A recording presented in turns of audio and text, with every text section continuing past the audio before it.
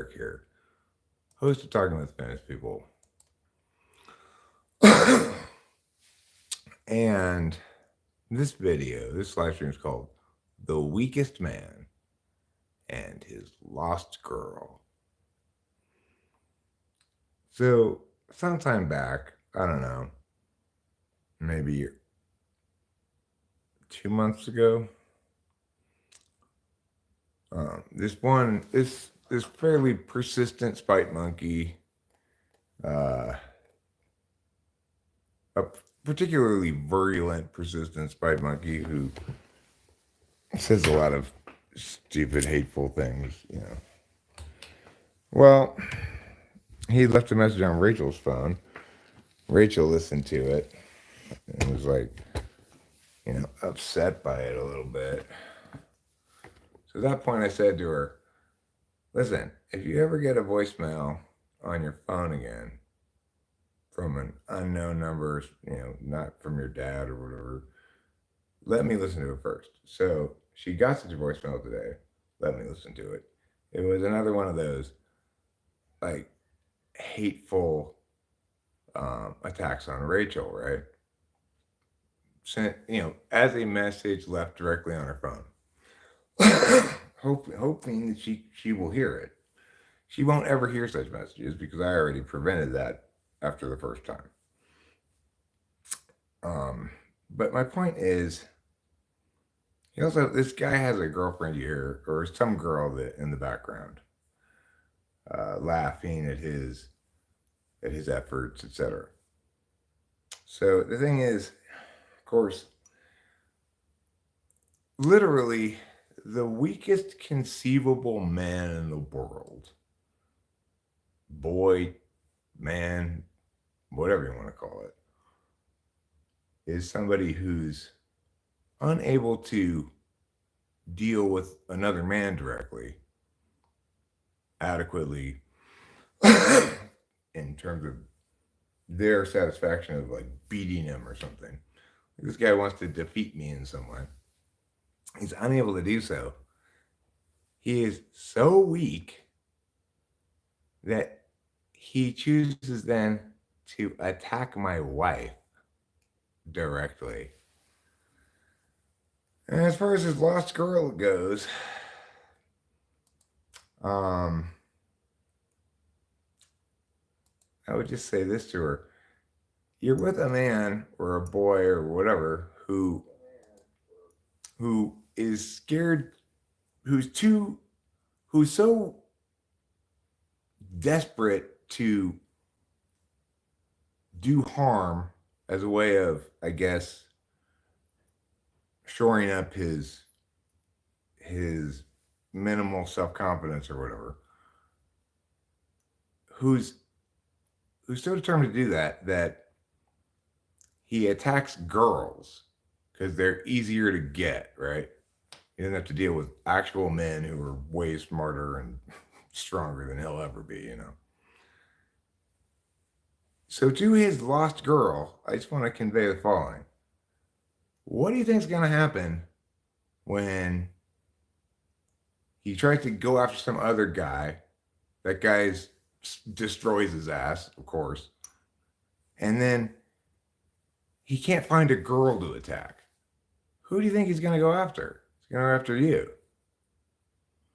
I mean, obviously, this guy has no qualms whatsoever about trying to make himself feel tough by beating up on girls in the most egregious fashion. It's like nobody who could even remotely call themselves a strong man would ever speak to a woman like that in the most awful, degrading, body shaming kind of ways, right? And certainly no man worth being with would do that because he can't get me, right? Rachel's completely blameless and harmless in all possible ways. She's as inoffensive a person as you can imagine. So, to that girl in the background, I just want to say, Run. Run, girl. This guy, he's never going to accomplish anything except this kind of attention from me occasionally. And what he's done here, he's proved not just to me and everybody else, but he should have proved to you as well that he's way too weak to be with, right? He will turn on you in a heartbeat. What if you put on a few pounds? What if you get a scar on your face? You know, what if in some other way you fall short of his standard of perfection? What do you think he's going to do? He's going to turn on you instantly. Right now, you have a shared bond over saying hateful shit to people intended to hurt their feelings. That's not the foundation for a good relationship, I can tell you. He's clearly the leader in this. You are affirming the behavior by affirming him when he's doing it, but don't think that's going to buy you any loyalty. A person who's willing to send messages like that to as delightful and harmless a person as Rachel, and as you can see, not in any sane world is this a fat person. If in fact Rachel is so enormously fat, then this guy is insulting 95% of the population. Is,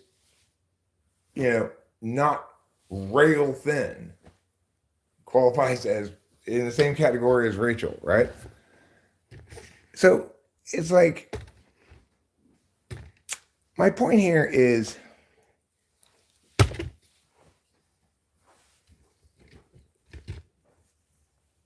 stop being such a little bitch.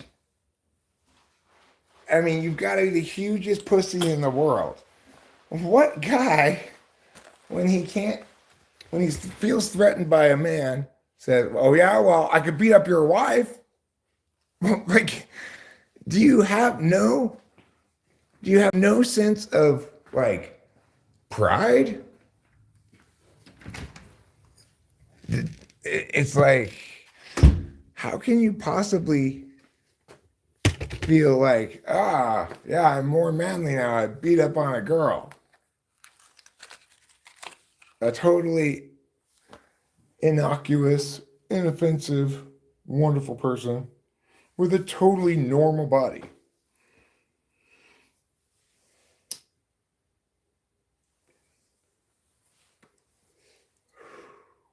And still think that you have a penis. I do not know. So whoever this penisless hater is, she didn't hear your message. She'll never hear your message. The same hater person who calls in, who periodically tries to like body shame Rachel and or sexualize her, he's got like one idea, two forms of it. And he left a message on Rachel's phone before a couple of months ago. And at that point, and she heard that one, and I said to her then, like, anytime you get a message from somebody, that number you don't recognize, just let me listen to it first. So I did this one. I listened to it and I deleted it so she didn't hear it at all. It was just hateful body shaming stuff and totally not based in reality too. But, it's like, this is a guy who understands where girls are vulnerable and is so steeped in cowardice and weakness that because he can't get to me, he can't win any exchange with me, he thinks it's a good idea to go attack my wife, right? Well, imagine this in a physical sense, right? Two guys are in a bar, they're having some beef. And the guy's like, "What? Let's take it outside." And the other guy's like, "No, but I'll fight your wife."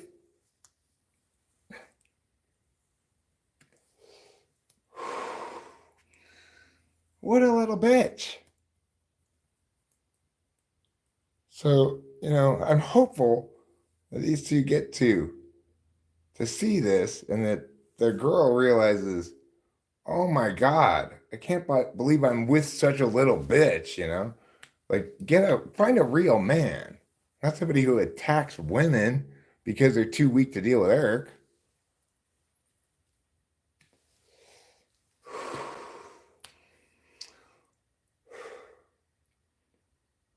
Anyways, it's actually kind of a pleasant relief to have this to be like annoyed about and rant about a little bit. I always love it when people set up a ball on a tee for me. Like, "Hey, I'm gonna call your wife and leave this shitty message that she's not gonna hear, but you're gonna hear it." Great.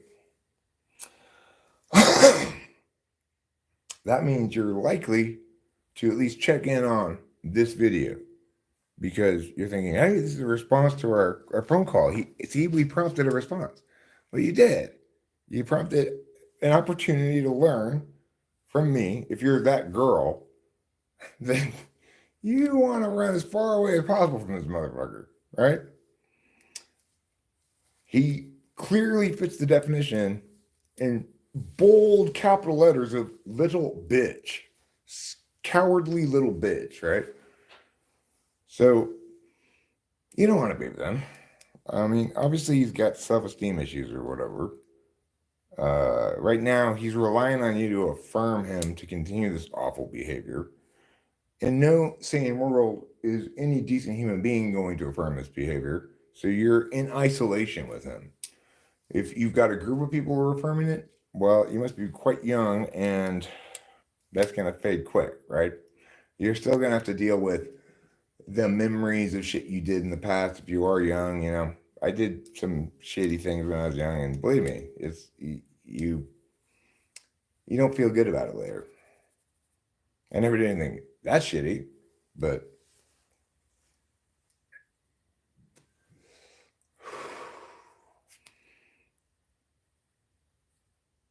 anyway, the point is weakness of character like that turns into weakness in all contexts.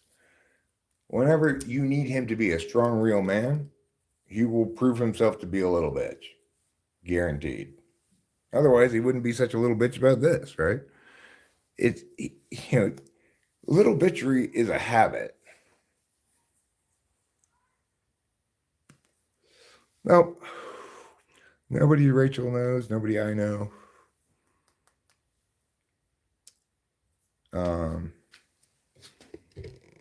Just a hate monkey with some woman with him or girl or whatever who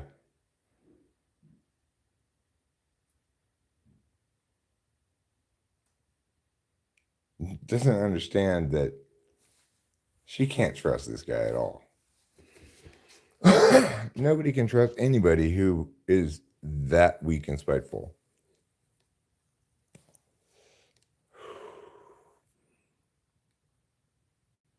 No, they have a partner. I think that girl in the background is probably their partner, girlfriend or whatever. But I also suspect that they're fairly young. Regardless, to the extent that I can convey the message to them that if they are young and have any opportunity to change their ways, this guy needs to understand if you go through life behaving like a little bitch, you're gonna get bitch slapped all the time, right? Like you are now.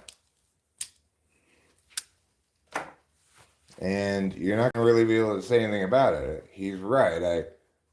I did attack his wife because I couldn't get him. And that definitely is a sign of extreme weakness on my part. There's no other way to frame it, right? It's like, I'm so spiteful that I'll say hateful things to a girl about her body because I'm intimidated by her husband. That's as weak and pitiful as you can possibly get. So, come to terms with it, right? Both of you. Girl, when you go home tonight, think, do I really want to be with such a weak and pitiful person? Guy, think to yourself, do I really want to be such a weak and pitiful person? Maybe you do, but no matter how long you persist, you're never going to get anywhere with this. Rachel will never hear any of your messages, and I will always convey about anything you do and say exactly the truth about it. Unfortunately, when you do shit like that, the truth does not make you look good. Truth is, you're, I don't know, what's the omega in the wolf pack, right? And you're trying to behave like you've got strength by showing aggression. But the kind of aggression you're showing, it just reveals nothing but weakness. Otherwise, you wouldn't aggress against a harmless female, a delightful person, inoffensive to all, Rachel. So, the good news about this is it got my attention off of real estate stuff for a little while. Where I am I'm returned to being somewhat conflicted about exactly the course of action forward.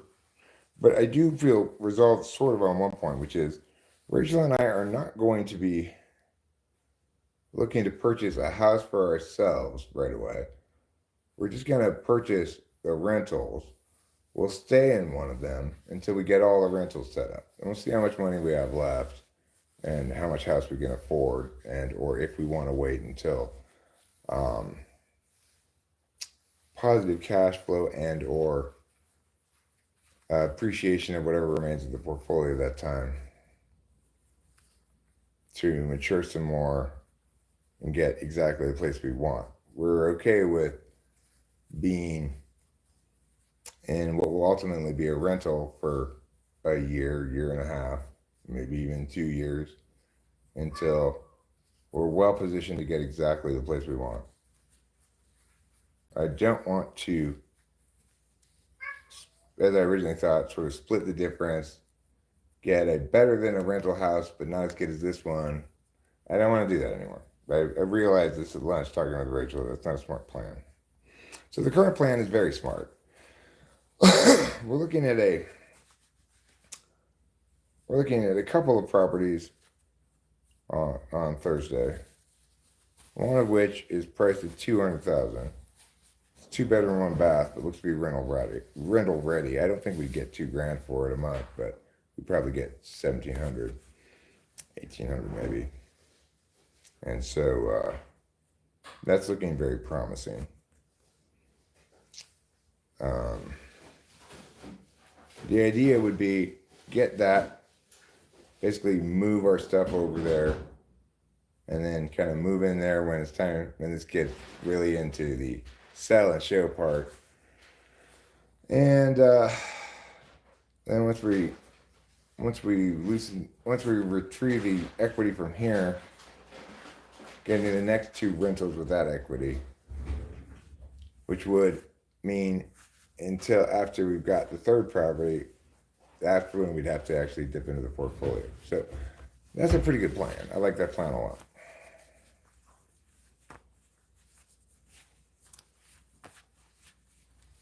And feeling pretty good about it. But of course, whenever you have a plan like that, lots of things run through your head. Like different things run through me and my head and Rachel's head, of course.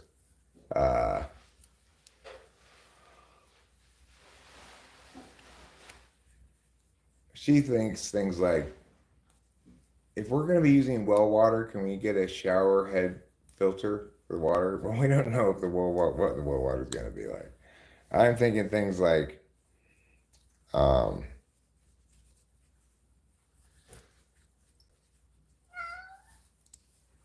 meow. Basically, like,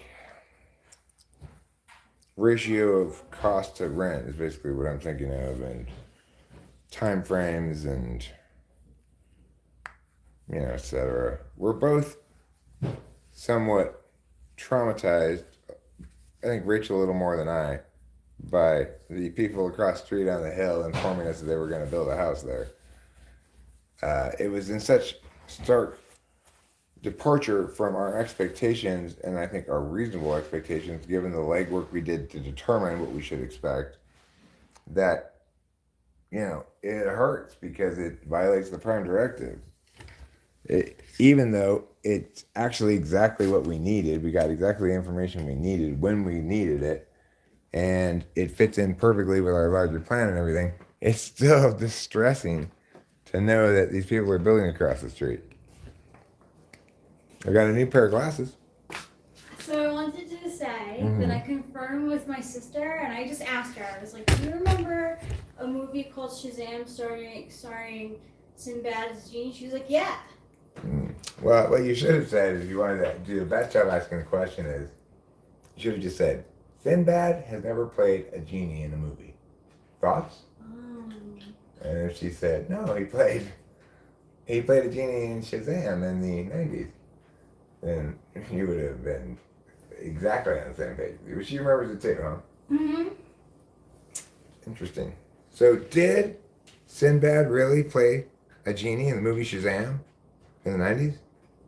Not according to reality. In fact, it was just Shaq playing Kazam. Shaq playing a genie in a movie called Kazam. But also, apparently, Sinbad had a habit of wearing genie-like earrings. So that's the explanation that people say for why a fair percentage of the population recalls a movie called Shazam in the 90s featuring Sinbad as a genie. The crazy thing is the way it went down with Rachel. She walked in the room. I said, Sinbad's never played a genie. She said, yes, he has. He was a genie in a movie called Shazam in the 90s. I was like, oh, well, actually, that's what this Mandela effect page says people think. Exactly what they think, apparently.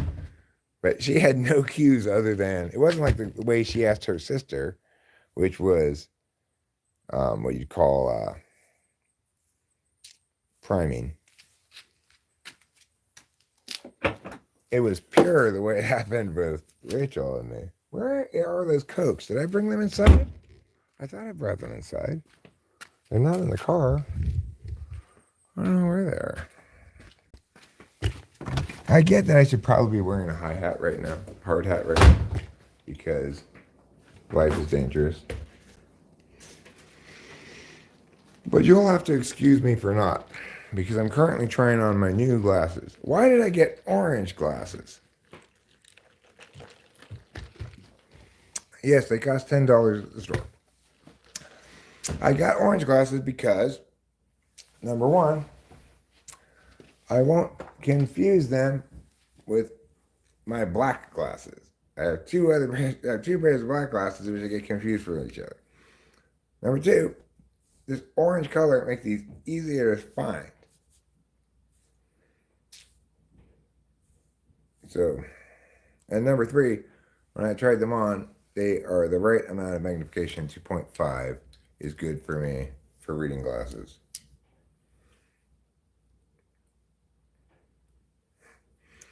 Yes, well, look, they're not orange for fashion reasons. They're orange for the same reason that cones are orange. They're to caution me that, hey, there are my glasses. Bright green safety vest color would have been fine too.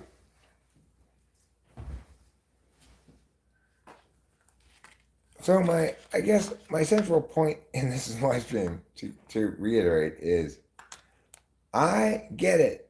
People who hate me, you hate me. Please don't be such a little bitch as to go after my wife. Go after me all you want. I know it's frustrating. You won't get anywhere, right? You're not gonna get under my skin in any other way than to attack my wife.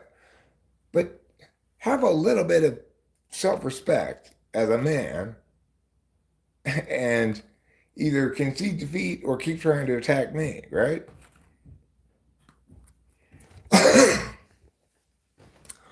Otherwise, you're just the most scummiest kind of weakness, you know?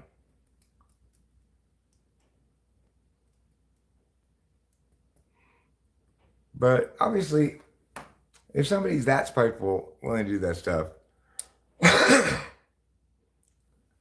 they may not even be aware that it's an expression of weakness. I don't know.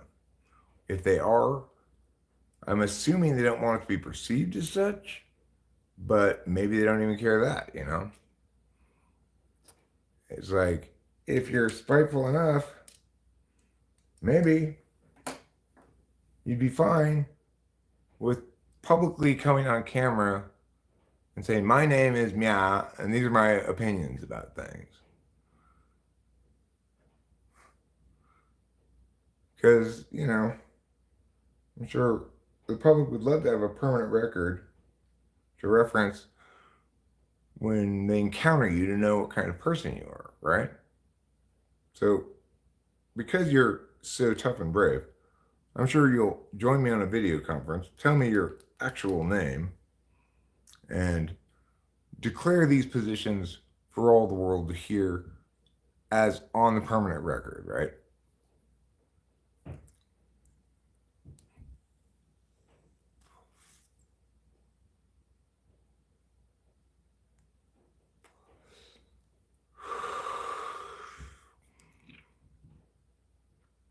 I mean, they might be young, but they're, you know, the guy's at least post puberty. He doesn't sound like, he sounds like an adult. His voice does. I mean, you know. But even if they are like teenagers or something, um,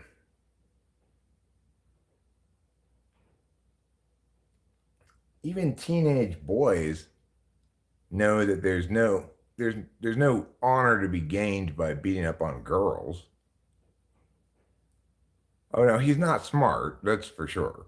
And that's I'm sure why he is intimidated by me is because I'm exactly the sort of like determinate kind of black and white parsing correct, etc. that I'm sure he's experienced as ontological assault from some other TI users in the past. You know, it's obvious that he's not intelligent because he only has like one idea, right? He just keeps repeating the same idea. It's got two sides to it. It's either shame Rachel for her body or sexualize her.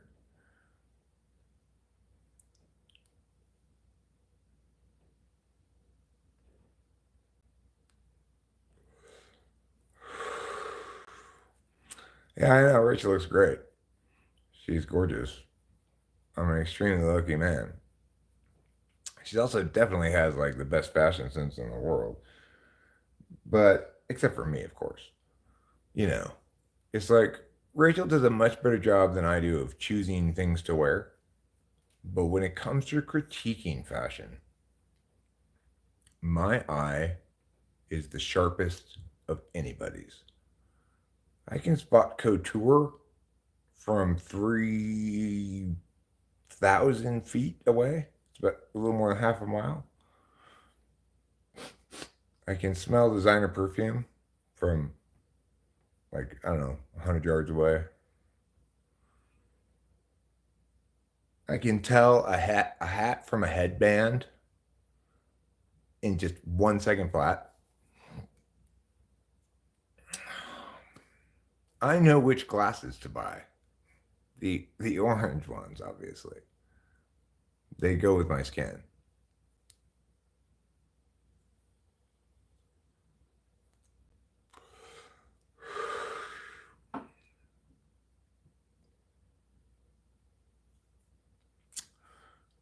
So Like I could imagine that if this guy were to hear my accurate critique of his weakness, it wouldn't surprise me if right now he's taking it out on that girl he's with in some way. You know, like he's not really sure why he's upset because after all, he got a response from me, but I'm pointing out how weak he is, and he's trying to show himself to be strong in front of this girl.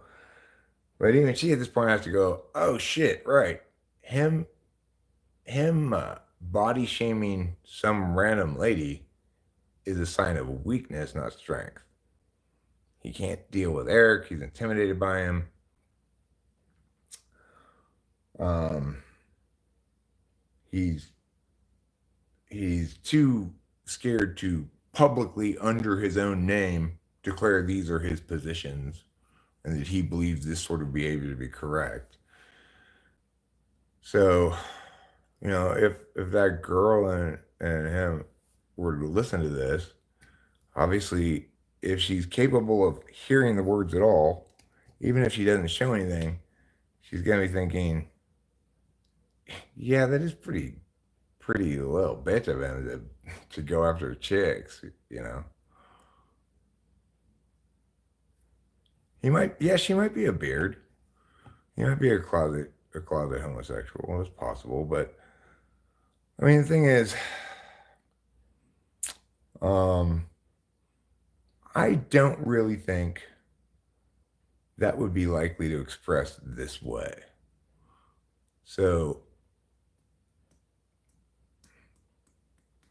it's like if he were a closet homosexual, he'd be more likely to be attacking me by calling me gay or something, right? That's much more likely the kind of projection that happens if he's a closeted homosexual. What he's a closeted is a closeted weakness. He's making a show of strength, but he's so unfamiliar with actual strength that he doesn't realize his show of strength attacking a woman on her appearance and her body, especially with zero linkage to reality, um, won't be perceived as strong by anybody but this girl, and even she's having doubts. Because, you know, it's like women don't want to be with a man who's fundamentally can't be trusted to protect her, you know? If he's got beef with me, he should come after me. A man who's capable of protecting a woman physically or otherwise is capable of engaging with another man on equal terms. So, I don't know how hitched her boat is to his truck, but I would strongly advise her to run as fast as she can.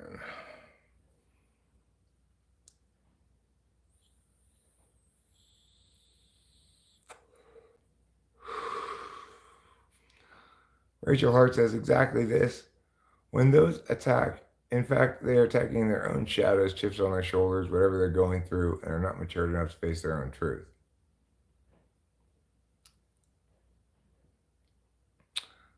Winston's mom says that you are capable of physically protecting Rachel and of mentally protecting Rachel and of providing for Rachel. That must tick them off. I mean, look, I understand people thinking things like, that guy's so lucky to be in the situation he is. He didn't earn the situation, etc. To critique me for that, to be jealous of me for that, to hate me for that, I get it. That's fair, you know. Um, but you know, you have to have a certain level of self-awareness to be able to say that's what's happening. If instead you're just displacing that emotion into acting out behaviors, then Well, even then, there are strong and weak ways to do that, right? The smallest, the man with the least confidence in his own masculinity is the only man who's going to ever go after a woman like that, you know?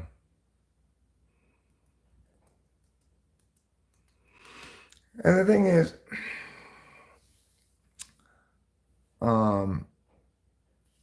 I would anticipate some parties perhaps to say, Eric, you're just giving the person what they want. They want to provoke a response from you. Well, they can and will provoke a response from me. And my response will be what this is, you know? So obviously you can only provoke this response so often. If you're leaving messages every day, it becomes commonplace. I just delete them and don't even think about it. Maybe don't even listen to more than a word or two, right? If it happens every once in a while, then you could probably successfully predict that you can trigger me into a video like this. But you're not going to want to watch this video. Certainly not with anybody else, because you don't want them to hear the truth about you. I don't have a heavy heart over it. I've got so much weighing on me that's significant that, you know, this feels like a joyful release from the serious stuff, right? Oh, good. There's this fucking cuck that I can beat up. That'd be better than obsessing over real estate TE all the time.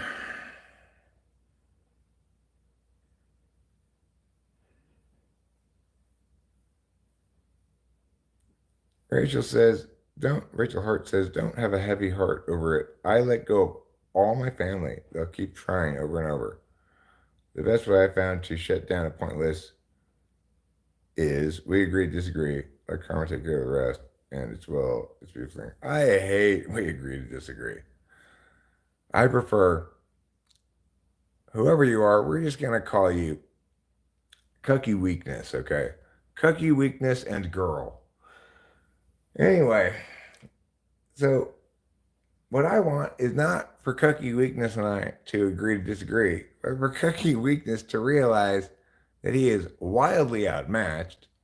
He is a worthless piece of shit for attacking Rachel in the least defensible ways, and obviously weak as fuck, and that his girl should leave because that's not a man you're with.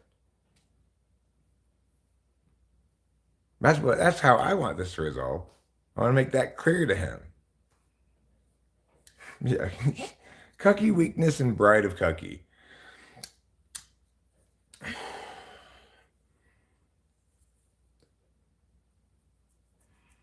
So, you know, it's like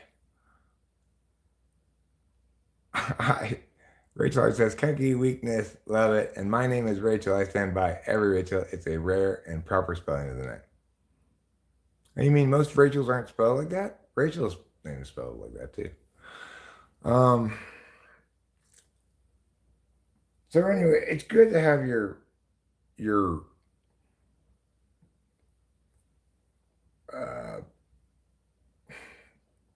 like mold. You know, it's like if you're gonna have mold in your house somewhere, you want to have it clearly identified where it is, and so you should name that spot, like the mold hole or something. Equivalently, it's important that we name Cucky Weakness so that when we refer to him, it's not that guy who is, right? So Cucky Weakness and Bride of Cucky are their names now. And now when we refer to them, it'll be easier to know who we're talking about.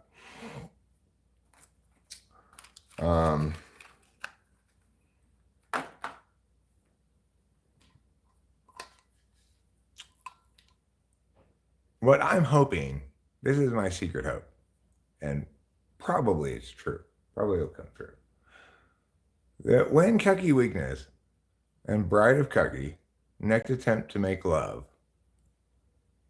that Cucky Weakness will remember this moment and be unable to get it up.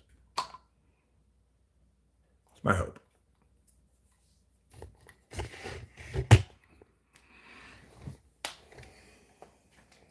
It's also my prediction.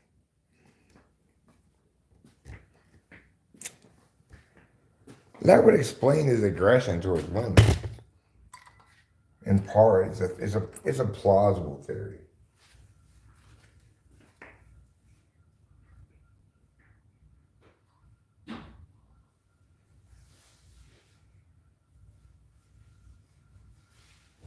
Maybe he makes those calls after attempted coitus that fails. Then he makes those calls to make himself feel like he can hump. Oh, I can't actually fuck my woman off.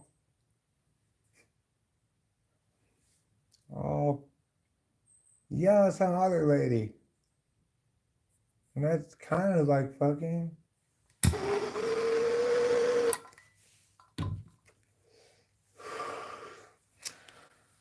Anyway. So yeah, ultimately Cookie Weakness was kind of a nice distraction from a bunch of real estate thoughts.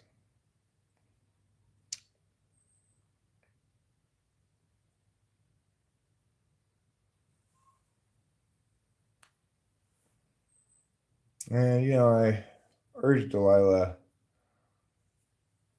to put a chunk of change into Cardano, but also said if you find another equivalently priced cryptocurrency you think is better, then get that one, But it's at 40 cents, 38 cents. And the thing about crypto is there's a decent chance you're going to bet wrong, it'll stay flat or whatever. Maybe lose a little money. But if you've got a bunch of money invested in something you bought at 38 cents, if you're right and or get lucky, it's not unusual for a given crypto coin to hit $100, say. If you bought $10,000 of it at 38 cents, let's call it 50 cents, that's making $2 million. If it goes up to $100, will it? Probably not, but all that has to happen is for it to become like people's hot pick for the moment, and it would easily go up to a few dollars, So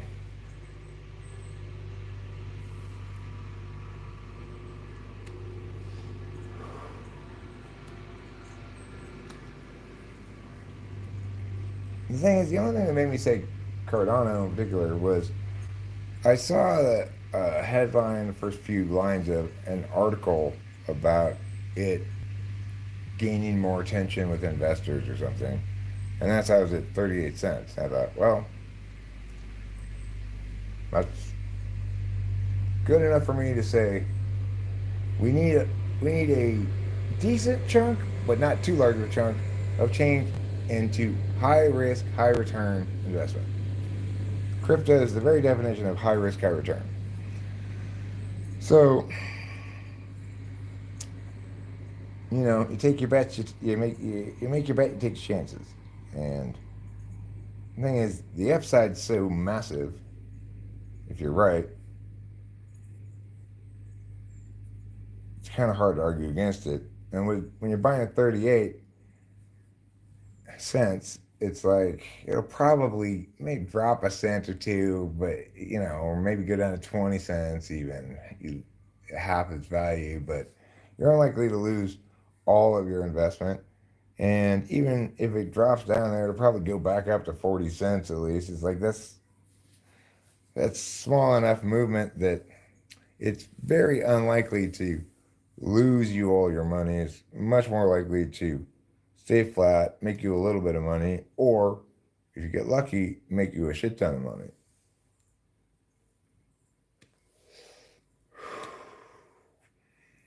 So it just seems like a good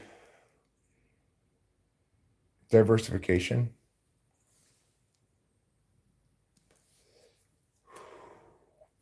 Obviously, we'll draw down from the portfolio as slowly as possible. In our current plan, we should be able to get 3 rentals without dipping into the portfolio at all. I mean, we'll have to occupy one of them. So it's 2 rentals plus a rental once we move out of it, you know.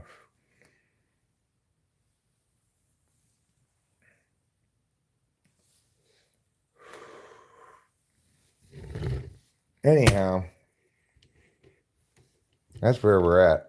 I find myself back thinking about real estate and investment stuff again. I never dreamed that I would spend so much time thinking about this kind of stuff. But it's like, I don't know, a week or 2 ago, before this thing across the street, but time not that far before it, I just suddenly shifted gears and realized, Eric, you have to do something here. You have to make sure that this opportunity isn't squandered and that you've got things set up properly, or you're going to be fucked. And not just you, Rachel's going to be fucked, and Delilah's going to be fucked. And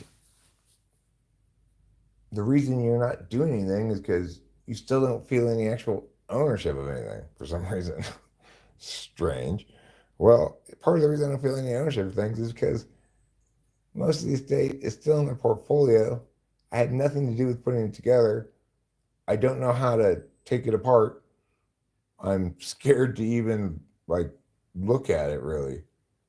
I don't know exactly what the paper value of it is, but I know approximately, and I do know that there's at least, I think, 2 IRAs in there that have to be turned into cash because the person whose individual retirement account is dead, so they can no longer retire. Presumably that's why. I didn't ask Delilah why, but at least one of those is Roth. It'll be no taxes on it.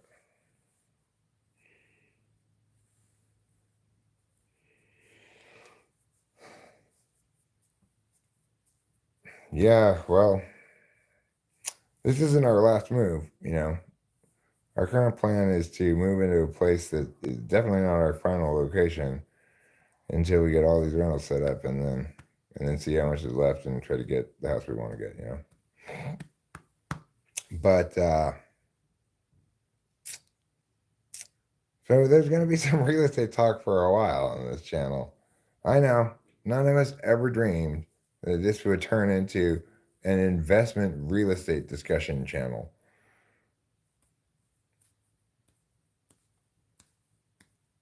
There you go. There it is. Non-spousal beneficiaries must withdraw all funds from an inherited IRA within 10 years of the original owner's death. So we have a while, but we'll do it sooner than that. And I guess the reason is because the dead people cannot retire, or they're permanently retired. They're retired in a way that requires no financial support. Dead people don't need to buy anything, especially when they've been cremated. Box of dust has low maintenance costs. I have 2 such boxes of dust in my garage, and I can tell you one good thing about those boxes of dust: they haven't cost me anything. It's been easy to keep them and feed them and house them, no problem. They're the cheapest family members by far.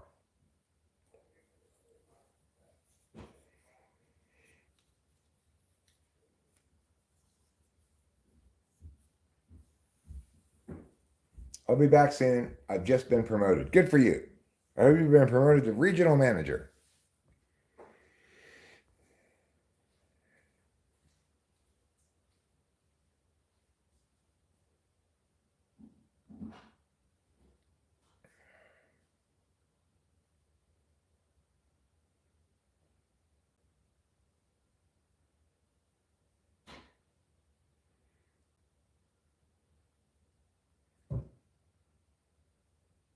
Let's see what this stuff says. I don't use the agree to disagree every time. It's just my way of shutting down an idiotic, pointless debate that they, whomever, whatever, could not discuss their way out of a paper bag from. All right, well, if they're going to try to hurt Rachel, I want to call them out and hammer them with the truth, the most painful truth I can find. They're going to try to hurt Rachel with lies. Well, the truth is much more painful than lies. There's a theory of the F word. Google it. It's fascinating. It's the theory that when you fuck, you run the risk of getting someone pregnant.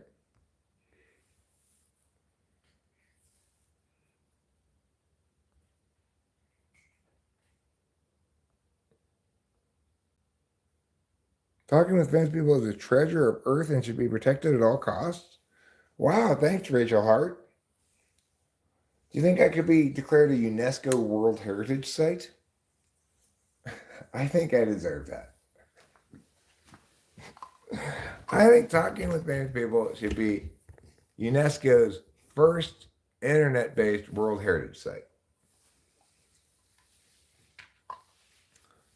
If YouTube hadn't deleted Raw Channel 1, there'd be so many, there's still already so many thousands of hours in Raw Channel 2 of people from all over the world joining together to have horrible conversations. If that's not deserving of a World Heritage Site award, I don't know what is. I could also potentially get the Nobel Peace Prize. That'd be fine. I don't know what I'd do with it. Probably just stick it in the garage. I'd take the money, though, Spend that on... I'll make the same mistake we did before. I'll spend it all on whippets. Make it so that I literally can't walk.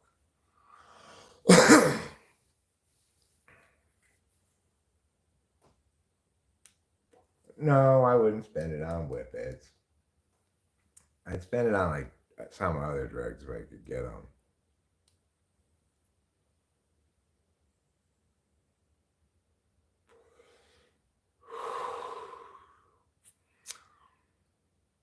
So, Winston's mom, hopefully if you inherited an IRA and haven't cashed it out yet, it was less than 10 years ago, or else you're going to get in trouble.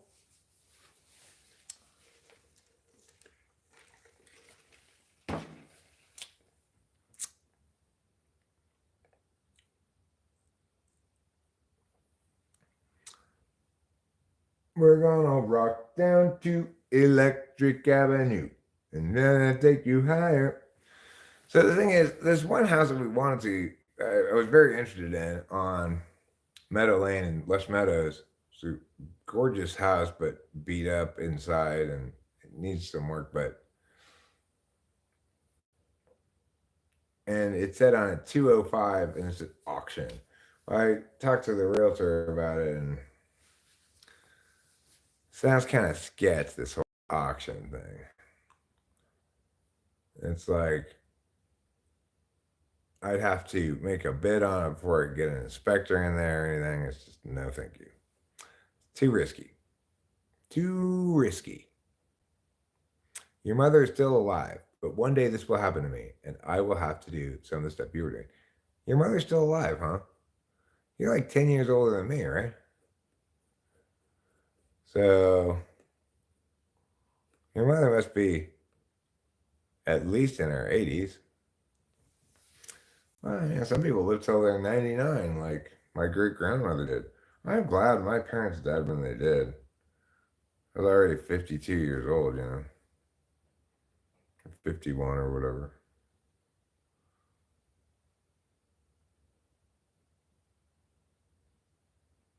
Well, I guess I'm glad they died when they did because my mom had dementia. If my mom hadn't had dementia, I would have loved for them to live for a lot longer, My mother's 85. She was married at 17. She had you when she was 20, huh? Well, my parents had me when they were 32, I think. So, makes sense that your mother is approximately the age that my parents would be, even though you're older than me, because your mom was a whore. A filthy, pregnant whore.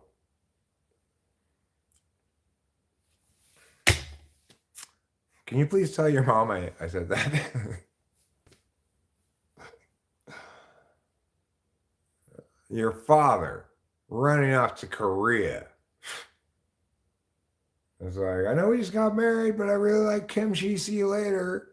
And he banged a bunch of Koreans and came right back home.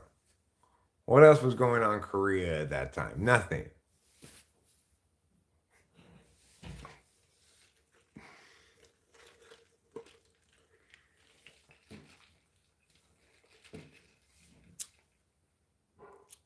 My mother was so motherly, she could set the standard for motherhood in the dictionary. Um, she loved being a mother, and she loved me when I was a little kid. She did not love teenage Eric so much, and she did not like adult Eric very much. But she loved little kid Eric so much. She was an excellent mother, the best mother you could possibly hope for. My dad was an excellent dad too. Um, just not very typologically compatible with me. So we didn't understand each other very well.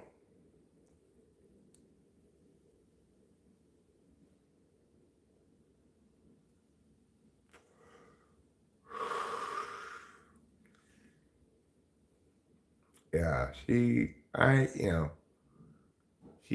me all the time and told me how much she loved me all the time, and she loved chatting with me. She thought it was fun to talk with. She thought my jokes were funny. You know, she was a wonderful mother. My dad was just as wonderful a father, but like I said, not typologically compatible with me. At least in the sense that I could never understand him. It's like I didn't get him. I get him better now that he's dead than I ever did when he was alive. And I know he didn't get me at all. Like, I had a much better chance of getting him than he had of getting me because I'm vastly more intuitive than he was. But I never did get him because ultimately, to understand my dad, I would have had to understand fourth slot FI. And I had my first real understanding of fourth slot FI after he died. And I realized that, like, his resting bitch face was his feelings about losing his wife, obviously.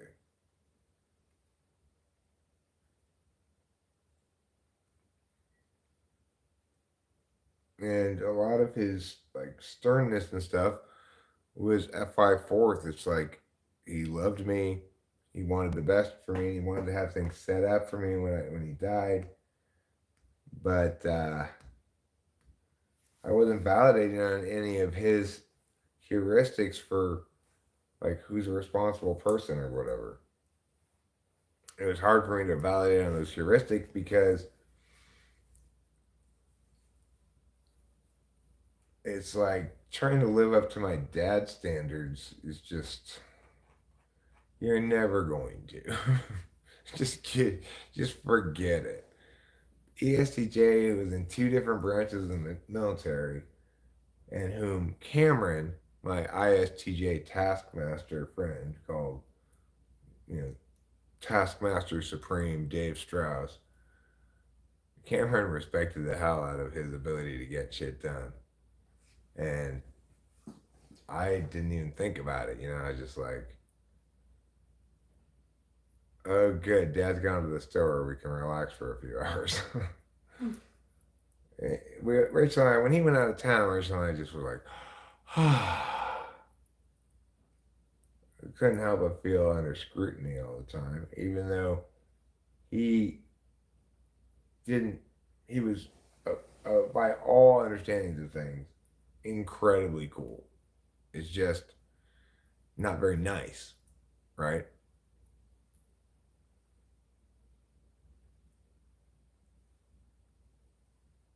Oh, he loved me, Winston's mom. He definitely loved me. He just didn't like me. That's how I feel like my mom. Totally. My mom doesn't like me. Like, meow. Oh. Um, like, my mom, like, always wanted to be buddy buddy with me. And I was like, that's, like, just not happening. Like, it's just, first of all, like, you're my mom. Like, we should be, like, buddies. But The reason you shouldn't have been buddy with her is because neither of you liked each other. yeah, But of course, you're anti-polar. That doesn't matter. no, it's tough. Yeah, I mean the thing is, I was buddy with my mom for a lot of years, even into my teenage years. We still had our morning routines. We'd sit and drink our coffees in the morning, go look at the plants and stuff. Um, it was easy to be buddy with my mom. She was my duel, you know. Yeah. And as I mentioned before, when I was a kid, I thought there's something wrong with my dad. I can't figure out what it is, but I articulated it as he doesn't know how to chat. Islati. Slot-F-E is exactly right. Who else has a Islati? ENTJ. Oh. Um, so, it's like there's a family with two alpha quadra people, my mom and I, who both were very down to earth chatty. That's alpha quadra for you, right? Even INTPs are down to earth chatty. Um, Whereas my dad, he never seemed to chat at all. He was always just giving a lecture about something or talking about logistic TE shit, or occasionally make a terrible joke. But and then my mom, after my dad would carry on for a while, she'd say, "David, you're telling us more about penguins than we want to know." Because she was FE policing them all the time. My dad, instead of making chat, just makes a general truth statement. Well, you can't win them all to wrap up conversations. And my dad, when faced with NI, would say something like, "Yeah, well, I'll believe when the check clears." Okay, well, that's not exactly responsive to what I'm saying. I'll believe it when I see it. Trouble. I'll know when I SI tool, he says. Winston's mommies are retro gong. They're actually they're leggings that are meant to look like leather, so they're much more comfortable, than leather. I'd be sweating up a storm right now if they were leather. And No, she didn't flat iron her hair. I gave her a perm this morning. and it's That's weird. why it I looks just like that. I didn't. I usually put my hair in a braid when my hair is wet, and then it gets like a little bit wavy. But this time I did, and it came out straighter than usual. Thank you. And usually when we're not live streaming, you've got your hair in a beehive, which I think is kind of cool. Like, I keep saying, "Richard, why don't you just leave your beehive there when we live stream?" She's like, no, I'll just make it flat again. I've got leggings right now on that are they're. I looked at the package, said nude. I was shocked. I mean, you cannot tell these leggings apart from my actual legs. Not at all. That's how nude these leggings are. Wow. Yeah, Winston's mom, retro gong on Amazon, and I believe they're on sale for Black Friday. I don't know if they still are, but I highly recommend. They come in, I think, 4 different colors, and it's nice. Like, you can wear them with like a lot of like baggy tops. or longer tops. And it looks like leather.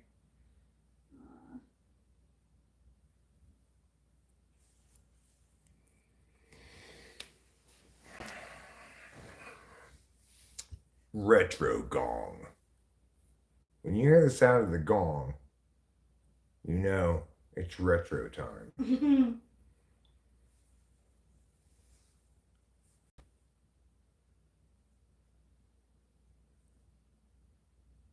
A lot of times when I'd say a given thing that was responsive to what my dad was saying or dovetail off it, he'd just look at me and then continue talking.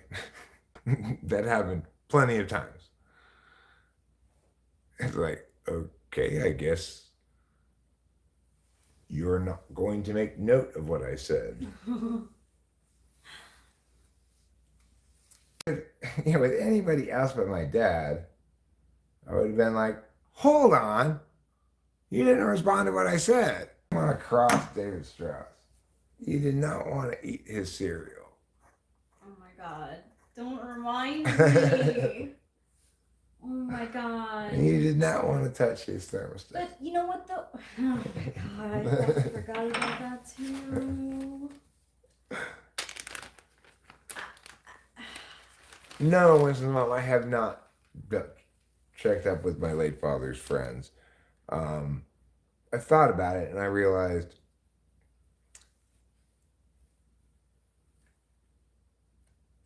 they don't know me. I'm not my dad. They're not going to. We could potentially have some conversation reminiscing about my dad and could give them some closure, and that might be a good thing.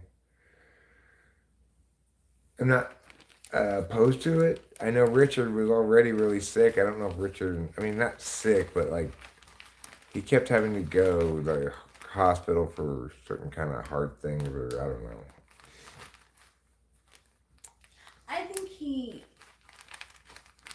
I think Richard, out of everyone, was able to put two and two together, and because I think Delilah got in contact with him. Yeah, oh yeah, we alerted him that what had happened. In fact, he was the one who said that the gun my dad bought, they may not have enforced a waiting period they were supposed to enforce. But I don't care they didn't enforce a waiting period. I don't believe in that stuff anymore. But it's a lot of things making sense. Just one day when he was injured, still, he basically ran to his car and was going in the car, and he's like, you were like, oh, where are you going? He's like mumbled something basically none of your business. I'm going to purchase a handgun. Yeah, and that's exactly where he went. He was able to do it really fast, and that's where he was going, and he wasn't going to tell anyone about it. But he wasn't going to tell us about it. I mean, shit was obviously going down that he was being very consciously active about keeping us in the dark about, besides just that too. He, when we weren't looking, went on a walk around the block and apparently fell down. Never told us he was going on a walk, never told us he fell down. No. We found out from the neighbor after he was dead. Yeah, that was really sad. I really felt bad about that. But, at the end of the day, it was because he was doing checks, making determinations about what was left for him.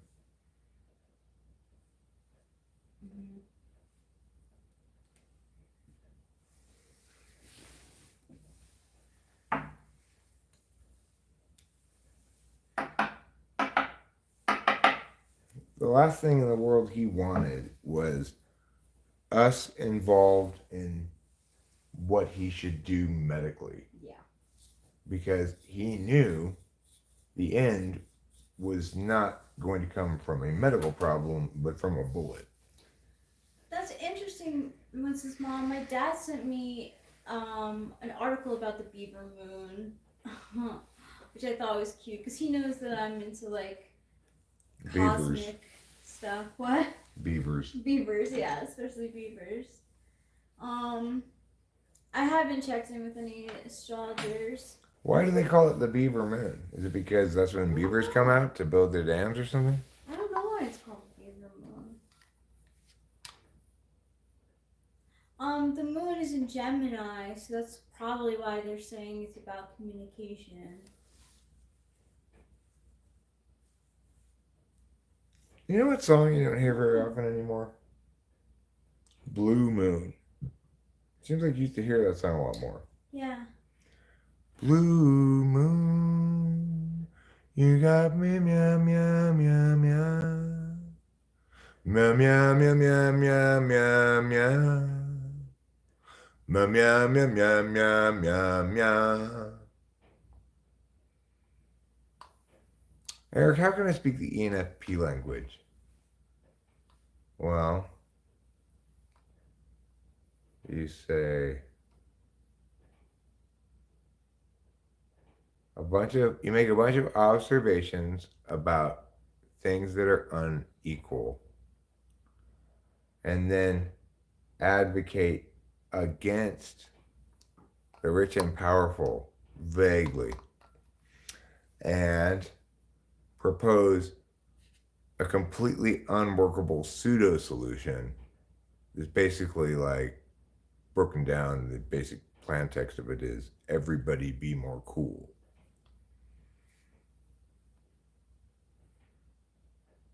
Lickety, wickety, stickety, trickety, pickety. It's funny, like, I don't know of many ENFPs. Like, you know. Russell Brand. Oh, well, Billy Bragg. Yeah. They're full of nonsense. Blue moon of Kentucky, keep on shining. Blue moon of Kentucky, keep on shining. Do they say that Kristen Bell is an ENFP? I don't know what she is. She's the girl from what's it called? Twilight? No. That's Kristen Stewart. I think they call her an ISTP. She's definitely any polar Kristen Stewart. She's the one who's always like, she's got her hair in her hair. She like barely uses words. And people say to her, "Hey, Kristen, I really like your brooch." Yes. Yeah, yeah, things like that.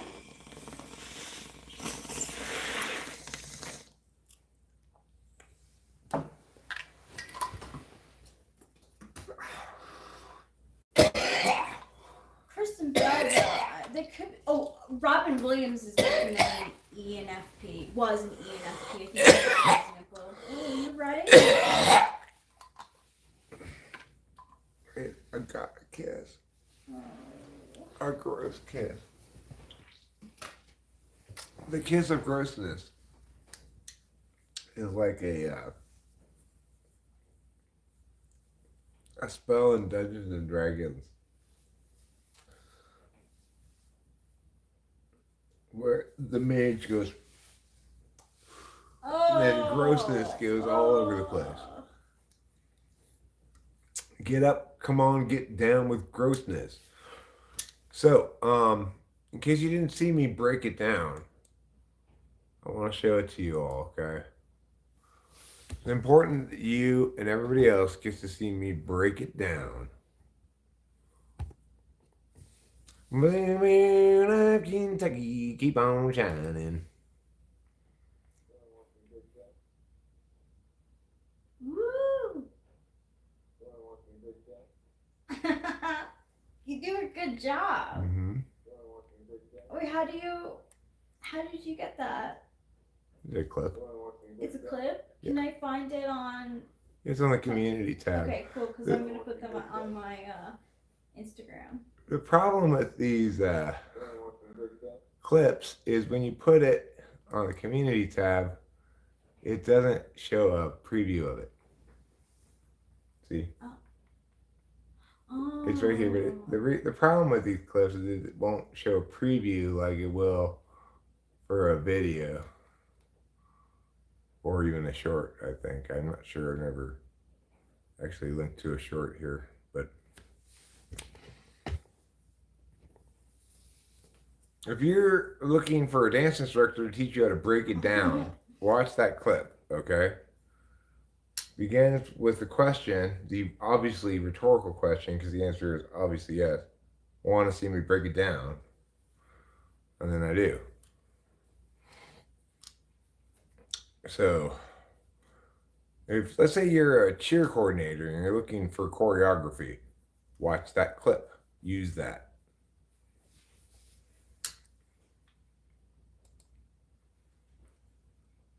In general, that move is called the Santa Shimmy. It's the same move that girls singing Santa Baby use. Yes. I really did, yeah. I broke it down like, never gonna get it, never gonna get it, never gonna get it, I never get it.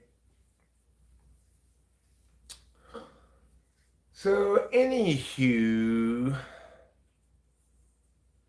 there was no Shazam in the 1990s. I'm telling you there was.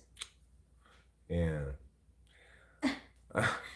Some of those Mandela effect things really do trip me out. Like, Yeah. Rachel and I are both in full agreement that C3PO was always all gold. Yes. I saw Star Wars in the drive-in movie theater 8 times as a kid. Granted, I slept through at least the 8th one. They re-released the originals in theater, and my dad took us to see it. So, and we had figurines and stuff. That's another one I should ask my sister. How do I put it to her again? Oh, well, for the C3PO one, you know, if she's not heard about this before, I mean, that one's pretty well known, but if she's not heard about it, you simply say, is C3PO all gold or does he have a silver leg? Okay.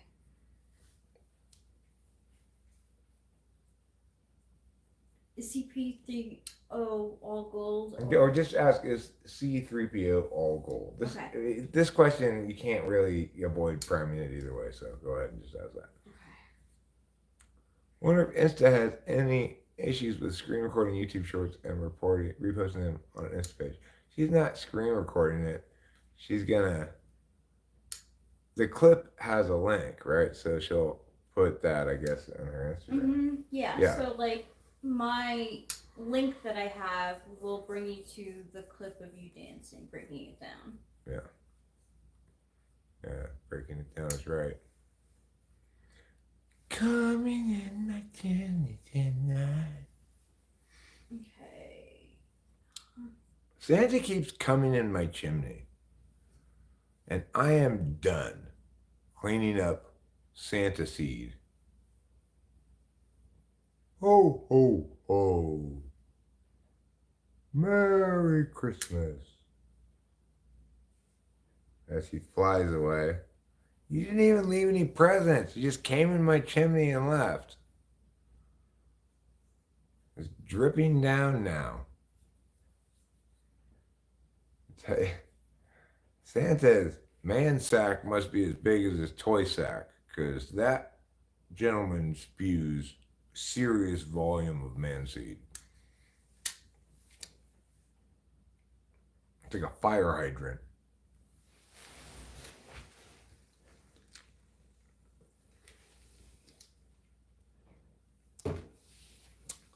Oh, sir, Aaron Raw and Matt Dillhunty are going live on the line in a few minutes. Do you want to call in and debate them?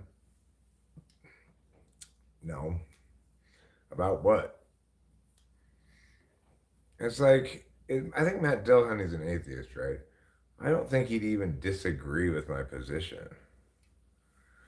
He'd just be like, Okay, well, most Christians aren't like that. I'm talking about Christianity as most Christians understand it.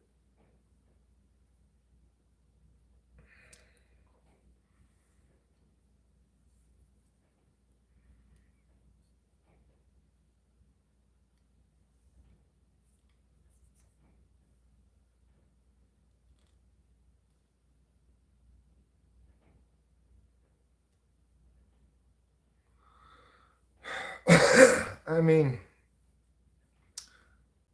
I'm not inherently opposed to the idea, but I'm not in the mood to battle right now.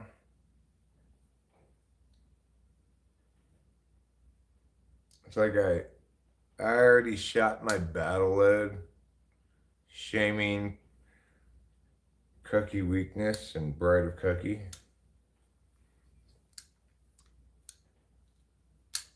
I don't think I'd have to muster the energy to.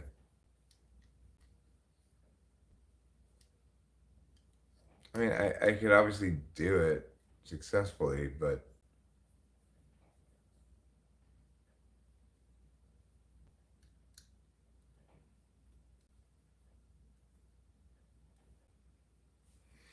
who knows what they'd say.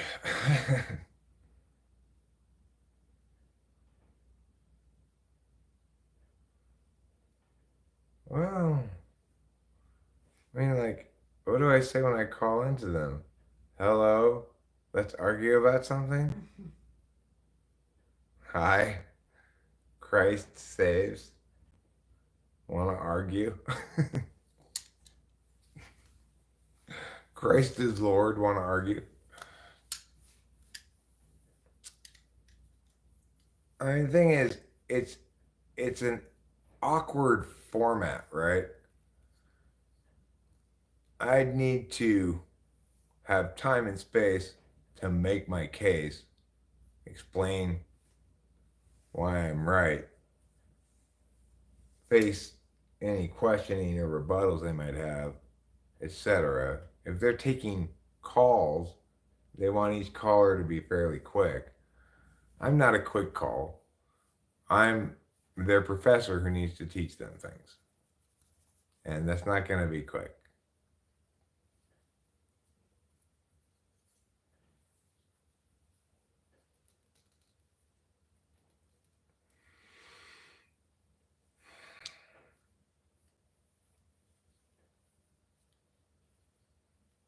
I mean, the thing is, the way that conversation should go, we'd have to be on, have an equal amount of access to the discursive space.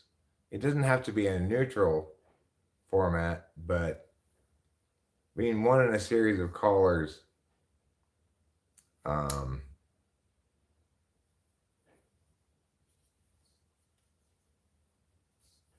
it's not the right way to do it.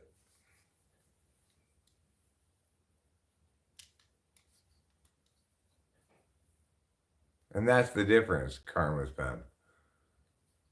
On a flow state stream, I'm able to sit there, listen to what's going on a bit, and then contribute to the thing. And there can be me, them, me, them, me, them. If I call into this thing, I have a feeling it's going to be me, them, end.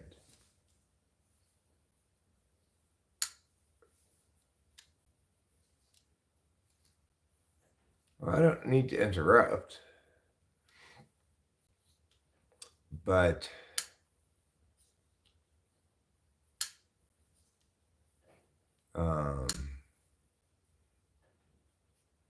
it would be challenging for them to shift gears that quickly, probably.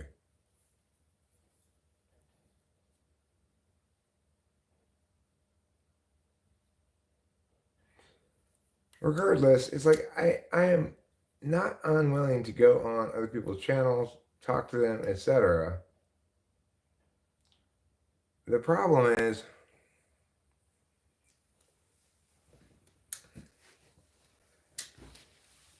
Oh my gosh. What? Look at this. Wait, it'll come back.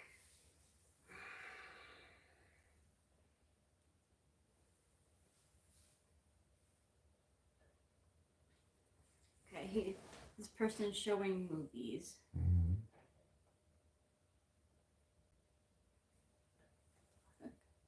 Sinbad.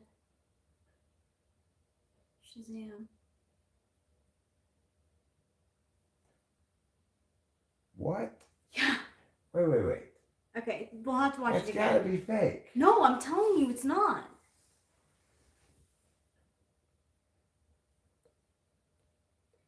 Official flashback, 90s, and Champagne video store.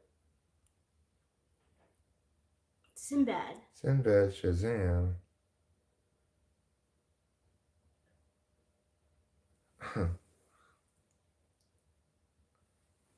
I mean, this has got to be bullshit, though. But look at it I'm yourself. telling you, it's not. I'm telling you, it's not. I mean, somebody had to have made. Somebody could easily make that box and make the sticker on it. I don't think it. I'm telling you. Is he not trying to prove the Mandela effect? No, he's not doing anything like He's that just at all? showing 90s movies. That's what he does in general. I think for that. Sinbad, and there's Sinbad, and he has a picture of him with a genie, and it says Shazam. Yeah.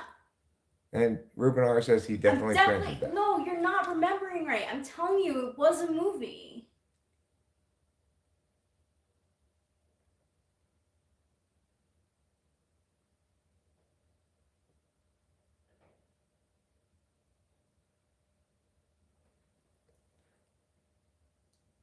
I mean, if he printed this box, he did an amazing job of imitating a VHS box.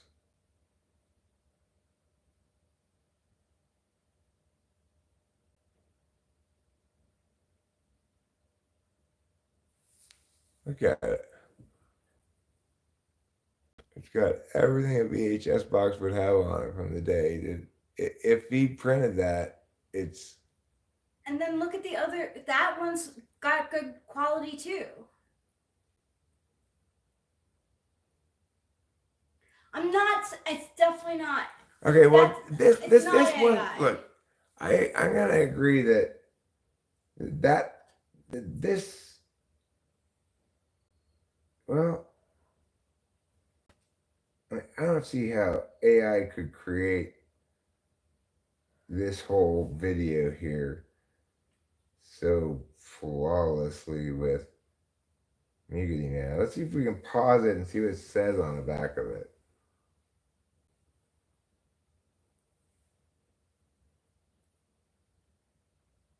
No, I think the person's just at a 90s video store. Can you pause this?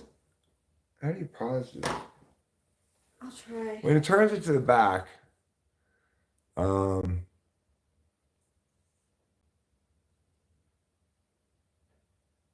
AI plus person iterating the output via follow-up prompts.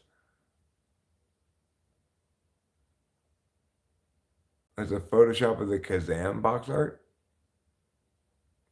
Okay, it's possible. It's possible that it's just a Photoshop of the Kazam box art. And someone wrote that goddamn Shazam one. Upload Shazam and let's see the movie. I don't know. I don't know. I agree with you guys because in part because it's the first one that shows in the sequence, right? So you want to make sure it's the first one that shows in the sequence to trigger the whole Miggity. How do you pause it? You can't pause it. It's real. It just keeps going. Oh, you can't pause it. It's basically the same thing with the kid. But I'm telling you, I really don't think this was. The box looks lightly worn. Okay, hold on. You can. I'm gonna hold it down when the Shazam part comes back. Ruben asked, "Can you recall a scene from the movie? Did you see it?" I didn't see it, but I saw commercials for it. She didn't see it, but she saw commercials for it. That show that he was when he was like a basketball coach, and it was like a big deal because he got this like movie called Shazam, and it was supposed to be huge because Aladdin was huge. So and the genie was huge. So it was supposed to be like a play on the time, but like I don't think it did well. Okay. Well, according to everybody else, it didn't exist. Okay. Comedy superstar Sinbad stars in the most unforgettable film of the decade. Mirror, mirror on the wall, who's the baddest genie of all? It's Shazam.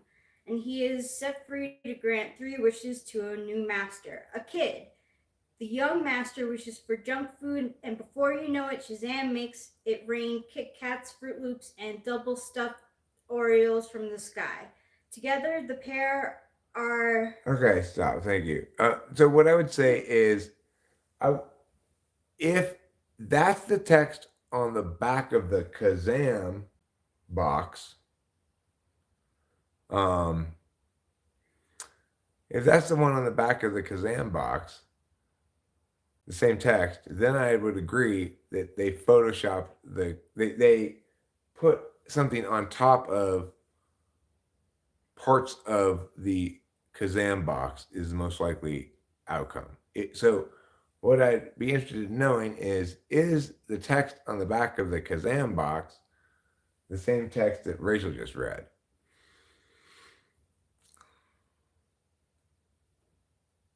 So the thing about this is, remember how it began, why this is of interest to me, is because it's not like Rachel was primed at all to believe this movie existed by reading about it on the internet or anything. She was walking through here. I was reading out loud to the stream. I read the following statement. Sinbad never played a genie. And Rachel said, yes, he did. He was in Shazam in the 90s. So keep in mind that It's 94 minutes running time. Dolby. all right, let me see what the running time of Kazam is.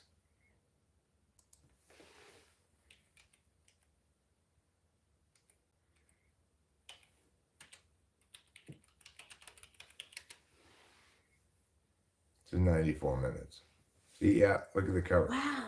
So somebody Yeah, photoshopped so it. someone I bet photoshopped the it. back of it is the same text too. I really thought that movie existed. That's so Well, crazy. I mean, the thing is, you thought it existed before hearing anything about it in this Mandela effect stuff, right? Yeah. So, yeah, they made that box to make it look like. But what does it say on when you look at the VHS part that he pulls out?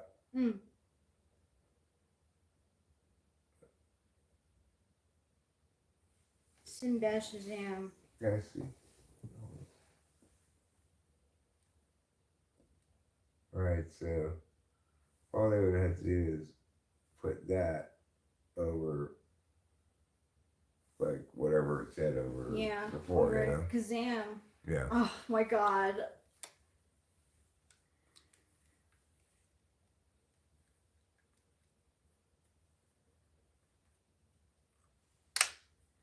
No, Rachel remembers things once she's reminded of them.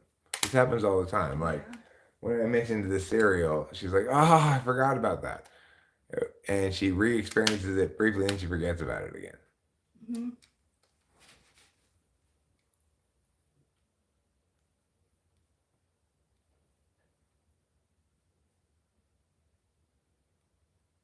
Well, one time Rachel ate my dad's cereal, and he got mad at her.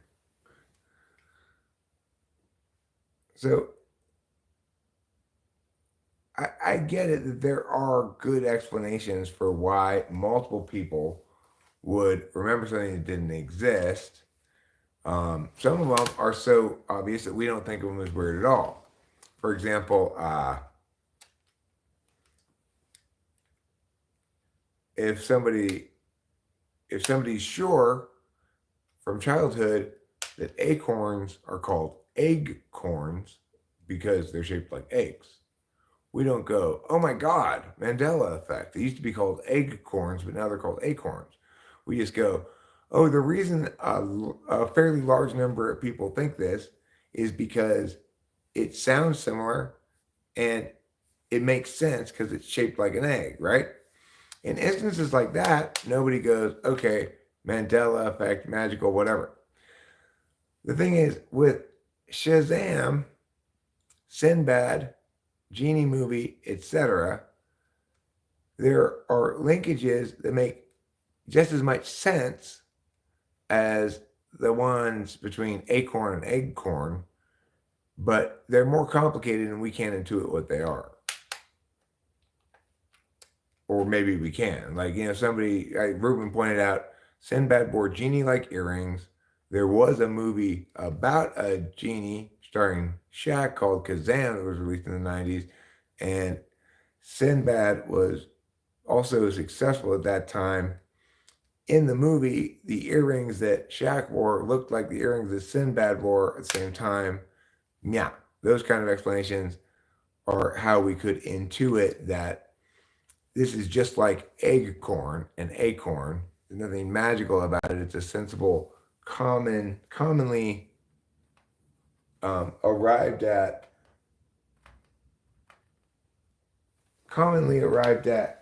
wrongness that's sourced from the same source.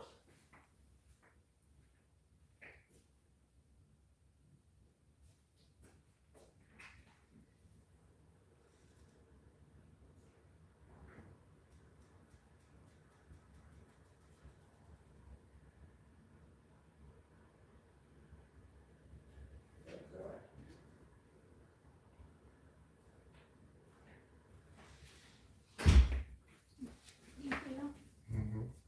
You have to write red on it. Does that mean it's an emergency? I don't know. I don't think so. Want a knife? This one's got food on it, but you still use it in the box.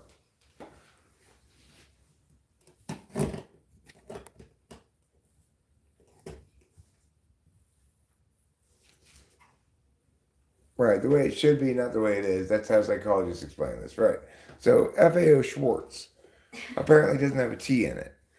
But if it's pronounced Schwartz, it makes perfect sense that we misremember it as having a T in it because that's how it should be spelled. Charles Schultz. If it's pronounced Schultz, then it's perfectly reasonable that we misremember it because it sounds like it should have a T in it. Or take, for example, Berenstein Bears. Now,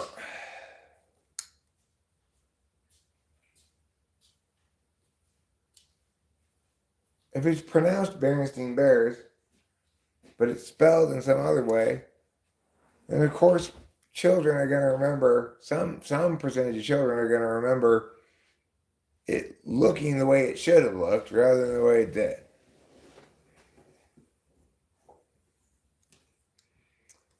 I don't want to talk to Matt and Aaron on the line. They can disbelieve in God all they want. I no more think that they have, it's like I'm not interested in telling them they shouldn't be atheists any more than I'm interested in telling them they should be Christians. The only thing I would be able to do for them if they were to listen to me, but they're not positioned accordingly, would be explain to them that properly understood faith is a behavior and not a belief system that's not predicated on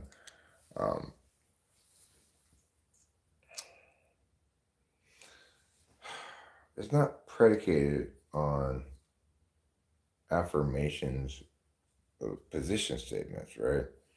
It's a behavior like, say, jogging. I don't need to believe in sidewalks to go jogging.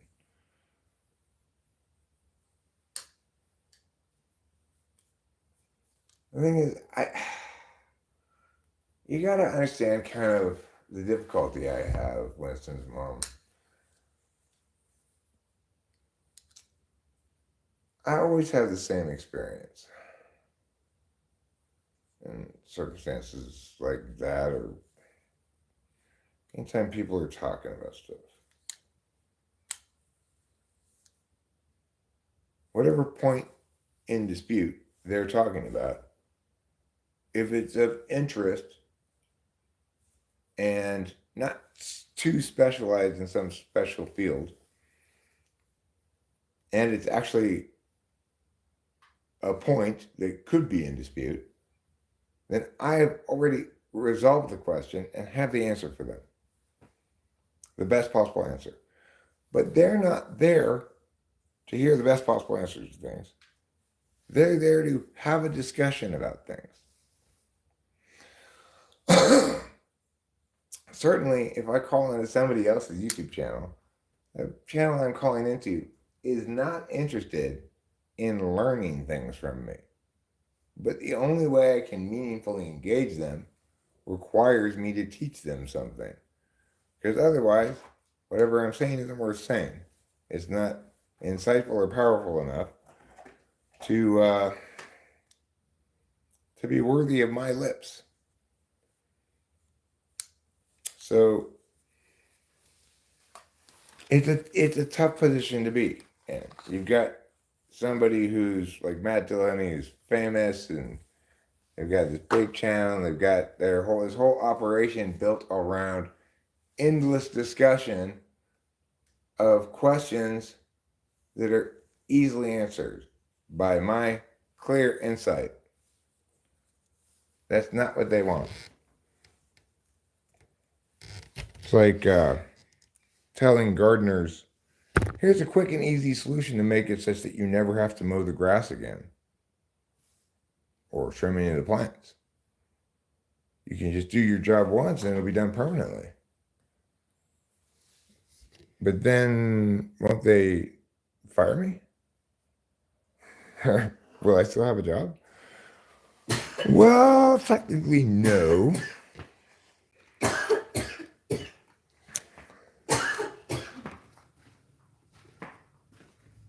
And I guess this is a problem that kind of underlies all the problems I have in terms of communicating what I need to communicate.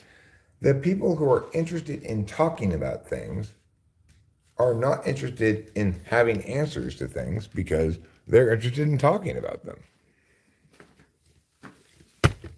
And yet, the people who aren't interested in talking about things are not interested in hearing about things either.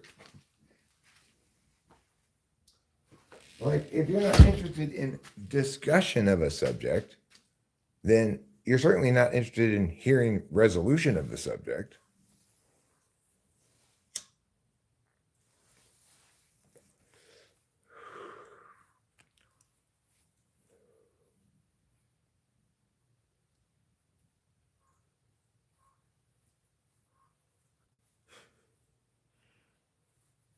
The other night over at Flow States with the Bible verses from Matthew, there was an explanation for trespass versus debt. They first to acknowledge it.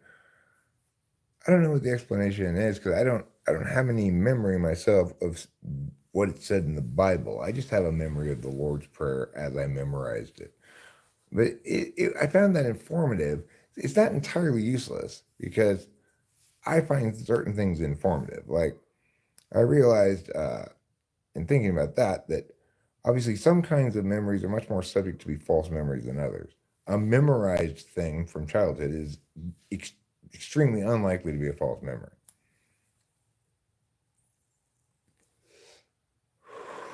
Is that what that is? I thought that was strings from the bottom of my shorts rubbing against my legs. I guess it was Acacia's piercing glare.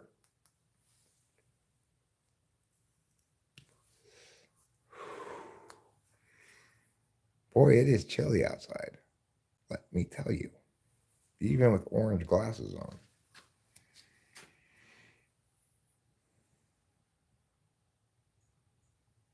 The thing is, I've never really done a full accounting of things, so to speak, but I'm quite sure there are interesting subjects to discuss that aren't entirely resolved that I don't have good answers for, that some ideation could be worthwhile to engage in with others about. But I don't hear anybody talking about any of those, anything that fits those criteria.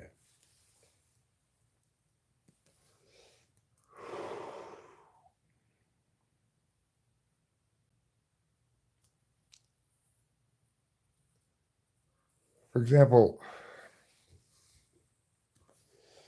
I think the subject of like quantum stuff is interesting, but nobody who talks about it is qualified to talk about it. And the next level up is totally useless too, which is just dismissing everything as quantum woo if it involves any kind of like superposition, linked determination after the fact kind of shit, you know.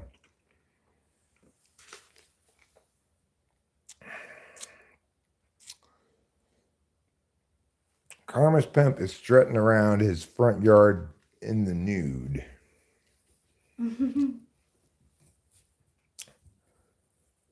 He's saying, "Look at me, I'm in the nude, singing this here song. If you'd like to come and look at me, I'll show you all my dong." Is that what you're doing? Karma's Pimp the musical. Caca. Look at misheard lyrics. Like Osami O Lady. Yeah, there are plenty of misheard ladies. And misheard lyrics. Delilah also thought Crimea River was Crimea Beaver when she was a kid. Crimea Beaver? Yeah. That's cute.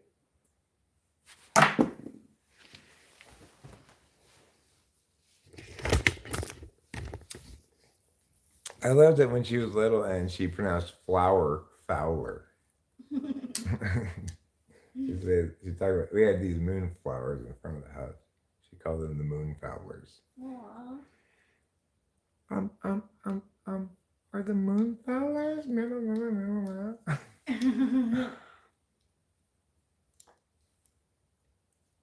Oh, my wonderful, beautiful daughter. She is. I love her so much.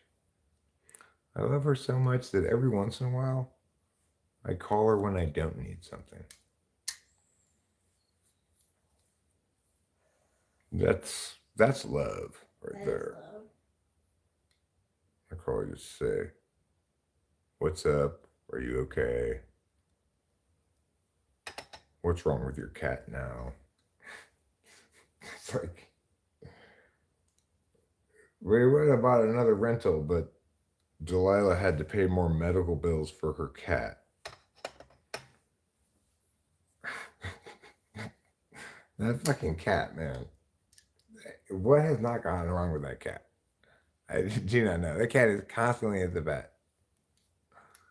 It eats things it's not supposed to eat. It knows things about Delilah too. Like she says now he knows even before she takes out her bag to travel that she's leaving and something medical will happen with him, and she that's what happened with Europe. And she's like, "Okay, I'm about ready to leave." He'll be like, "Okay, fuck that. I need to throw up vomit. Yep. I need to throw up blood right now. Yeah. Otherwise, she's gonna leave." Yeah. Think Troll's gonna do that? Rachel and I have been discussing how, obviously, moving the cats is gonna be tricky for them. But I think the bottom line is, Rachel is, we'll move into the first rental and just try to stay there and expedite the process as much as possible until the rental process is done. Okay. So that we don't have to multi-move them.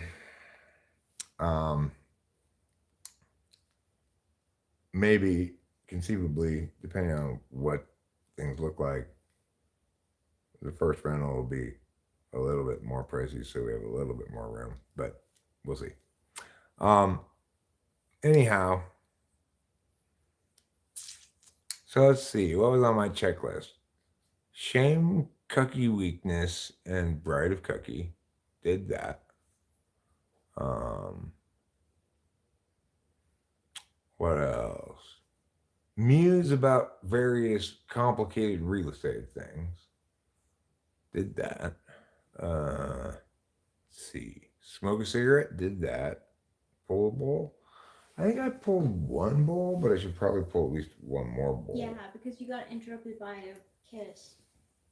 Oh, right. Yeah, be careful. I remember. There might be just a whisper too much water. Yeah.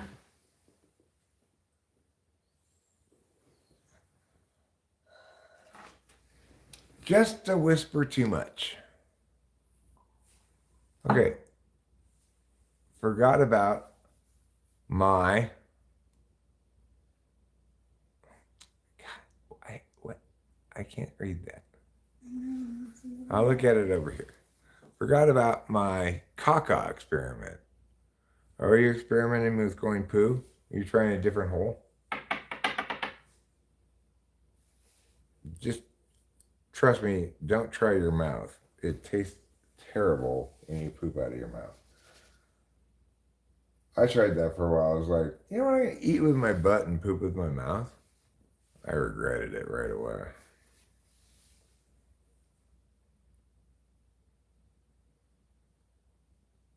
Cause I'm pooping with my mouth all over you. And I'm pooping with my mouth instead of your ears too. Do you hear my poop? Can you smell it in your ears? Good job, percussionist Rachel. Thanks. I try my best. Right. Are we taking the TV with us? I'd like to. Yes, we're taking the TV. Okay. Oh, of course we're taking this wonderful TV with us. It's our lifeblood. It kind of is. And I'm thinking, rather than taking either of these with us, take both of those. Okay. Because they're easier to move because you can move them one at a time. And so you don't need as much of a big thing to move them. You mean, like, what should we do, though, with, like, all the cat scratches on? You think that people are going to junk it? Or do we have to junk it? We'll have to find out what happens. Okay. And we'll have to talk to David about that kind of stuff. I suspect that most people would want these chairs despite the cat scratches, but I could also go over it with some shoe polish and like a sandpaper. So sandpaper flatter and hit it with some black shoe polish. It might look less obvious anyway. That's a possibility. That came on, Hero Lamb, video, kill the radio star, came on while I was listening, while I took a shower, Money asks an interesting question. How much of what a person is due to them being unable to be a certain thing, thus they must develop into something else? Well, I think that's what your third and fourth slot function are, really. It's like when I cannot uphold the prime directive with just any TI, I'm likely to think it's for FE reasons, and or when I'm generally running afoul of, I guess,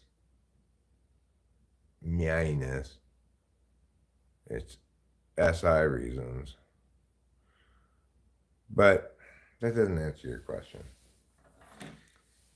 I think that to the extent that a person's expression of you is unique instead of just an expression of type which is to say all their particular is shit, I think that's very much developed according to whether or not circumstances are rewarding to who they most naturally are, or whether circumstances are antagonistic to who they are. So if I'm in a circumstance in which I'm expected to not talk very much, or I get in trouble all through childhood or something like that, then I'm probably going to develop much more attention towards quantity of speech and whether or not I'm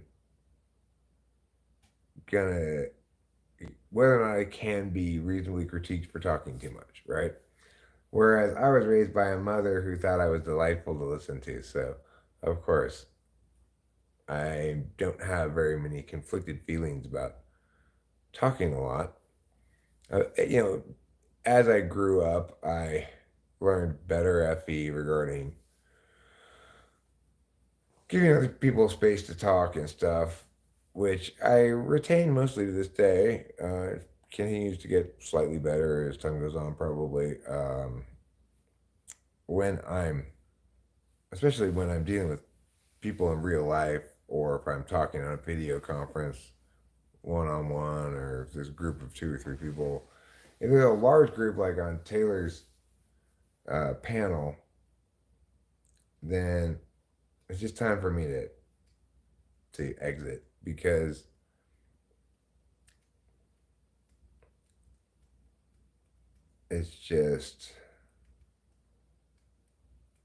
it's like trying to play basketball with toddlers.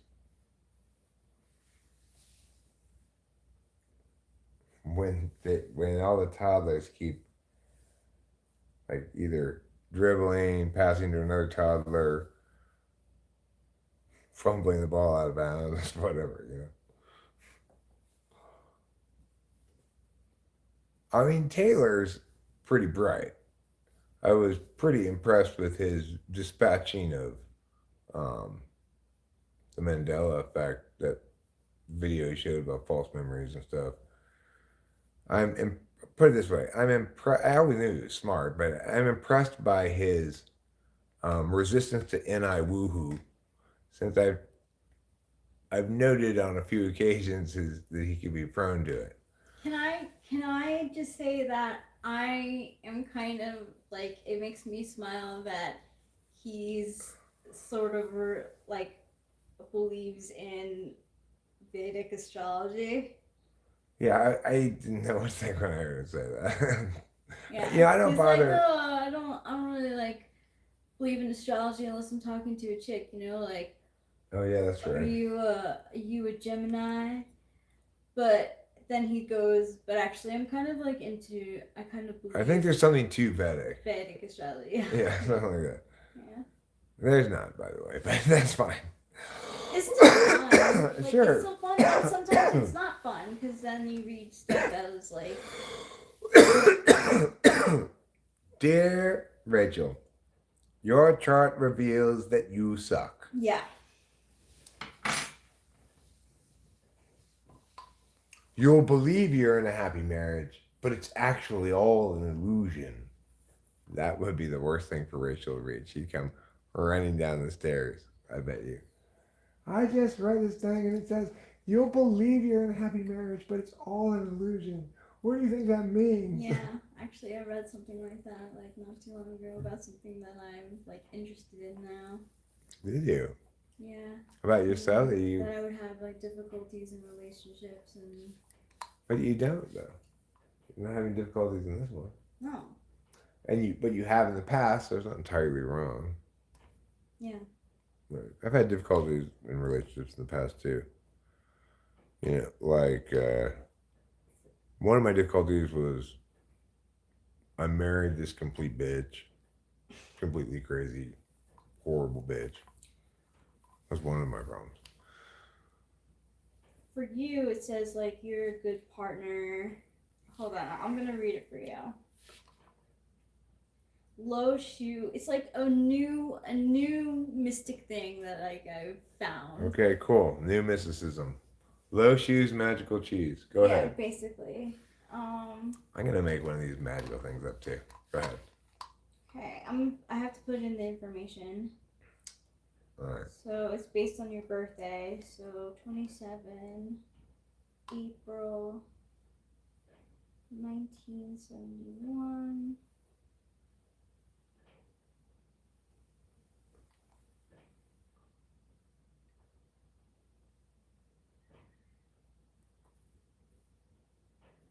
Okay, relating to the number 2, sensitive, moderately positive. You have a single 2 in your chart. The single 2 makes you a sensitive person who has good intuition, power to recognize true and false. But you are easily hurt by small things. You are deeply attached to your mother and lover or partner, life partner. Your love marriage life goes well. You can control sensitivity. I can control sensitivity. So if any of you is feeling more sensitive right now than you'd like to, don't worry, I can turn that down for you. I have the master of all sensitivities.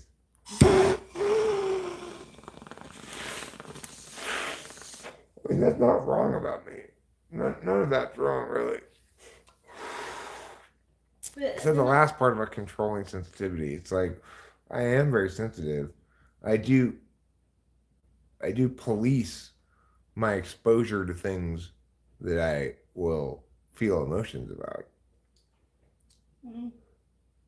It's yeah, that's true. But I don't think I can control my sensitivity at all. No. Or yours. I might reassure you. So this is what it says for me. I lack 2 in my chart. So, You don't have a 2. No, I don't have a 2. Shame on you. Go ahead. Relationship conflict. The 2 is missing in your numerology chart. Those who lack the number 2 in the chart have the lack of sensitivity and intuition. Due to this, there is also a lack of coordination in their family and marital life. Some of the demerits of your nature are such as not agreeing with your faults, making mistakes on small things, becoming impatient for everything, mentally disturbed, and not appreciating the feelings of others. There is also a decrease in the happiness of the mother or wife. That's what it says about you? Mm-hmm. Wow. Jesus, Rachel, you better shave up. I think it's called bullshit.com. I'm next. Hold on, I'll I'm going to make my link own it. one of these things. And I'm going to say, answer the following information. How long you were at birth. Your, whether you're right-handed or left-handed.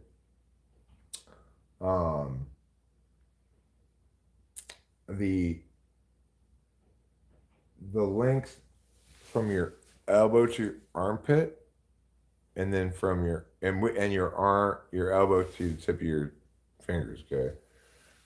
Because we're going to calculate the ratio there. And of course, then I'll ask some questions like, which of the following crystals resonates most with you? And you'll click that one. And which fragrance sounds most appealing to you? Sandalwood, lavender? Yeah, answer that question. And now enter your full name, including any middle name.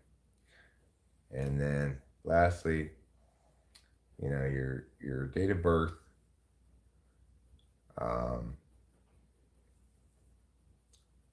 And then we'll do a bunch of calculations. And then it'll tell you, like,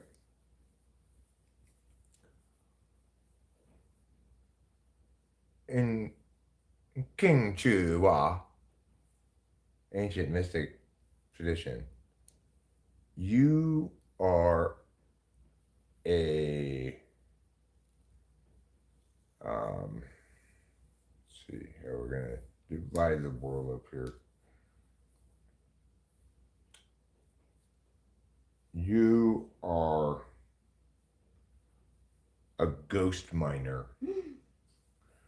See, every individual in King Chao Li has as a primary aspect either their ghost self or their corporeal self. So, what Chen Kao Lu tells us is that you have the ghost aspect as your aspect, and then your core chakras are is minor because what that means is you're somebody who extracts value from things. And then I'll explain a bunch of things. You were likely to have the following things in your relationship. You're most well suited to be with somebody who seeks to find value rather than attain it as compatibility will. I could make this whole website up off the fly right now, and people would go to it and they go, according to Chen Cloud Rule, I'm a ghost miner. And then there'd be subvariants, you know. Plus, you were born in the year of the marketplace. There's the year of the marketplace, the year of the home, the year of the voyage. There'd be a series of years, you know. It's a 31-year cycle. I repeat. And people would just they'd love to hear all these things about themselves. I just put a bunch of vague things, you know, like people really admire you, but additionally, that can sometimes invite jealousy. So you think, okay, so like my dad sent me an article about the beaver moon, and I really respect that he got it from the New York Post. Me too. Keisha. That's not how your name's spelled. What are you? Phonetic Fiona? Phonetic Fiona is a girl who spells everything phonetically.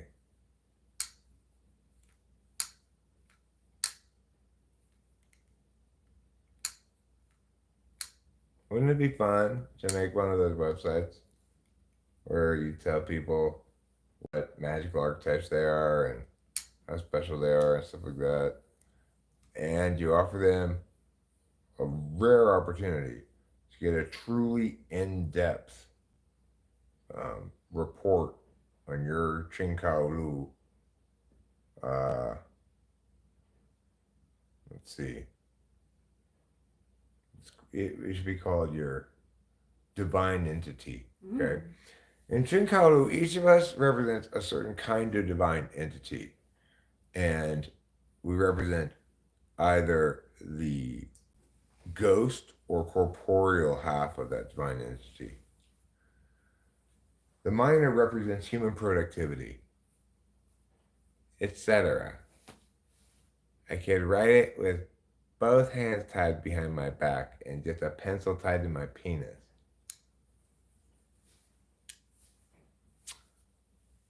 Ruben, don't you think we'd make a lot of money on this website? You seem like a doer. We should get it done. Ching Kao Lu is really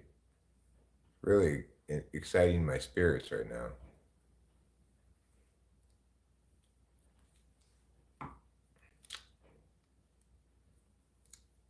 In Ching Kao Lu, the lotus flower represents tragedy.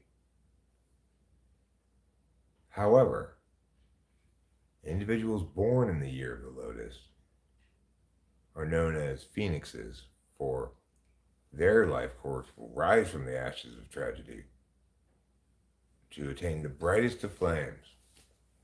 Women, it's so funny that you said it was chock full of contradictions. It is, and they actually say that in the like beginning of the explanation of what the Loshu chart is like you may come across contradictions. Remember I told you that?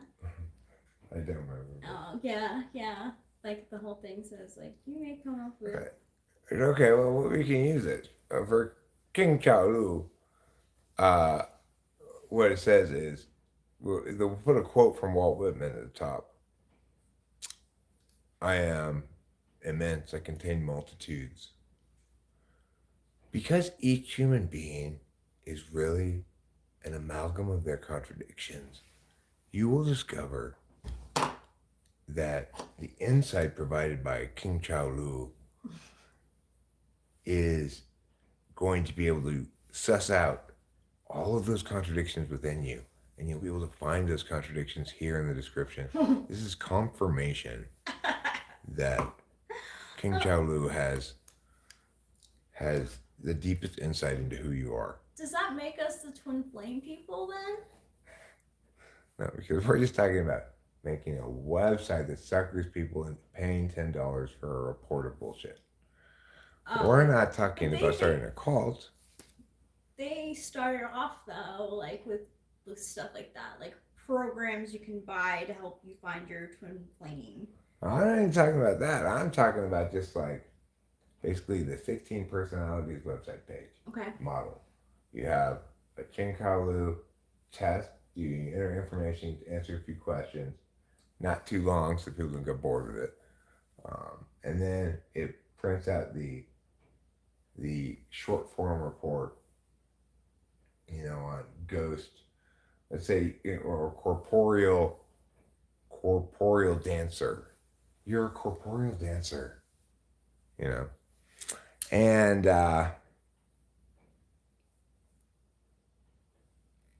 then people go, oh, I want to know more about, I'm not aware of this ancient Chinese wisdom. I want to know more about corporeal dancers. What does it mean that I know that? And then it'll explain. The soul of a corporeal dancer glows with a powerful intensity that can be covered by a desire for privacy and a willingness for solitude and meditation.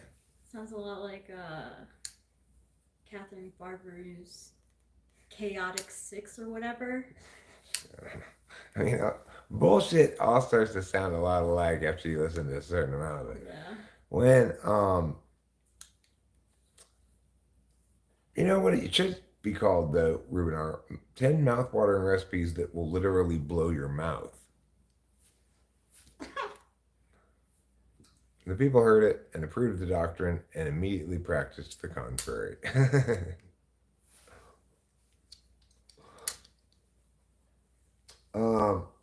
Like watching those videos of all those quotes and seeing all that Lao Tzu bullshit and the equivalent. Paradox is not insight. It's a trick of words that informs you of nothing. It's designed to, help you see through your own preconceptions and illusions. But the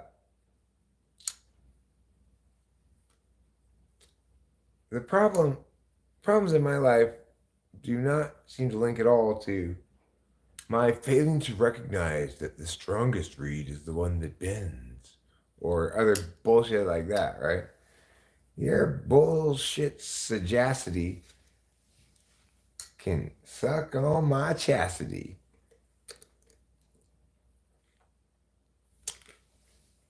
Can suck on Sean Cassidy, I should have said. Is Sean Cassidy dead? I don't know who Sean Cassidy is. He's this singer guy from the 70s. Not David Cassidy. Oh, David Cassidy too. I think David Cassidy is Sean Cassidy's brother. Okay, maybe, possibly. Let's look it up on the interwebs.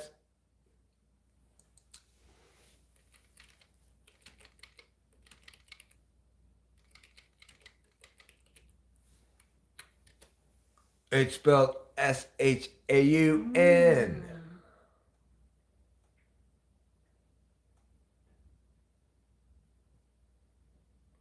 Is David Cassidy dead? David Cassidy's the one that's dead? Yeah, tribute to means he's dead. But Sean Cassidy's still alive.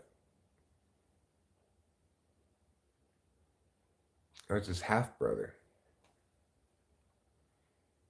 Sean Cassidy apparently had an alcohol problem. I mean, David Cassidy. Let's put David Cassidy. See what he died of. I think it's some sort of drug alcohol thing. A lot of people like to die of that. He was born in 1950 and died in 2017 at the young age of 67. And what did he die of? Let's find out.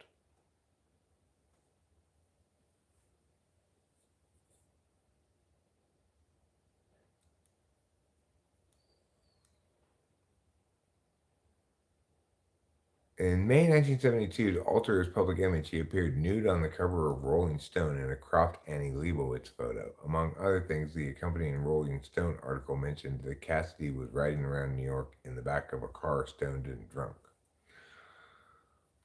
Well, he's like, well, that is great. I'm going to keep doing this. Let's see where it gets to his personal life.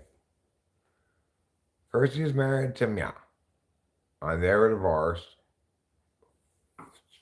6 years later. Then he was married to Mia, and they were divorced 4 years later. But Cassidy had a daughter who was born in 1986 from an extramarital affair with fashion model Sherry Williams. Terrible.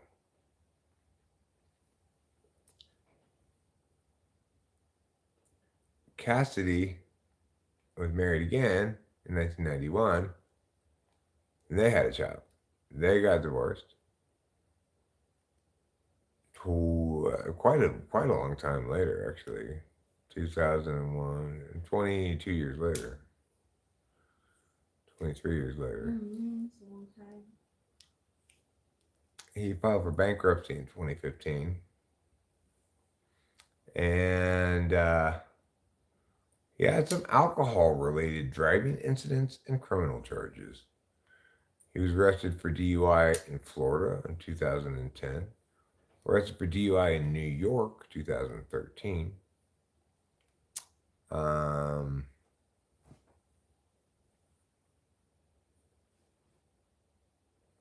He was arrested for DUI in 2014.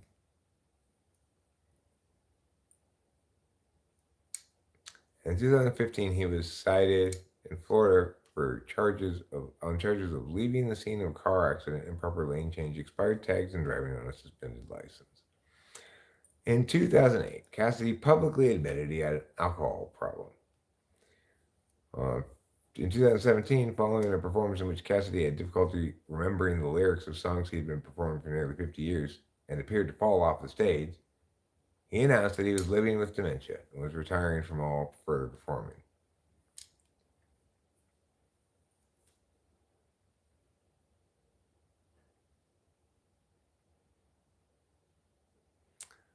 Later, he fell ill and was hospitalized. He had liver disease.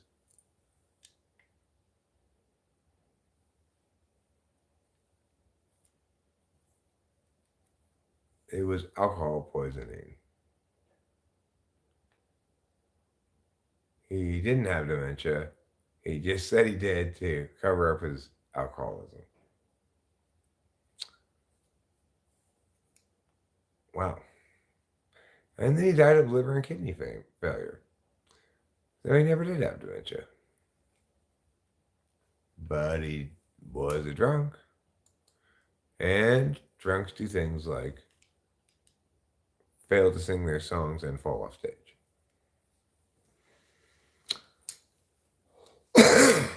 Or stumble around the sideline drunkenly yelling at refs like Steve Sarkisian did when he was coach of USC.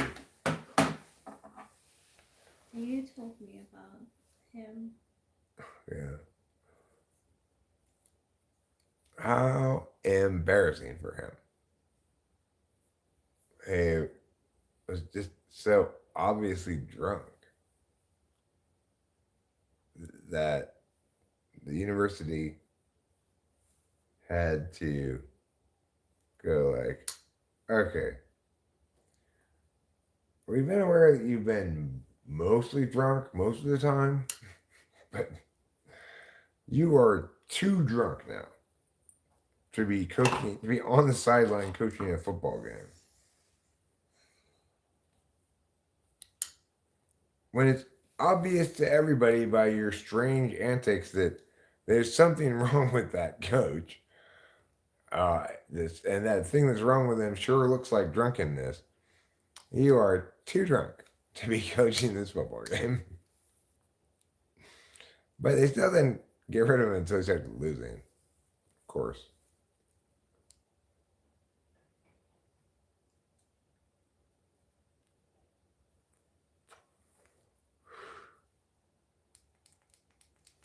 Harvest Pim says, unknown birth times mean you can't know your rising houses and very possibly the moon. Yes, it's true.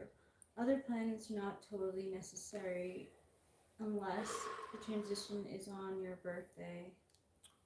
What if your birth time periodically changes?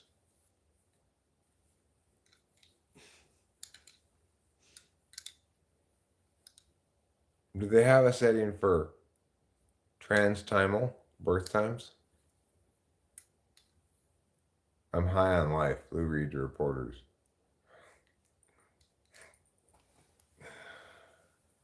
Well, I wish I were high on something. It's like, how much drugs do I have to do to get high?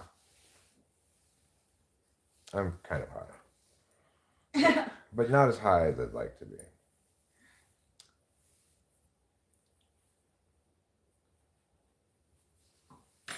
Kind of high is like dry humping.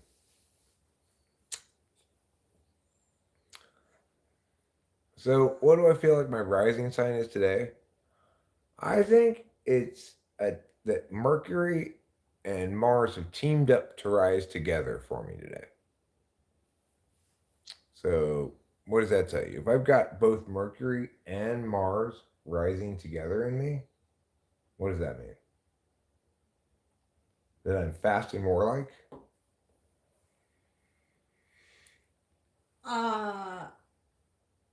Fast and warlike, yes. All right, but what if also Earth is rising? What if I've got Mercury, Earth, and Mars rising? Can Earth be rising? Or no? Because we're on Earth, it has to be some other planet. I always thought they should include Earth, but I don't know. They have it as a. They have Earth as a element. Well, it's definitely not celestial, right? There's nothing celestial about Earth. All the celestial stuff is above Earth or around Earth from our perspectives. Since you have to be on a planet to observe the motions of other planets, one thing has to stay put intellectually. That's true. Well, can I have a comet or an asteroid rising? You could. Can I have Halley's Comet rising? With your chart, possibly.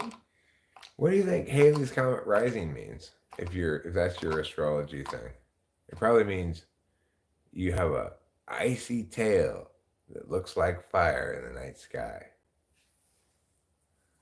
If it's your rising sign, Eric. If it's in your rising sign. If it's in your rising sign. How do you know what's in your rising sign? Is your rising sign like a bag that's got several things in it? My chart is different than yours. Since Mom, it's like basically the opposite. That you listed that way. It's funny. So mine is I'm mostly earth, water, fire, and like I don't think I have one air, which is my rising sign. My elements, I think, are helium, cesium, Lead and California.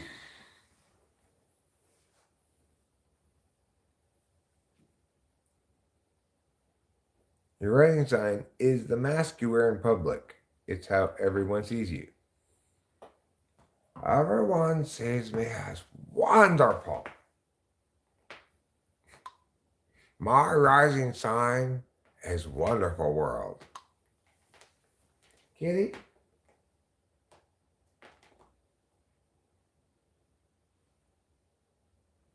Yeah, it's just one of those things that we thought we were going to be here we didn't think we were going to be moving, so we kind of gave up on those things, you know? Yeah. We can't blame ourselves for that. No. So, what is my rising sign, actually? Capricorn? I'm Capricorn rising. Fortunately, Rachel is a Capricorn, so if I have trouble rising high enough, she can reach down and grab me.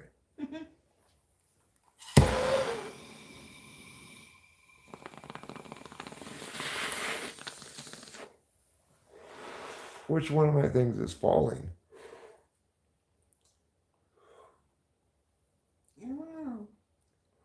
I don't know. That part I don't know. I got Capricorn rising and I got Scorpio falling down below. Would that be possible? Do they go like, if this is rising, this one's falling? Or do they go like, odds of odds? What's the thing that's happening in the sky while I was born?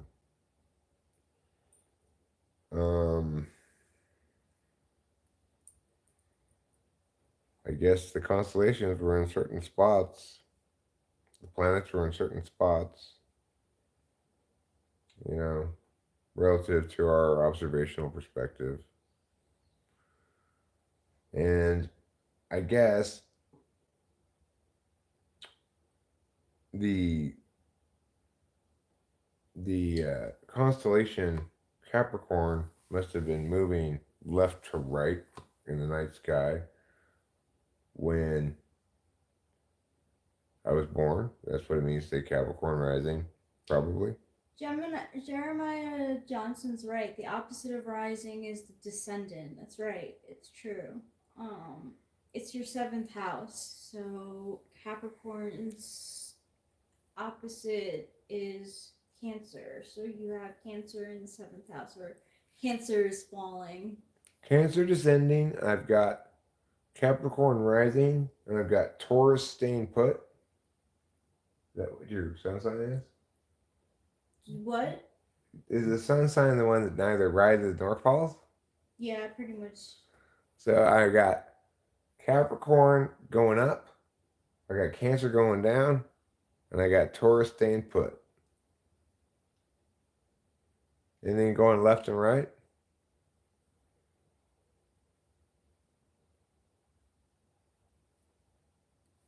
I like that, Luminix. I like to think of the birth chart as a representation of the song the universe was singing when one was born. My chart was singing like weird ass songs that I'm thinking Sweet Home, Sweet Swing Home, Sweet Chariot. Oh no. Swing low, Swing low, chariot, coming forth and carry me home. Because you grew up first as a slave, then became a sharecropper. Then you went back to slavery.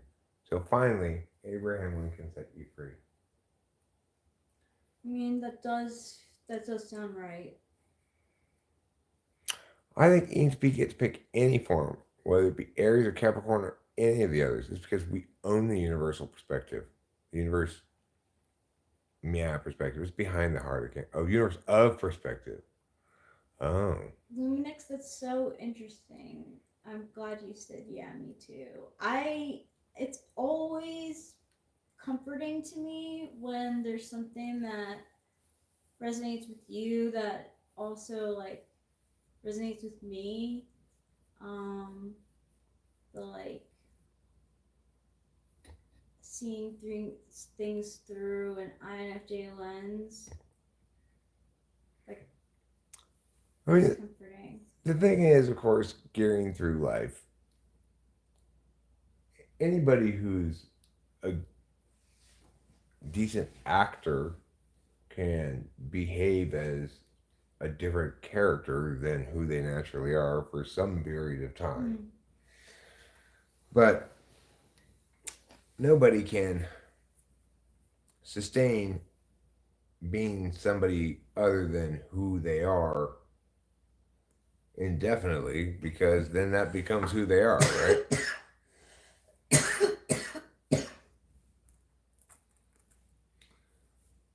So I guess my point is, roles that are difficult for an ENTP to play in life, rather than say in a movie, would be somebody like an ISTP or an ISFP, who's merely getting information, deliberating about it, and doing something with the information, and not engaging communicatively about it. Well, I might be able to sustain that for a little while, but ultimately, it would chafe like underwear is made of cactus.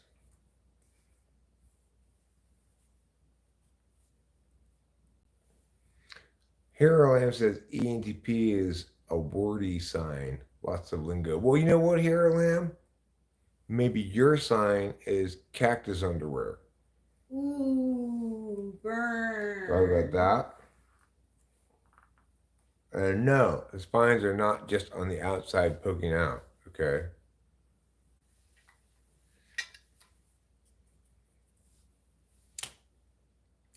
Yeah, with Vedic, mine changes too. I changed to a Virgo ascendant and a Scorpio moon, and my Venus and Mars go into Aquarius. And that explains, Rachel, why you belong to the city. You belong to the night. Thank you. I belong to the sea because of Aquarius. No, because it's what Hero Lamb wrote there. Yeah, in general, anytime somebody in the chat puts lyrics from a song that I know and recognize, I'm likely to sing it. You know, the lyrics that they wrote there.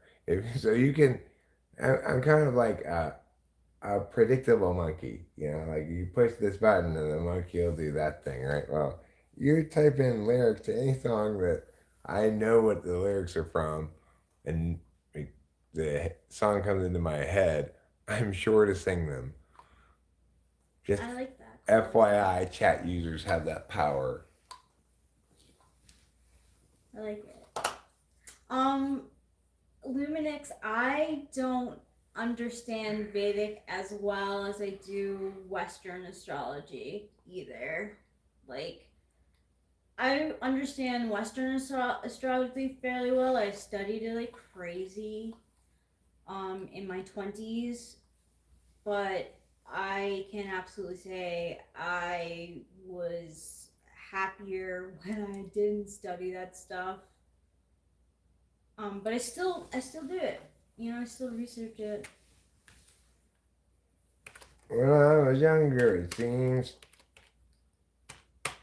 that everything gleams. I don't know what happened to me, but I lost that sense of urgency, and I don't think that I'll ever see it again.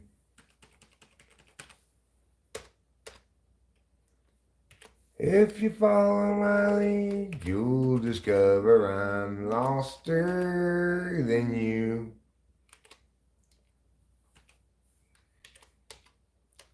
And you'll want to know the way to get back out to wherever it was you thought you knew. Bing, bing, bing. D.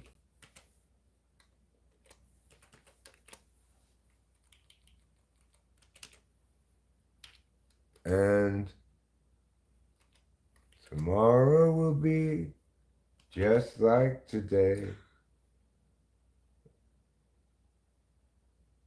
I can't remember, right? I'm going to have to play it to get it all down. I wanted to thank you for emptying the dishwasher and putting the stuff in. You definitely didn't have to do that. I know I didn't have to. I didn't think I had to do that. I felt like doing that because I had to go in the kitchen to watch Trouble eat. And I was like, I just standing there like, I might as well do something. I'm just going to put these dishes away because I wanted to get those things out of the sink, you know. Yeah. I didn't, if you hadn't mentioned it, I would have totally forgotten about it. But thank you for appreciating it. I appreciate you appreciating it. I know it's your job, but when I do it, I'm not trying to tell you, hurry up and do your job or whatever. If anything, you are empowered then to say, don't do my job for me. In which case, I'll say, well, then do it sooner yourself. No, but we don't need to have that exchange.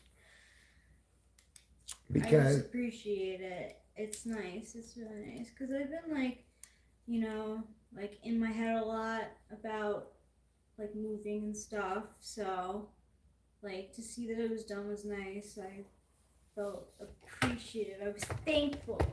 You're welcome, my darling. Now, Ruben, let's do it this way, okay? You write it down, I'll play it slowly. And I'll say the chords, you know. When I was younger is G.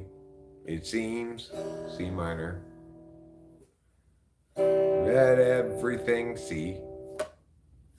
Gleamed G. G again. I don't know what E minor happened to me, but I've C lost that D sense of urgency, and I G don't know if I'll E minor it ever again. That's the first part. I'll play the first part again to make sure you got it, okay? When I was G it E minored, C and G, G again. I don't know what E minored to me, but I've C'd that mya of D and mya, and I don't think G that I will E minor it ever again. G. Now the next part. C. If you follow my G, you'll discover I'm E minor more than C. C, and you'll want to G the way back. E minor back to C. G, then you go E minor to D, C, G. But tomorrow G will be E minor today. G, C, I'll be last there. G2. That's the second part. Let's do the second part again. You got the second part already? Oh, you did. Okay, and now the last part. G. It's a matter of E minor as much as C. Wait, it's a matter of mood. Yeah, sorry. G. Mood as much as a matter of will. G. So it goes G, E minor, C, G, okay? And the things that I'm singing it wrong for some reason, but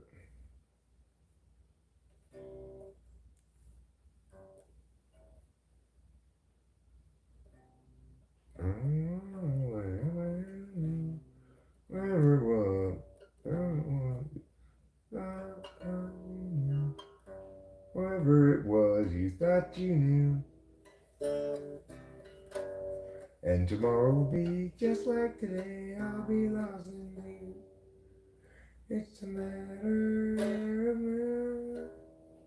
G, E minor. As much G as a matter of, well, E minor again. C, and the things I G, and the more things I E minor to C. Meow, meow, meow, G, E minor. Meow, meow, meow, meow, G, E minor. And all G, G, C, C, C, C, C, D, D, G. I'll do that last part one more time, then we'll be done. It's a matter of E minor. Adds G to E minor. C,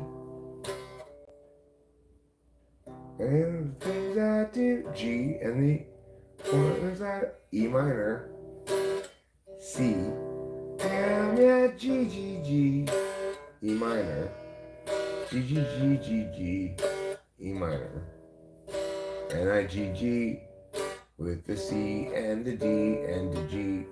And then the last thing is just G, E minor. The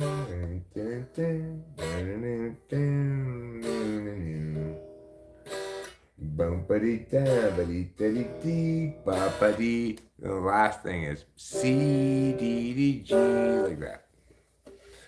That's how it goes. That's matter of it. That one's pretty easy to write down because it's got all regular chords.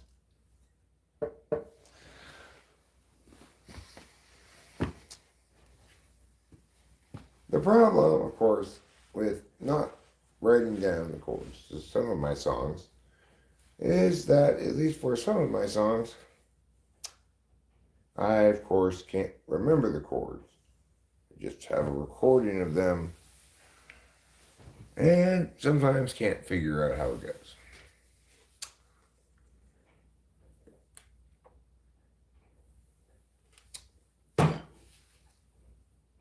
Which makes me pretty lame at keeping track of stuff.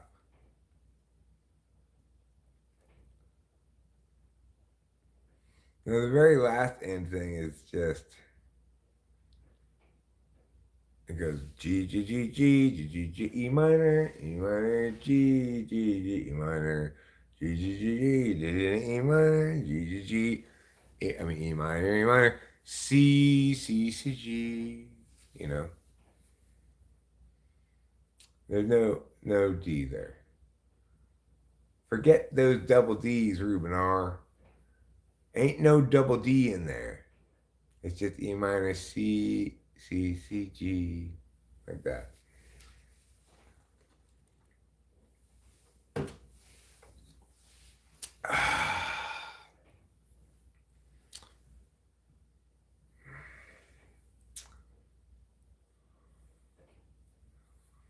Yeah, Ruben, you and me can be the Beatles. We just gotta get Ringo and this is and so George. George is Acacia. That's true. Yeah. Me, Ruben, Dave Porter, and Acacia comprise the Beatles. In terms of types, you know. Yeah. So it could be a pretty fun musical event. Unfortunately, Dave Porter, Ruben, and I all play guitar.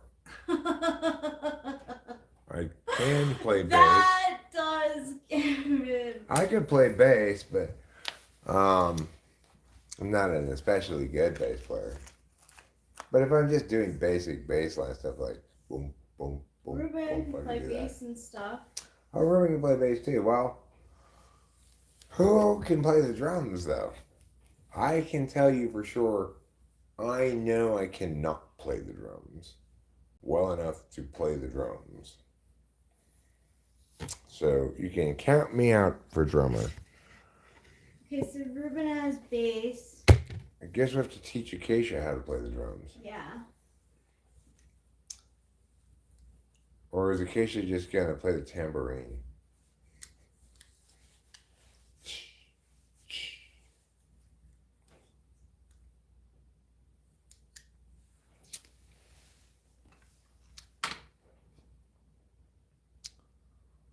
Oh, thank you, Rachel. You're welcome.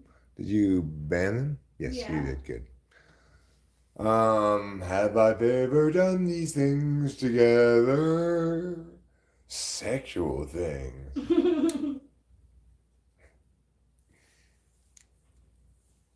I've been beaten to the attempt to ban you by my wife. I'm impressed by her speed. She's quick. Of course, she's on a phone, so her fingers are closer to the solution than mine.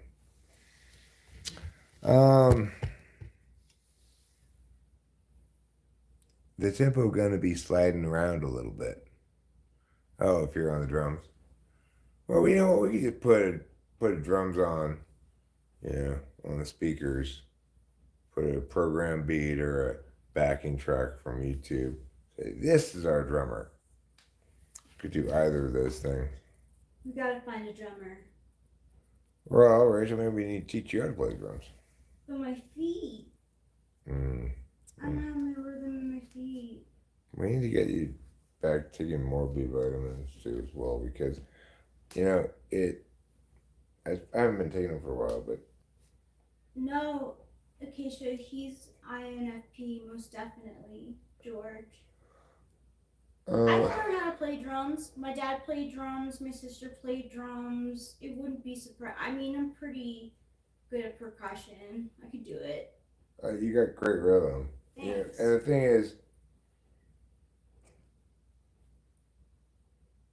well, you could teach me. Yeah, I don't know if like the kind of feeling in your feet that you're lacking is necessary for playing kick drum or anything. I don't think it is really, but I'm not tried. But also, I am convinced that the B vitamins have helped the minor neuropathy getting to be mostly gone. So we can get improvement on yours. We just have to stay diligent about the B vitamins. I should have gotten more of the story today, but I forgot. They weren't on my mind either, so okay. And because I need to remember to keep on that because I have faith that if we are rigorous about giving you multiple instances of B vitamins every day, you'll see the gradual reduction that I've seen too. Mm-hmm. So obviously you've got further to reduce from than me, and naturally it's going to take longer and maybe less completely resolutional, but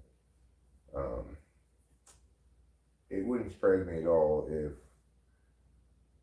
were you a person who normally paid attention to your body progression through time, that you would note that you're better than you used to be.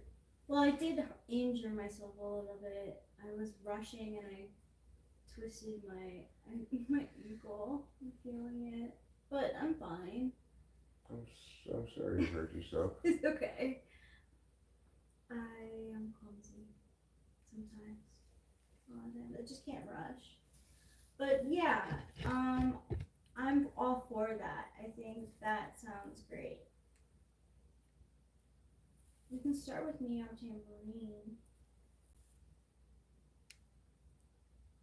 Hey, Mr. Tambourine Man, play a song for me. Play a song for me. All right, so I'm going to step outside, smoke this cigarette. I'm going to invite any thoughts, questions, comments, topics you'd like to hear discussed, etc. And we'll see what arrives. I kind of want a full moon reading, a beaver moon reading, tarot reading. Okay, well, do you want me to use cards to do that? Let's see what we got here. I take these ones outside. I'll do it underneath the beaver moon. Ooh. If you don't want to come with me, you can watch this reading on your telephone. I will. That's totally fine.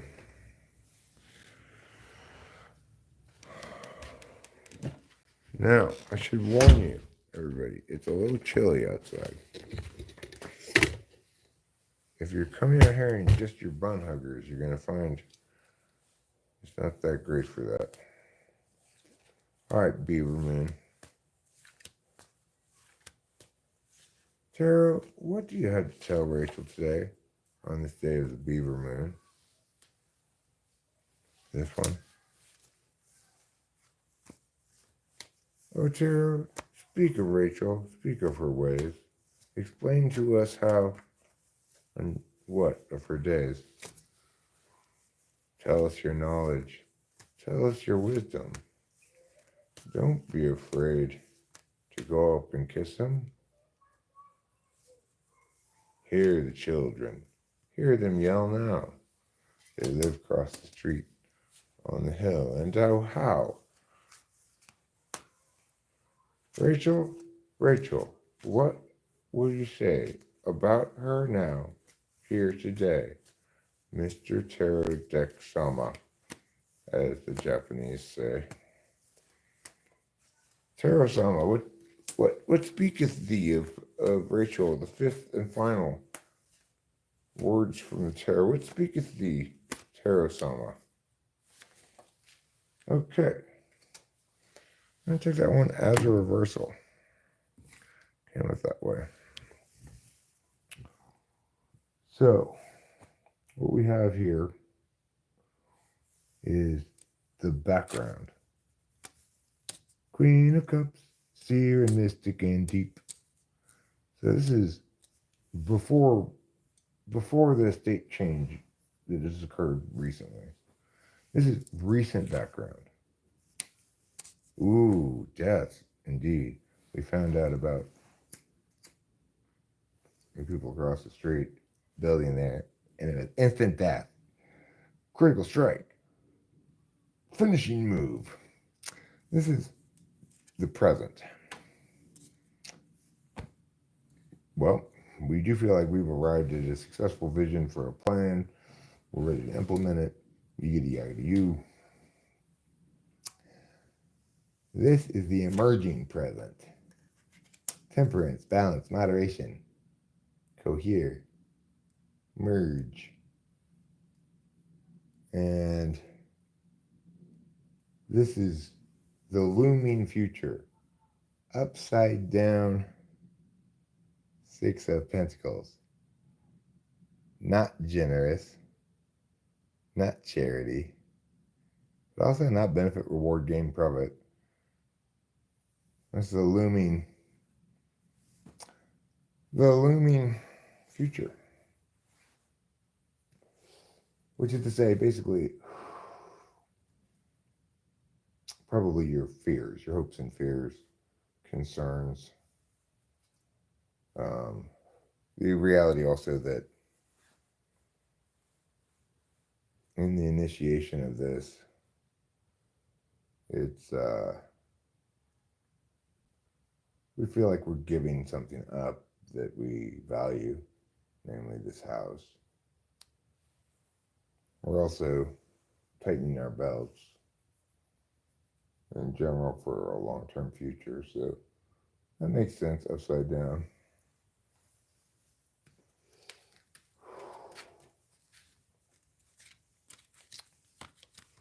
Okay, I'm going to do a simple 3-carder for me, then I'm going back inside when the cigarette's done. Oops, that one fell right out. Maybe it didn't get all the way back in. Nope. Yeah, okay, so I'm going, I guess it's right now. I'm feeling like a fiery, vivacious queen.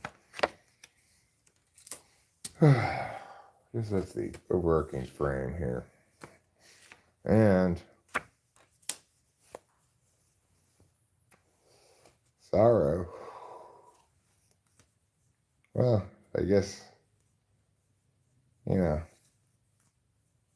guess I'm being the vivacious queen as a respite from the struggle and a way of resolving the sorrow or anguish of learning that the people across the street were going to build a house. I want another card. Let's see what I call the promise of tomorrow. The world. Good. The promise of tomorrow is the world. That's a good outcome there. All right, it is freezing for short pants.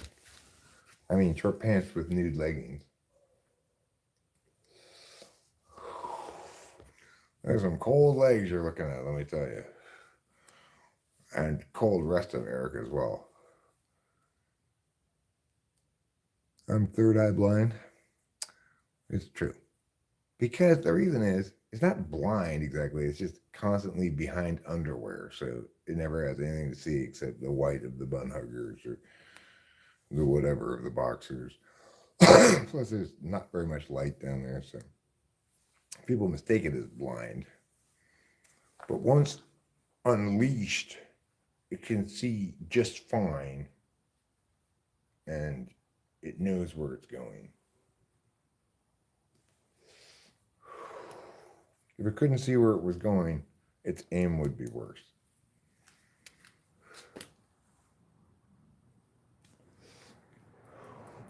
I always be like, ow, what did I fuck? The closet door. Ah, Jesus. I wish I hadn't gotten Helen Keller as a penis. My penis says, I can't hear you.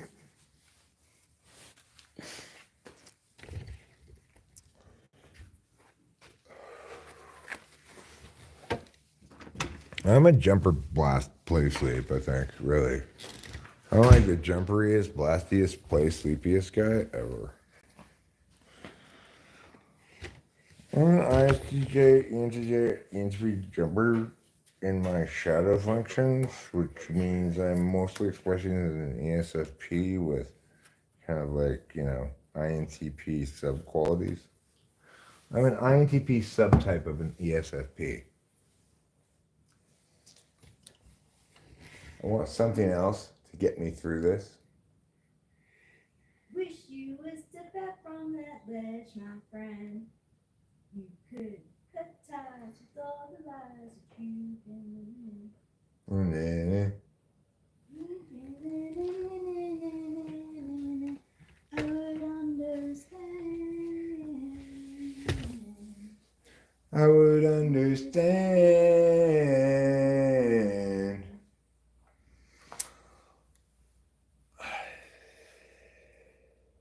OMG, I am so nervous. I can't wait to see everyone, but I have to get some stuff done for sure. My name is Rachel Strauss. Phrasing. Rachel, I can help smash stuff. Wash dishes, move boxes, smash boxes, wash boxes. No, you guys don't have anything to worry about. You need to be a little obsessed with boxes. So, I tell you what song somebody put in the lyrics to in the thing this morning, which is a song I really like, is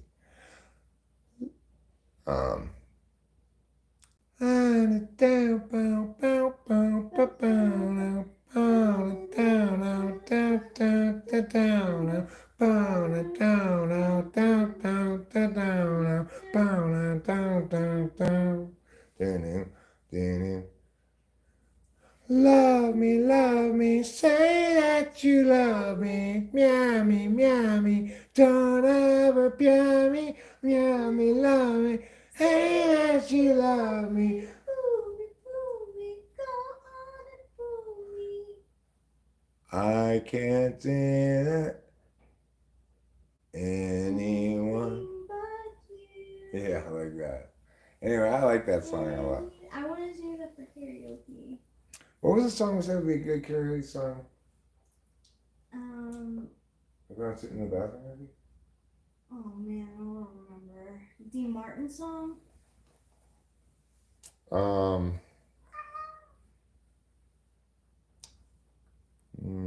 I think it might have been. Oh, it was Man Eater. Oh, Man Eater. Yeah. Ba-bum.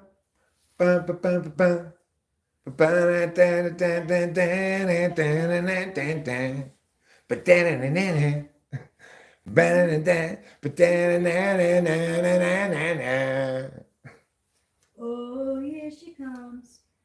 Oh, watch out, boy, she'll chew you up. Oh, here she comes. She's a man eater. That's a good karaoke song. Yeah, it is. And it's also, just a general helpful safety Yeah, warning to Love people. by the Cardigans, exactly, Acacia. Another song that I find myself singing periodically, but that I don't necessarily like, and I only sing one part of it, is the song, and the part I sing is, and their bombs, and their guns, and their guns, and their bombs, they are now, we are fighting. In your head, in your head, baby, zombie. That lady's dead. Your daughter and April went off on that song during karaoke. Did they? Yeah. Good for them. They sounded so good. Good for them. I also think Jesse's Girl is a really good song to sing in karaoke. Jesse was a friend. Well, he was a good friend of mine. But lately something's happened, it's not hard to define. He's got himself a girl and I want to make her mine. And she's looking with her eyes. And she's holding him with that body, I just know it. And she's holding in her arms late In in the the night. I wish that I had Jesse's girl. Jesse's girl. I love that line, she's holding him with that body, I just know it. Yeah. I just know it. That's a funny thing to put in a song. It is. Dean Martin, you could go with either That's Amore, Oh, I didn't want to sing that. I wouldn't necessarily want to sing that one either. You wouldn't? I was thinking you do want to sing that one. That'd be fun for everyone to kind of sing together. Yeah. But I prefer Ain't That a Kick in the Head. Oh, Ain't That a Kick in the Head? Yeah, let's sing that. I'm reading about an ad about a product which sells as liquid Adderall. Smart drops are now legal without a prescription. They have no amphetamines in them. That's why they're legal. That's why they're not fun.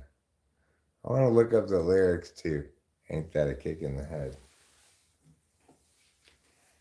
She's picking up one side bed.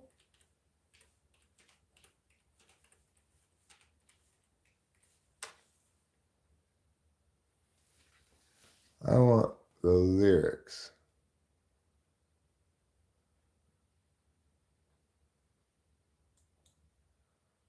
How lucky can one guy be? I kissed her and she kissed me. And the fellow once said, ain't that a head? The room was complete black. I hugged her and she hugged back. The sailor said, quote, ain't that a hole in the boat? I gotta scroll down. My head keeps spinning. I go to bed. I keep grinning. If this is just the beginning, my life is gonna be beautiful. Life, sunshine enough to spread. It's just like the fella said. Tell me quick, ain't love a kick in the head? I like this song a lot. I don't think I can sing it as well. It's Rachel tough. can sing it. So that's a really tough song.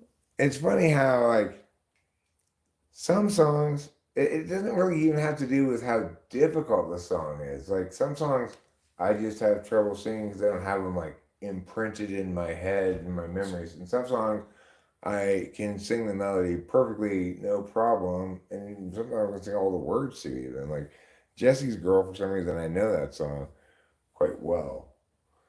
I don't have to put a lot of meows in there. It's fairly meow free. I have trouble with Johnny songs.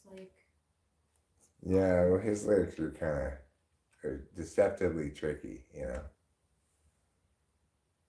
Adaptogens are plants and mushrooms that help your body respond to stress, anxiety, fatigue, and overall well-being. Oh, I see. I need to eat more plants and mushrooms. That's why I experience stress, anxiety, fatigue, and poor being.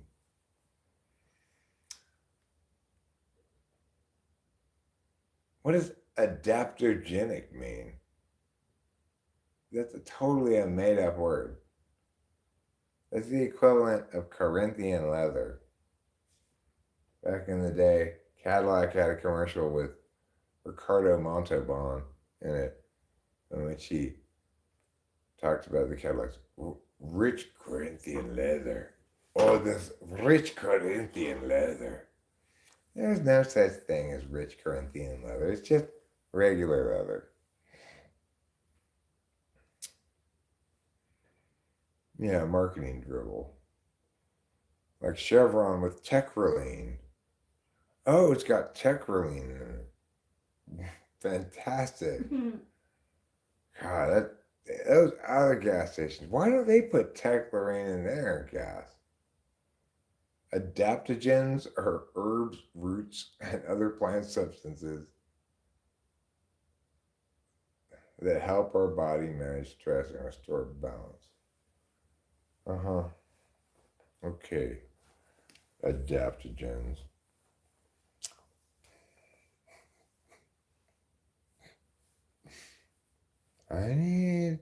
If I eat this random mixture of plants and mushrooms, and I believe hard enough that it will improve my emotional state and well-being, then guess what? I'm going to experience amazing results.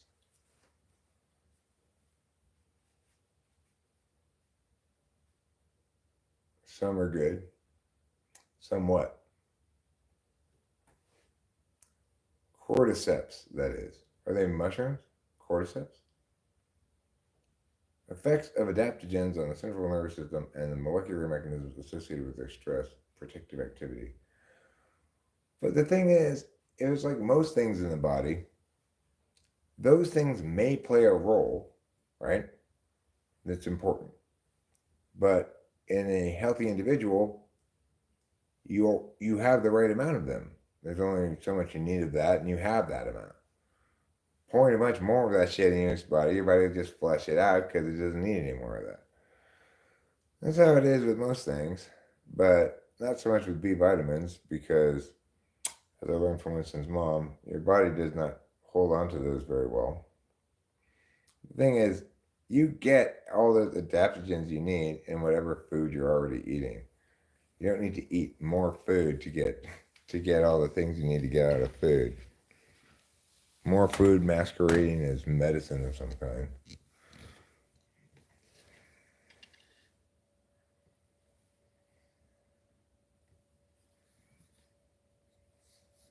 Nothing even more boring than listening to whoever talking about acid and mushroom trips. It doesn't matter who it is. There is nothing more boring than hearing people talk about their life-altering psychedelic experience. Okay, so I get it. You are looking for easy magic, and you think you found it in psychedelics. Well, I got some bad news for you. You're just lost in ENFP Fantasyland, ESFP Fantasyland, where your subjective experience can provide meaningful insight on universal things that aren't specific, right? It's like if you go, oh, I had this incredible idea on LSD of how to solve this specific problem. Fantastic. There's nothing to do with the acid. You just might mention that you happen to be on it and that you thought that might have helped you come up with it. But the point is the idea is something specific and actually resonates. But when people just go like, and just what became clear to me is that we are God. All of us. It's like,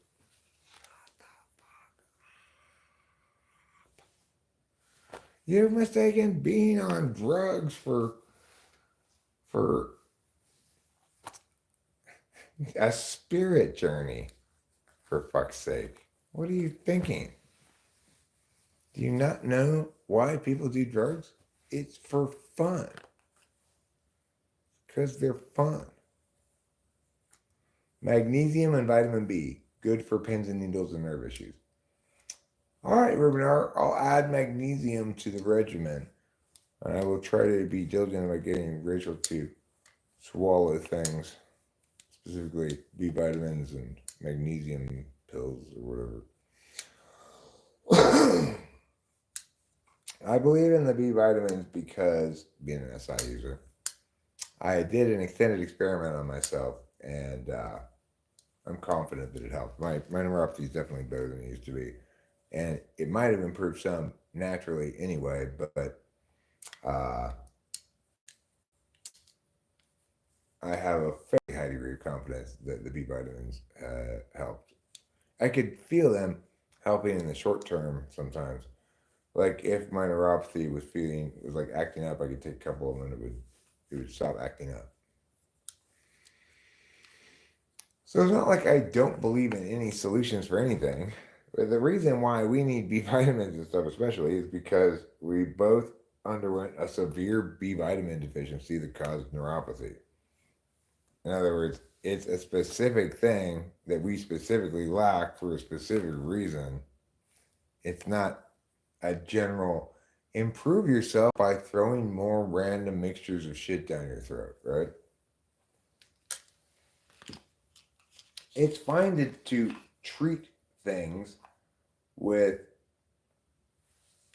magnesium assorted things. malate.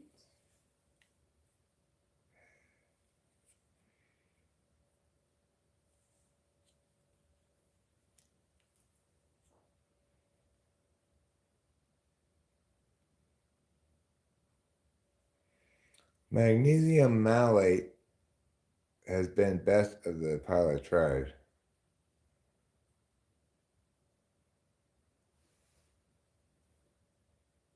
There's this magnesium tea I use that tastes citrusy called Natural Calm. Helps immediately with muscle cramps when you have them.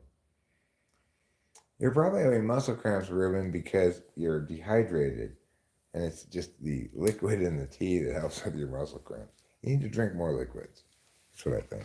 It's like so crazy when you see on Naked and Afraid a person's already like thin body start to break down and like they say eat itself. Yeah. You know you're like you need some food in you like ASAP usually. Yeah.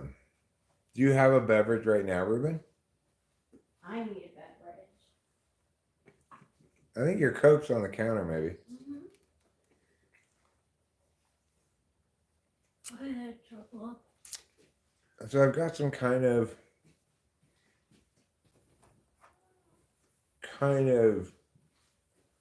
like pressing news here. Kind of potentially bad news, but not necessarily bad depending on your perspective.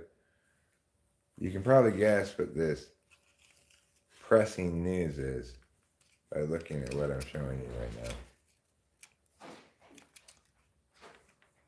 Eric is out of something. Oh no. And it's not his mind, okay? It's not luck. It does rhyme with bigorettes. Somebody didn't get more when he was out in town and could have easily gotten more then. And now he's put himself in a very sticky situation. So, I also have to poo right now. This is as good a time as any to wrap this stream up. The battery's going low on my phone. I have cigarette. If you want, I'll keep it going. Oh, if you want to do that, that's fine. I'll just have to plug in the phone.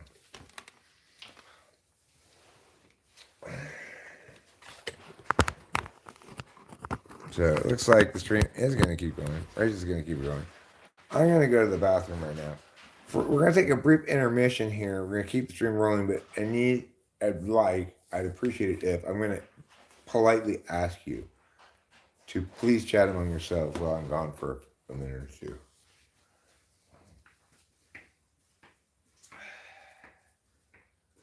Please chat among yourselves. Just like cat upon a shelf.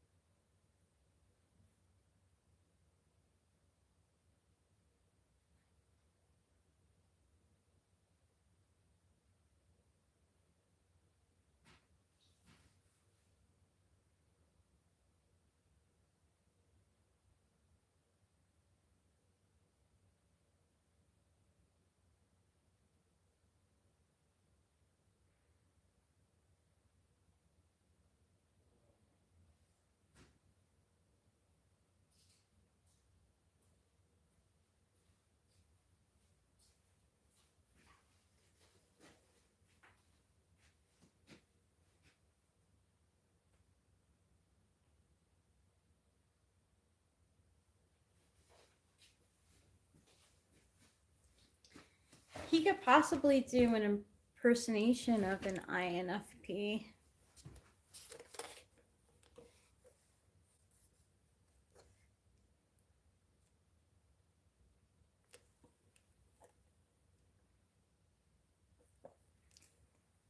It would be interesting to see.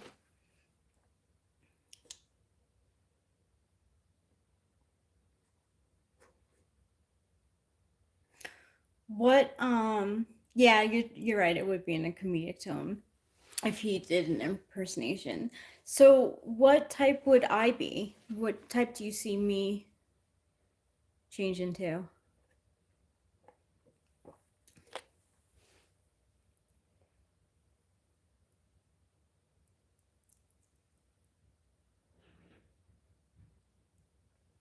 He really is, Winston's mom, such a kind and lovely man. Dollars. Oh man, he is, TJ.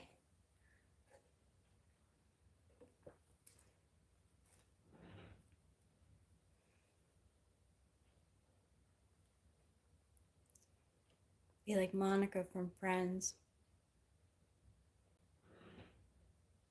I guess.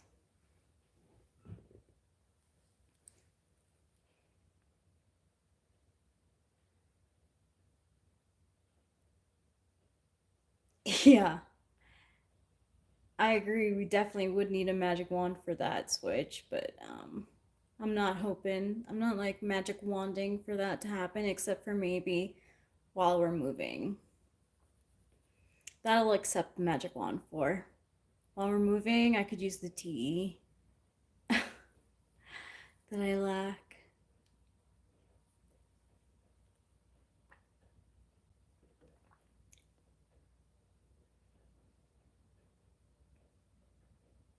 Make sure the caps are on tight so nothing gets dry. It is exciting, but like I'm bad at planning. Or,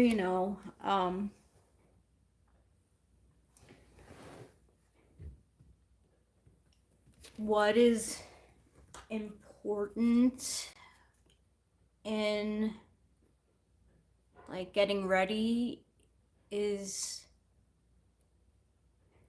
like I'm having trouble figuring it out.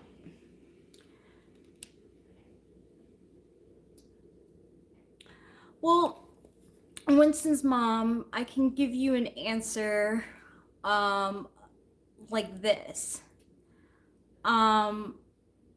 Chandler was my favorite. Chandler was my favorite friend. I liked Rachel because she had my name, but I didn't. She was probably my favorite of the ladies. Chandler was my favorite character. Ross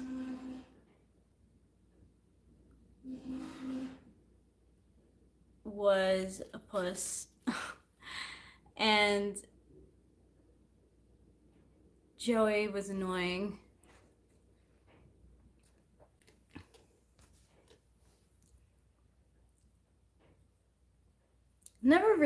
I never really like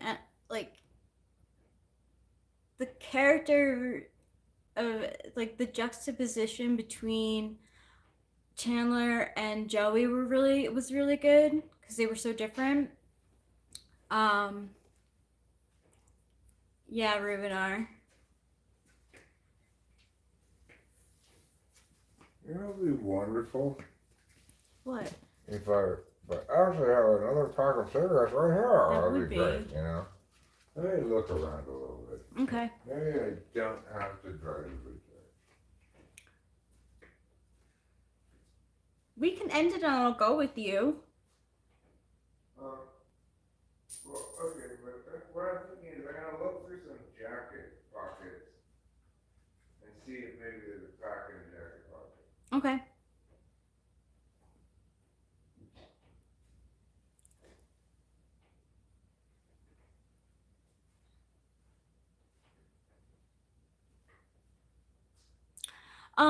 I believe that Ross is an ISFJ. He's very feminine.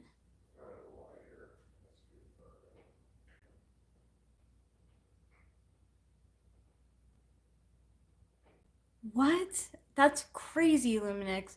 Oh my god, did you see last night?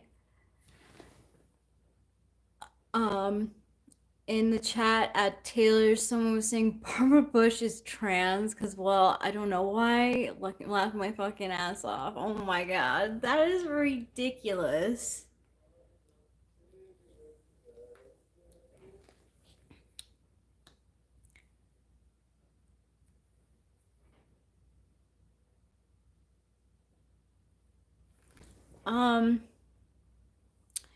Winston's mom says, I don't think Joey's sexy or smart, but he is sweet. He wouldn't interest me. I like Chandler. He would be a kind and caring partner and a good provider. Ross is the one most like me, honestly.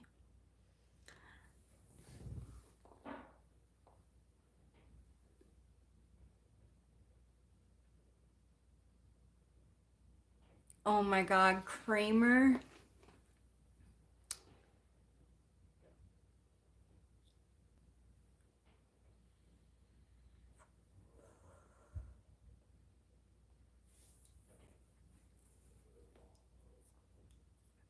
Chandler's an ENTP, so.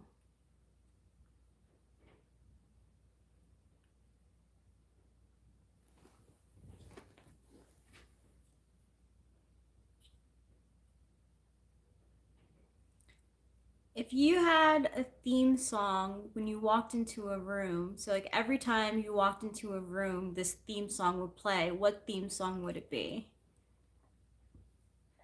I do accept theme songs that aren't from TV shows. I like the theme song and I like Friends. Smelly Cat is iconic.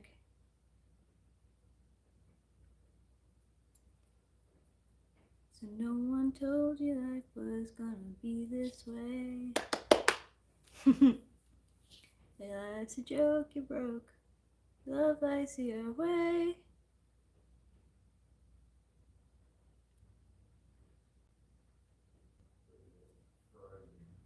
I'd like it to be an LCD Sound System song, but and then I thought, well, maybe a Johnny song, but the lyrics, like I was thinking, North American Scum by LCD Sound System, but like I think I would probably be like have to be like, okay guys, I'm not North American Scum. I'm not Scum. I'm North American, but I'm not Scum. You know, I picked this song. I really like it. I feel like North American Scum sometimes, but yeah, maybe I shouldn't have picked it as my theme. See, they LCD Sound System has good songs. It's just the lyrics have a lot of meaning.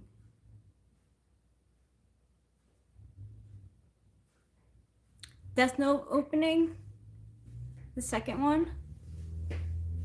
That's a good answer, Elaine.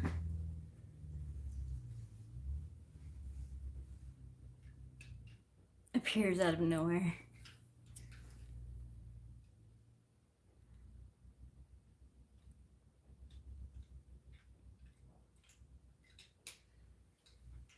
Grammar for Seinfeld would not be fun to date. No, he wouldn't. Well, I don't have any cigarettes here, so I am going to have to go to Boot Jack and purchase some cigarettes. Okay. And so,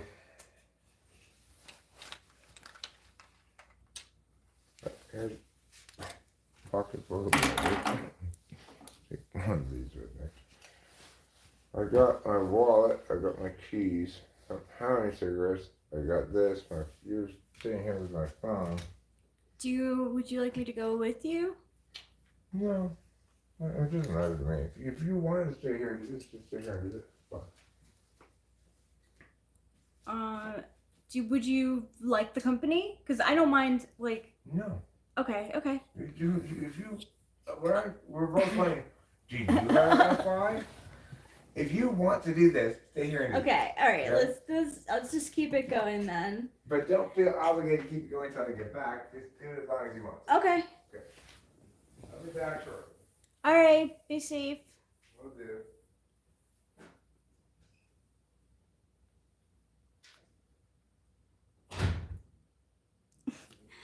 LOL. I don't know what I want.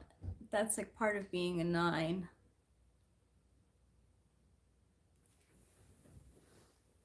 Yeah, for sure. When some I've thought of going on because it's important to push back on that sort of thing, and most people like me, but I'm gonna have to be armed mentally and emotionally, and I never know.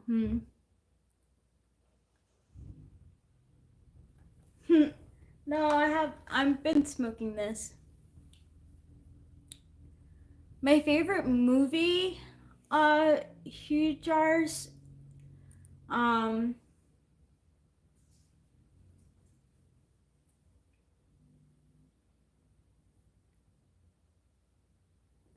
it changes in no particular order.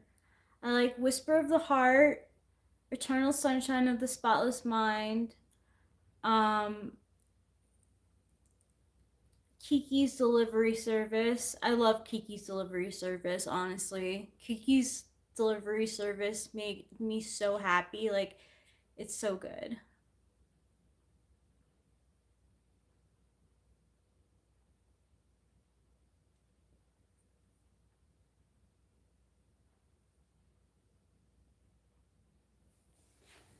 I love Kiki's Delivery Service. Kiki reminds me a lot of the.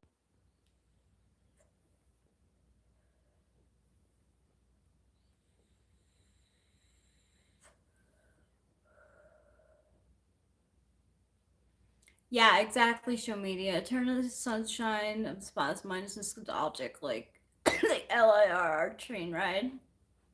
Yeah.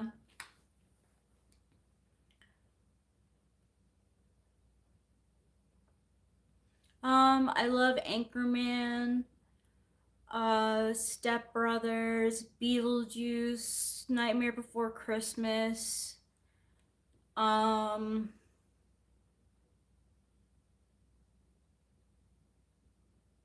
The Addams Family, um, The Little Mermaid, the 1989 version, um,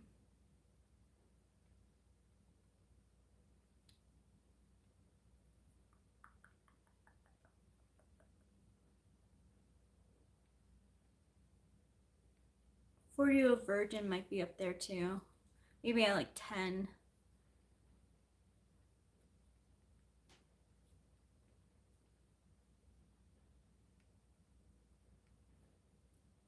Step Brothers is funny. Oh, I like 16 Candles.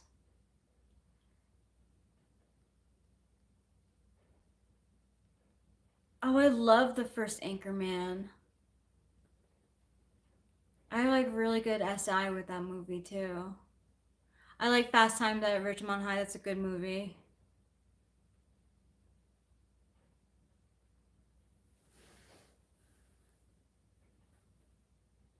Guacamole is good, Rubenar.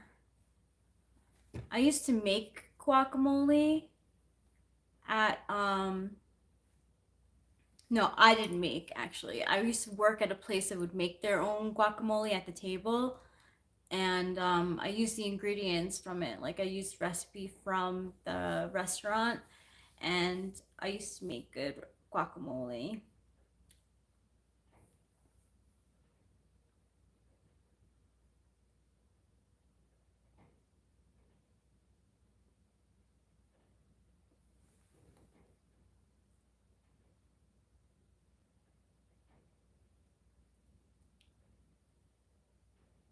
You don't think it holds up well, Luminix? I mean, it is pretty dated. I just, I have a lot. That was like one of the first. I like Breakfast Club too, the Breakfast Club. Um, but I like 16 Candles more. Um, I like Ferris Bueller's Day Off. I don't think it's like LOL, but I think it's like representative of its time. Um,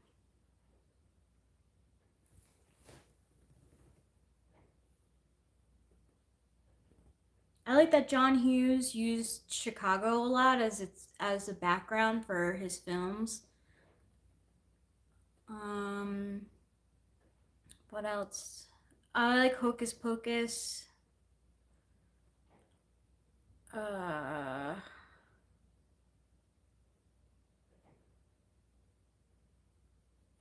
Lost in Translation.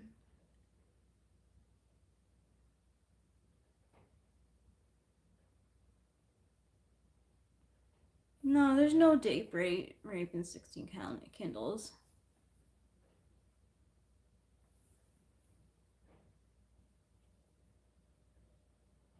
I've never actually seen Neverending Stories, Acacia.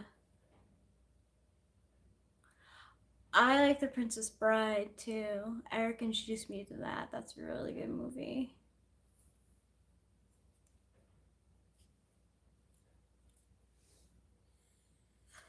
Um, A League of Their Own is pretty good. I like oh my god, that 90s movie. The Sandlot. I really like The Sandlot. I like Stand By Me too. Three Amigos is great. Um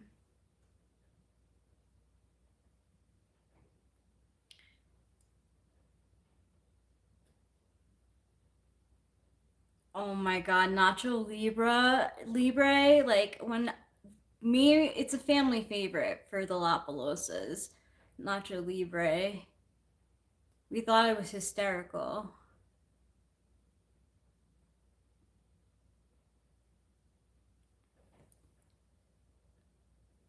Oh yeah, that's right.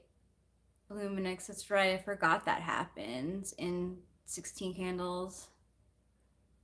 I've never seen the like a full viewing of the Truman Show.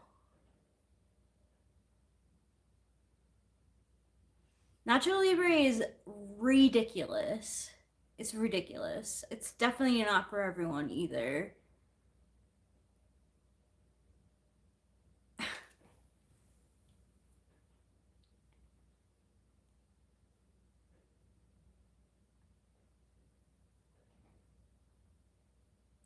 Um,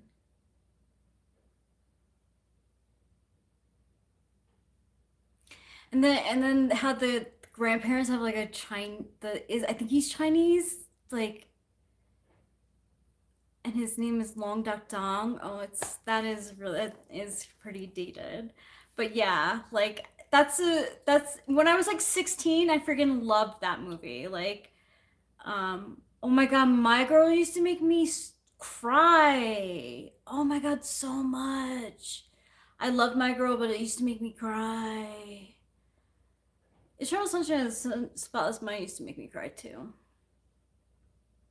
Who's my favorite INFJ fictional character? That's really difficult.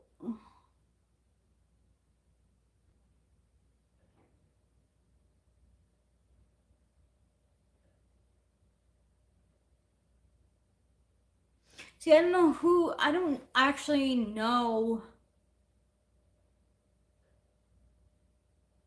of any INFJ characters, like for sure.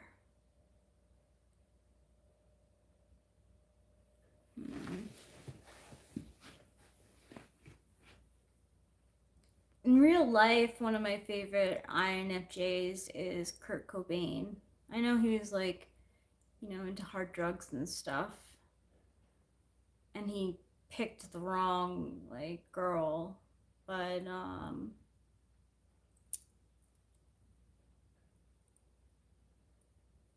Little Rascals is great.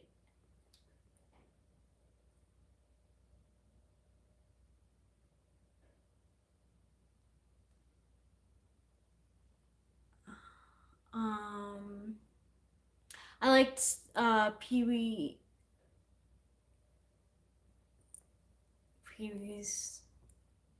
Playhouse.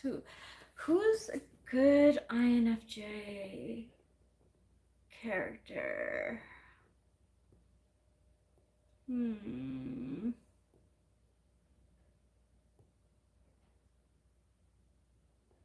Hmm.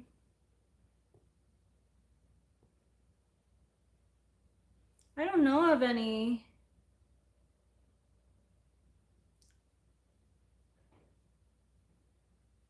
I like the book The Great Gatsby. No, I don't think Jay Gatsby is an INFJ. I think he's an ENFJ. I think F. Scott Fitzgerald is an INFJ.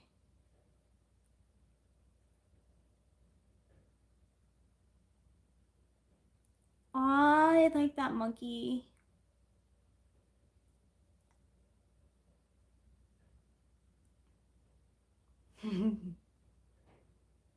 I know. He is widely typed as one Jay Gatsby, but he's not an INFJ. He's an ENFJ.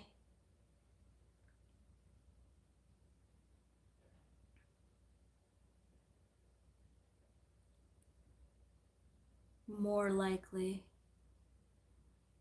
But written by an INFJ.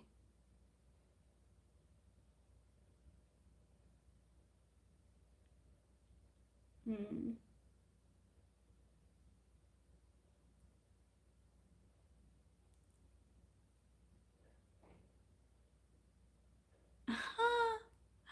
Jay Gatsby. It's an INTP on daily heroin use. Oh my god, that's so dramatic. The book is already dramatic. It doesn't need to be that dramatic. Even more so.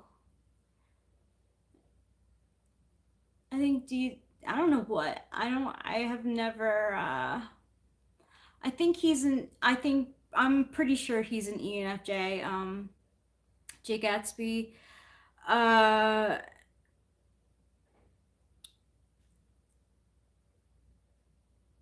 but I don't know what the other. I think Tom is a good example of a terrible ESTJ. Um, I don't know. I don't know. Maybe he's an INFJ. I know that F. Scott Fitzgerald is an INFJ. I don't know what's. Oh, in real life, you think Zelda is an INFP? No, all ESTJs aren't terrible. Like Monica from Friends is an ESTJ and she's not terrible. She's pretty endearing actually. She's never my favorite, but like I liked her character. And probably Courtney Cox is an ESTJ too. I think Nick is an ISFJ. But honestly, I really don't know.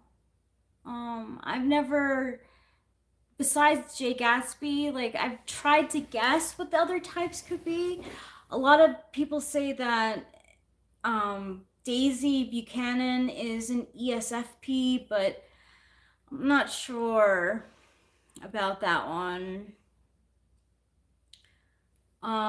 I think uh, what's her name? Myrtle is an ESFJ.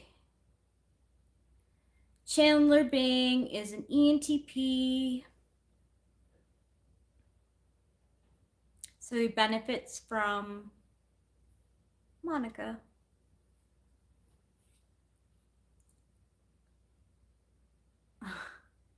No.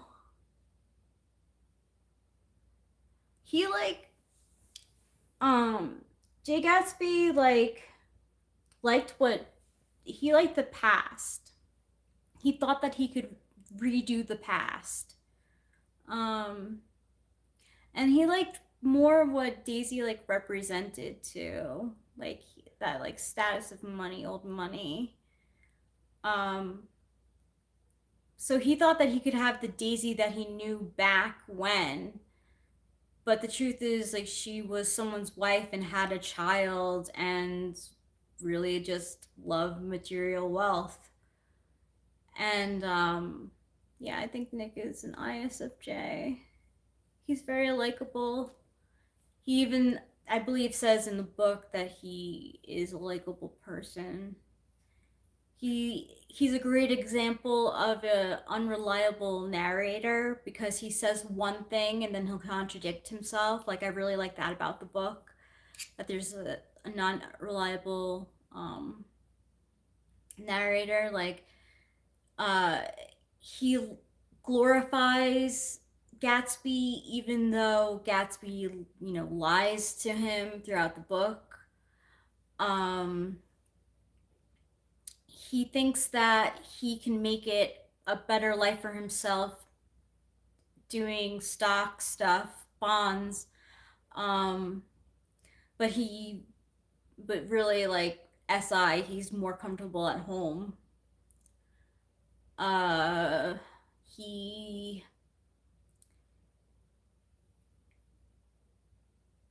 Yeah. He says that he's only been drunk once, yet throughout the book he gets drunk like more than once. Um, it's a pretty interesting book. Not for the faint of heart because it's like pretty damn depressing.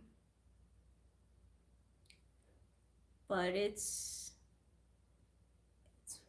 I think 100 years old now.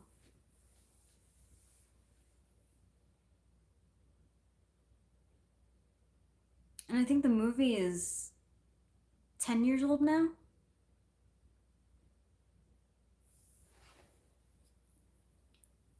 Homeward Bound. Oh my gosh, Homeward Bound. Acacia. That takes me back to my childhood. I used to love Homeward Bound. What a cute movie. I don't remember everything that happens in it, but I remember that was a favorite of mine. And I think my siblings too. Yeah, Homeward Bound was excellent. Oh, excuse me. A movie that made me cry as a kid was The Brave Little Toaster.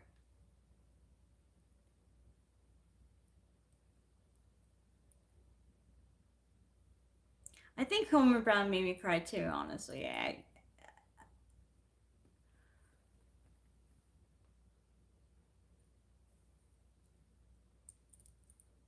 tend to stay away from movies that like make me cry, except for Eternal Sunshine of the Yes, Brave Little Toaster. So sad. Although to go to heaven, so sad.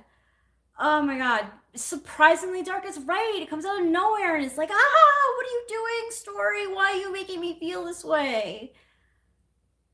Little Giants was good. Liked Little Giants a lot.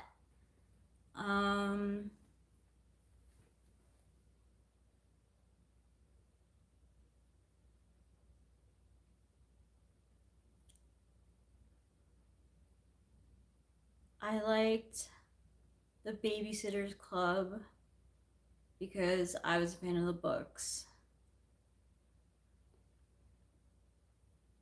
Have you ever seen A Perfect World? Rachel, really cheered me up at the end, especially in my younger years. No, I've never seen that. Show media. Who, like, is it a cartoon or real life? Oh my god, Seven. I can't watch. I've never watched the whole thing of Seven. I got to the gluttony part and I was just like so disgusted. That was really Seven is hard for me to watch. No, not all dogs go to Seven. No, I know I said that, and that was like some sort of slip, but I swear I don't mean all dogs go to Seven. That's terrible. What is like crazy movie Seven is? I can't watch Train Spotting anymore because like heroin chic doesn't like do it for me. I can't watch. Oh God, what's that one with Jared Leto? Requiem for a Dream. I can't watch that anymore because of the drug use and the terrible things that happen to people. Um,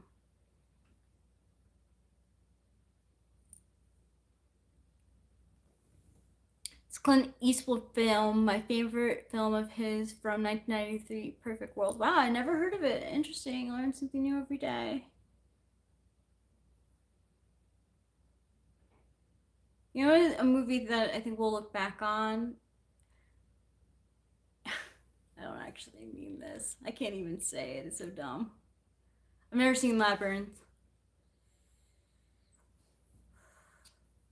I would watch it though. That's definitely something that I would watch.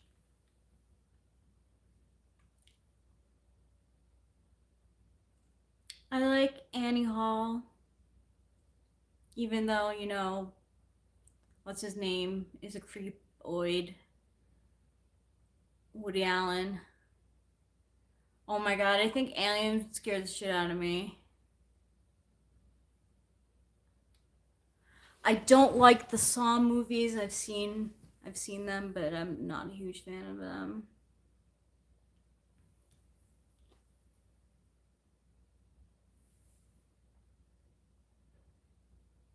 I don't really like gore. I'm not really into horror either because I get like nervous while watching. The Saw movies piss you off? Why, Karma's Pimp?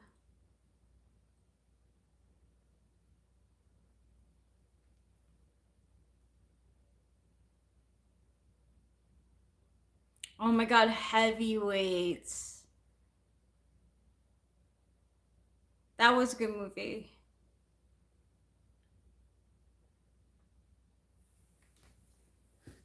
I'm sure it was, Acacia. The most recent saw was lame-o. You know, like how many times can you do that without it getting to be lame-o?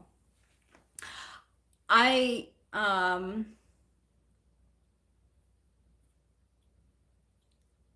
like when I could laugh at a the escape room idea. Yeah, it's annoying.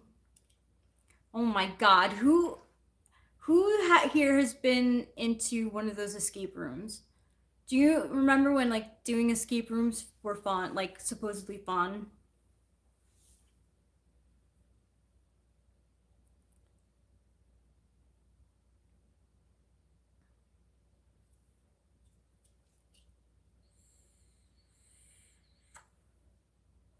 I had to do an escape room with a, a law firm that I worked for, and I was fucking miserable. I did not think it was fun at all.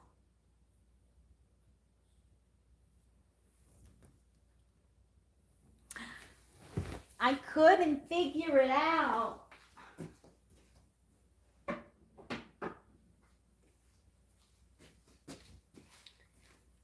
Who would like a card for the full moon, the beaver moon?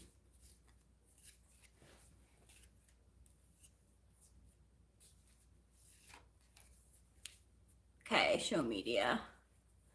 Show media's beaver moon. Show media's beaver moon. Ooh, romantic, artistic. Cancer, Scorpio, Pisces, Knight of Cups. Ooh, you're feeling it. You're like a teenager in love. Got the watery vibes going on. You're like, here, take this cup.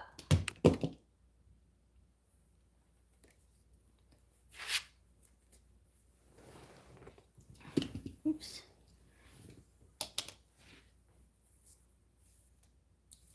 So you're gonna feel like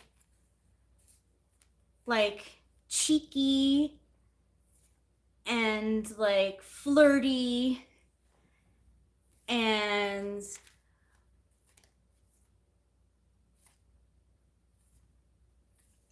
smiley, smirky.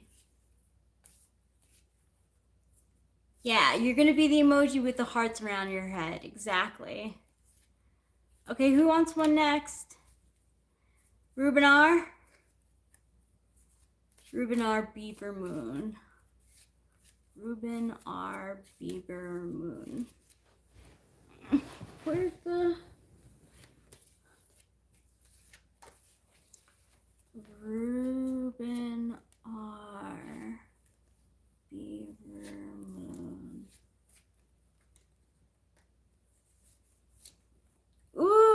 Destiny Windfall, Fortune, Wheel of Fortune, number 10.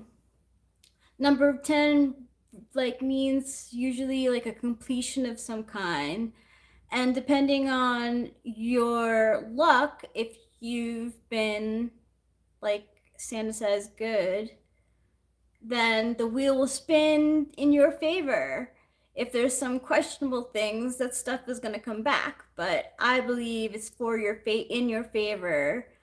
And just watch the wheel turn to the good stuff that's happening for you. Okay, Acacia, next one's for you. Acacia Beaver Moon. Acacia Beaver Moon. Okay, Karma's Pimp is after. Acacia Beaver Moon.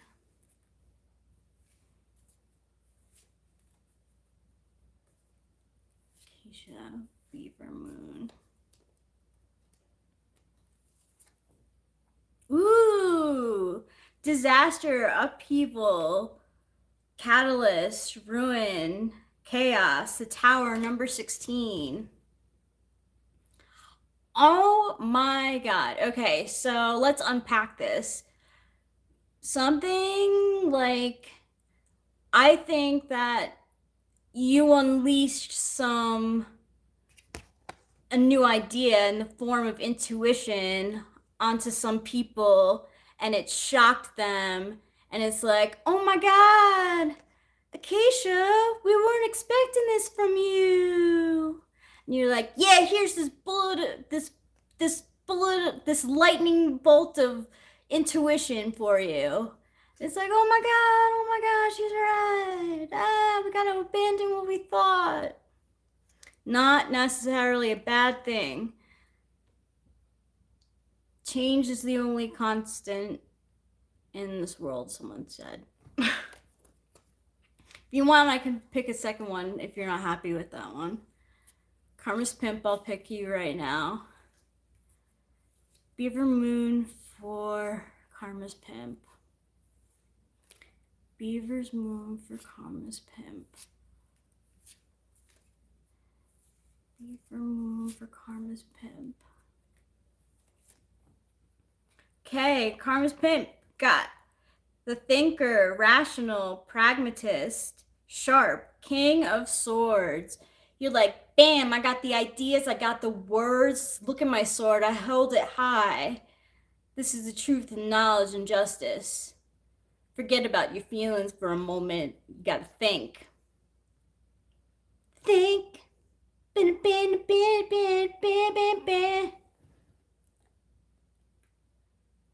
Tower's good? Okay, cool. I'm glad you're happy with that, Acacia. Okay, the next one, if Luminix is here, I will do one. Beaver Moon for Luminix. Ooh, they're jumping.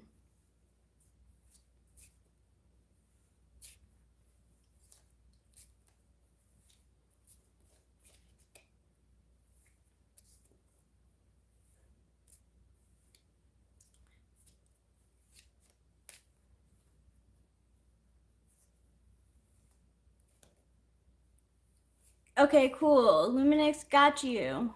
Beaver Moon.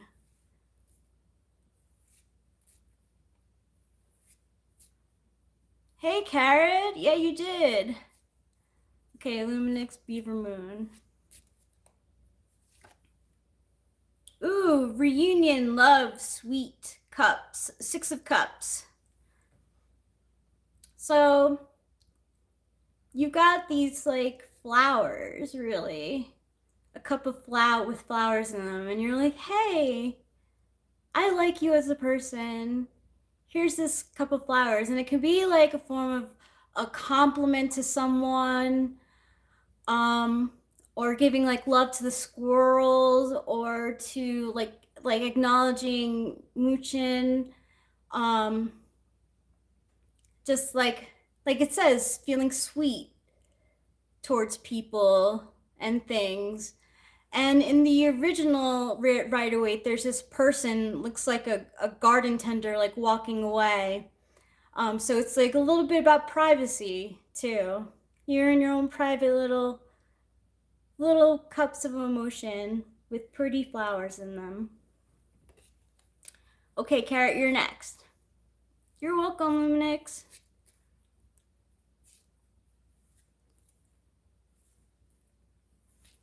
Ooh.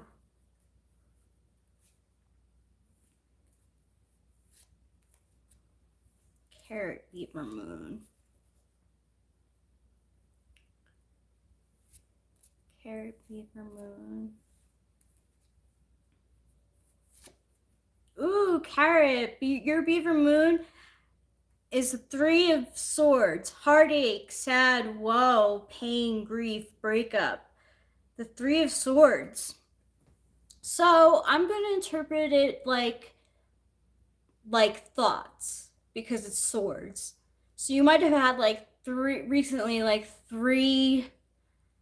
ideas kind of like not come together, which might have been painful. Like one idea you had didn't work, then the next idea you had didn't work, and then the next thing you had didn't work. Or like something that you had passion for that was like really near and dear to your heart like fell through. And yeah, but I can definitely do a filler card. But sometimes we have to go through grief. It could but be through something that we had, like some expectation that we had that's not being filled. Like for me, like my expectation was that we weren't going to move. And then the neighbor said like, yeah, we're moving in spring. I was like, oh no.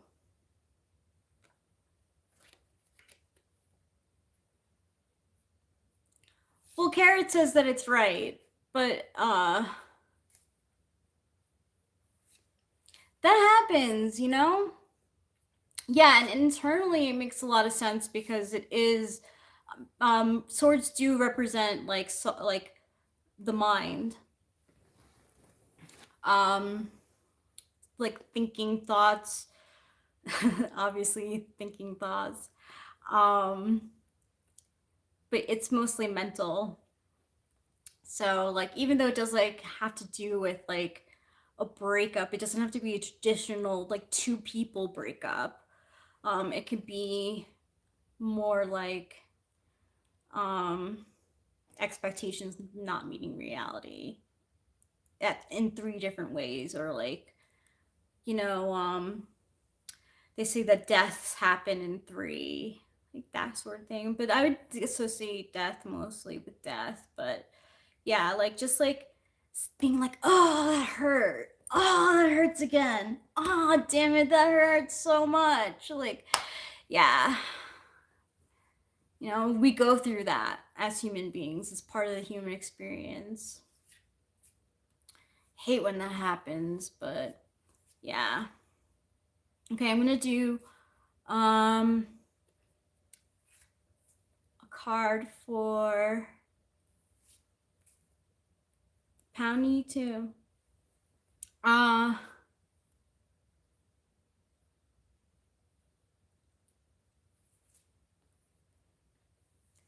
Okay, we have a Beaver Moon for Eric. Beaver Moon for Eric. Beaver Moon for Eric. We watched a little bit of Elf last night. Elf is a really good movie. I like Elf. Elf is a great holiday movie. He went to get cigarettes. Eric's Beaver Moon. Ooh, he also got the Knight of Cups. Romantic, artistic, Scorpio, Cancer, Pisces. He's on his way to feel good once he gets his cigarettes. He's feeling a little like a teenager, like I need to satisfy the craving for something that I love, that is cigarettes.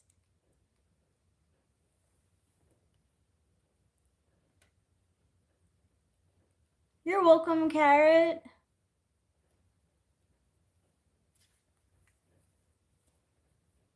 I'll do one for me too.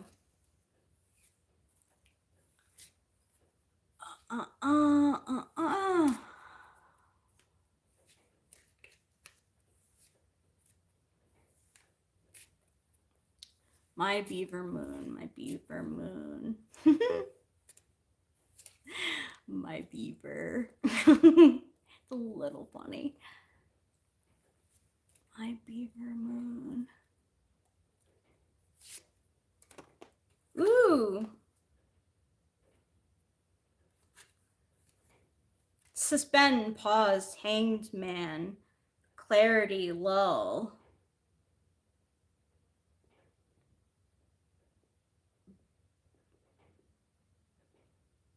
Bodhi? 12. The hanged man. What do you guys think the hanged man means? Like, I'm just like sitting here, but it's like usually about having like a different perspective of things.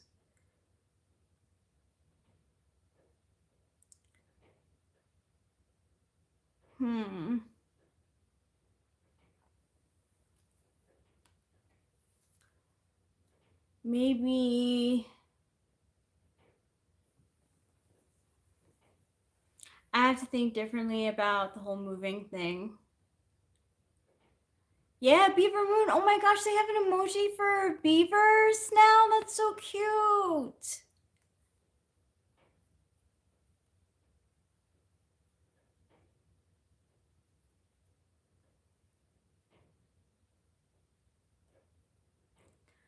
Luminix says, I think of it as willfully holding back and changing your perspective.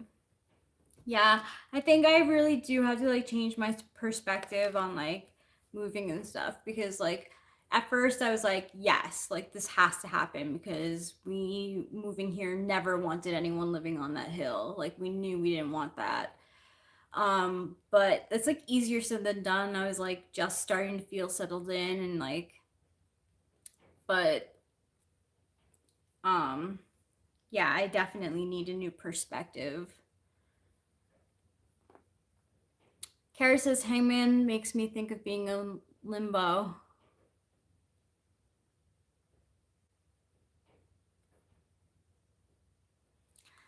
Yeah, I mean, I feel in limbo now. Like,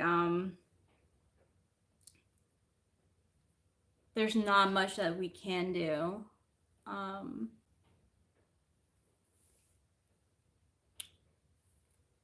So that's what I'm thinking about this. Wait, what the heck? Oh, there we go. This beaver moon. Oh, it's so cute. I love the beaver emoji. It's so cute. Karma Spin says, yeah, it is in limbo, I think, or maybe going with something you don't really want to. Yeah, it's like not ideal, like moving and stuff. Like this is like the only thing that I can really think of, like having like a different perspective on, that I've felt I needed to change my perspective on. It's gotta happen.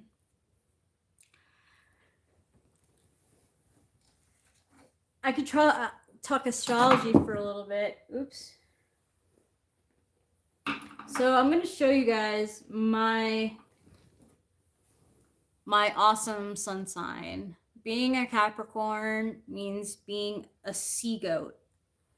And Eric got this lighter that says Capricorn on it, and it shows what a sea goat is. Why is it blurry? It's a fucking goat with a tail.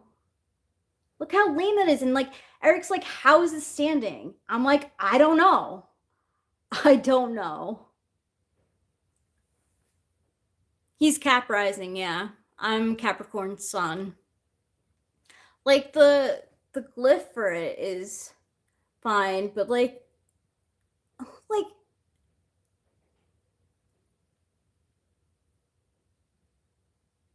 yeah, I think it's a he.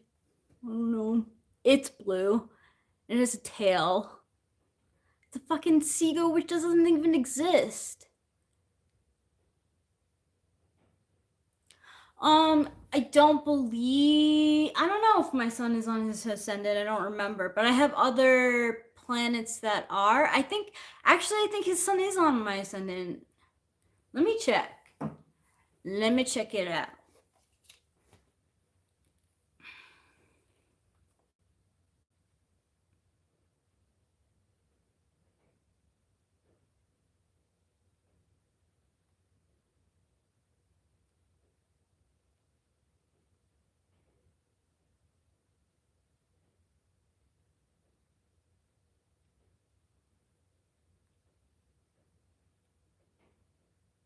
Rachel Yonkers 1601 1985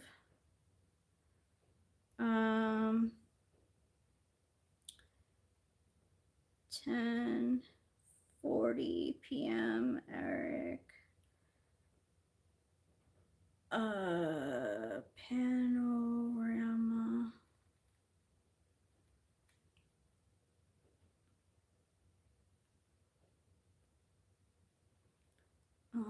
04271971 0129 a.m.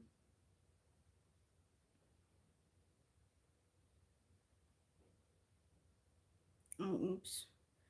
2704.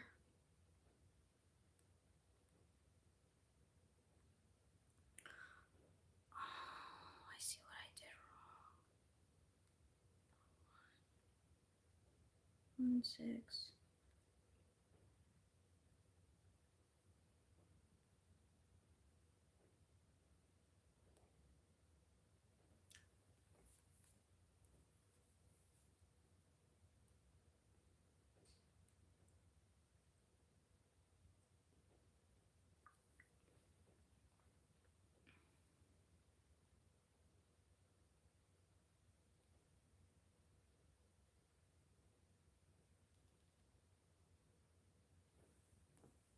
Yeah, my ascendant is conjunct his my ascendant is, or my sun is conjunct his ascendant. Yeah. Sun conjunct ascendant.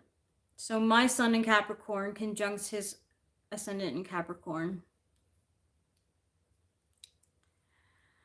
We got it at Boot Jack, I think. Or no. The place we got, another liquor store. My ascendant is Libra. I have a Libra ascendant and a Sagittarius moon. So my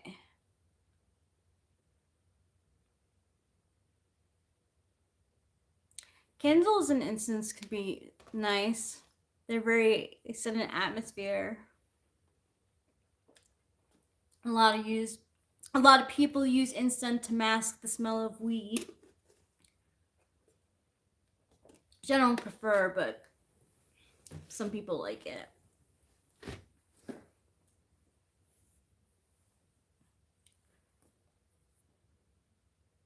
What kind of scents do you have, Carrot? Is it season? Do you have seasonal candles, or like just like a vanilla sandalwood sort of, or like apple cinnamon?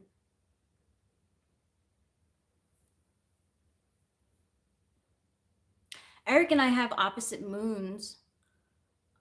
His is in Gemini, mine is in Sagittarius. But oh, cool, Carrot! You slay. See that Sag moon? Oh yeah.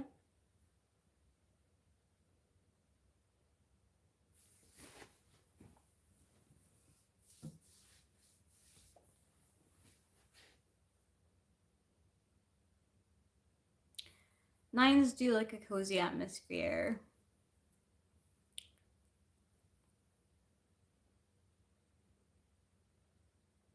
Oh, the dog doesn't like incense. That's understandable then. It could be bugging your dog.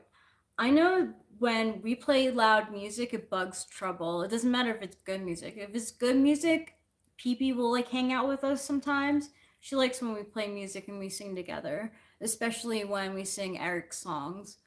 But Trouble doesn't like it at all.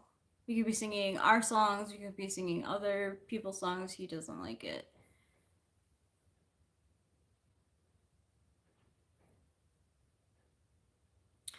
There, you probably get a Zodiac lighter at like a 7-Eleven or something like that too. The dog was perturbed by the blood of the dragon.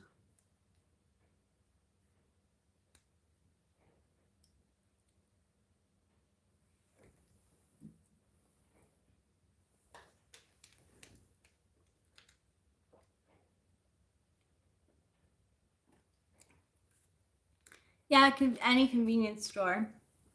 It was random that we saw like them.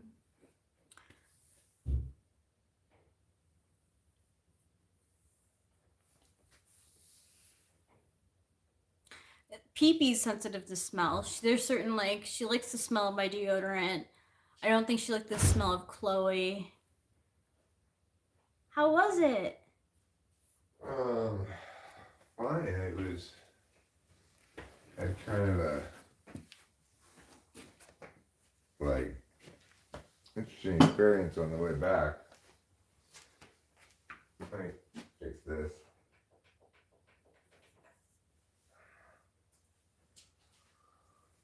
So, I was driving back and I was coming up towards here, you know. I don't know, like back around the ranger station, but like a little further back than that. Anyway, I was driving and I saw there was something sitting in the middle of the road in front of me. I wasn't sure what it was, but it was like, you know, bigger than a squirrel, smaller than a turkey. And it wasn't moving. I had to slow down, slow down. So it was almost at a complete stop. And I saw that it was an owl. It was sitting in the middle of the road facing away from me. And it looked over its shoulder at me and flew off in the direction I was going. And I thought about this other occasion when I had an owl trying to tell me, don't do this. I was heading to the casino and would lose hundreds of dollars in the process. This owl came towards me, in other words, going the opposite direction as me, swooped towards the car and then off, you know. So I see this as an omen or something that my dad is saying we're going the right direction. Yeah, you too. And that he probably contributed somehow to getting those people to give us that critical information months before they actually did something. Yeah. So it was kind of a moving experience. Yeah, that really is. I put a lot of I put a lot of weight into those things, but I guess I'd say the whole owl thing has been, it's just so powerfully in eye on multiple occasions that I can't help but interpret it in those kind of magical frames. It makes me so happy. Yeah, it made me feel emotional, not sad, but you know, something like that, emotional. And of course, it reminded me of the first occasion in which the owl appeared, which was Rachel and I were driving back to the Arcadia house, talking about whether my dad was watching. We pull into the driveway, And for the first time in my 50 plus years of life, mostly lived in the Arcadia area in general, Temple City, Arcadia. I saw an owl, a giant owl. We saw it sitting on the wire above the tree, looking down at the driveway of the car, and it kind of blew my mind. You know, I looked at it. I was like, "What the hell? I've never seen an owl here at all, and this owl is massive." I walked right up to the wire. Finally, it flew away. So, like, silently took off and flew away. And then I was just like, "Jesus Christ! What? I mean, what?" Now, granted, sure, you're gonna see a man and put two and two together. You're gonna find linkages to your own life. I get the way that whole shit works, but when the synchronicities that strong, like the house sitting literally square in the middle of the road, looking the same direction I'm driving, just sitting there still, so much so that I have to almost come to a complete stop before it looks around at me and then takes off flying. So magical. Yeah. I kind of couldn't believe it. I was just like, oh, now I have to think about what this means. He was facing, the owl had its back towards me. What does that mean? And I started thinking about the other instance, and I realized he didn't have his back towards me. He was going in the same direction as me. That's the message, right? I'm going in the right direction. We're on the right path.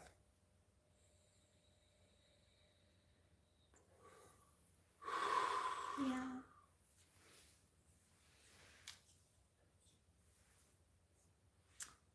Should you take psychedelics so you can meet your spirit animal? Probably not. I think you should take animal crackers, probably. That's a really great idea. Do you like close your eyes and like mull around and then pick one? I think what you do is you have somebody else give you a succession of animal crackers, and whichever one you think tasted best, even though they all taste the same, your spirit will tell you which one tastes best spiritually. That's your spirit animal. So you're basically limited to circus animals. Oh. Because that's the only kind of animals in animal crackers. That's true. Yeah. You could try to do it with gummy bears, but then your animal would always be a bear. Yeah, it would be. If you do a mix of gummy bears and worms, then you have two possibilities. My spirit animal is the worm.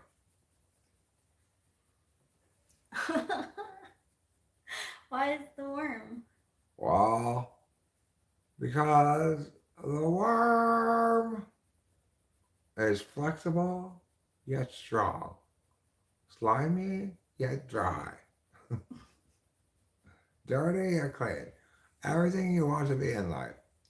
The worm is Lao Tzu. People mix up spirit animals with totems. A spirit animal is used in terms of a spirit guide showing during times you need guidance, for the totem is what represents your soul. You tried smoking animal crackers and now you're blind. It's because animal crackers have a lot of rubbing alcohol in them.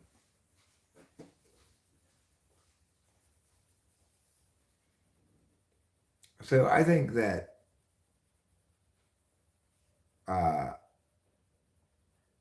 the owl is an animal that,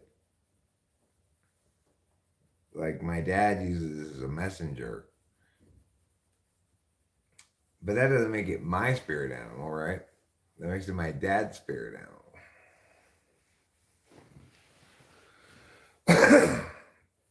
My spirit animal may be the guy who looks at owls.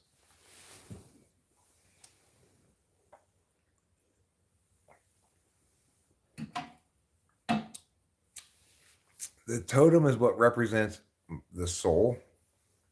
Okay, so what animal represents my soul?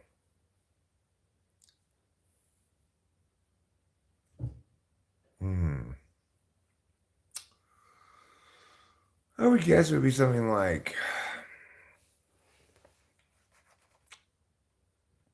a meerkat. It's my dad's Patronus. Oh, like from Harry Potter. I didn't know we got to have those.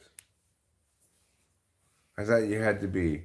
I'm pretty sure I'm a muggle is the problem. Because my dad wasn't.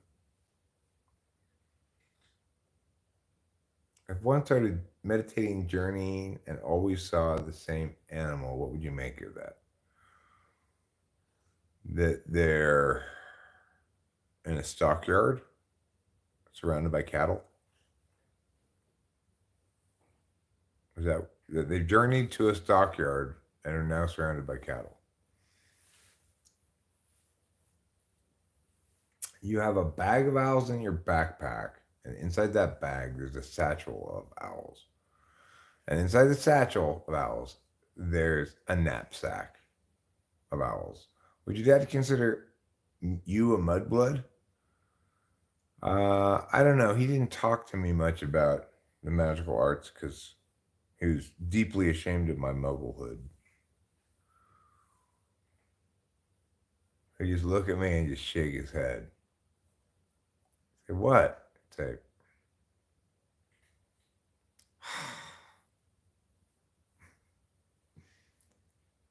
you're pleased with me? Son? Well, I think my dad's pleased with this plan. I think he agrees that it's exactly what we should be doing. What I was thinking about in the car was, like worst case scenarios in terms of how much rent we can get for how much and whether it'll still work, etc. And then that's when the owl showed up. So I think my dad is approving of my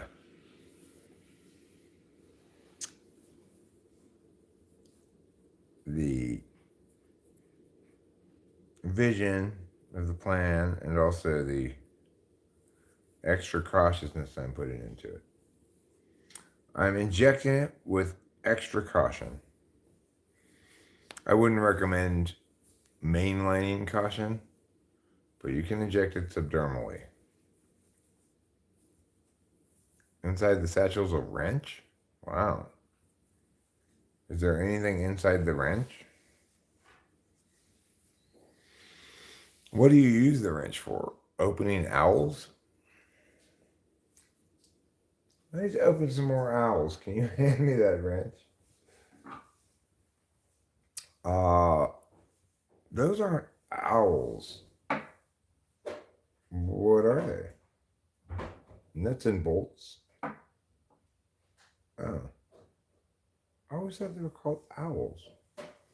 See, I think one of the things I think of the Mandela effect is that the word for your taint changed from chode to grundle.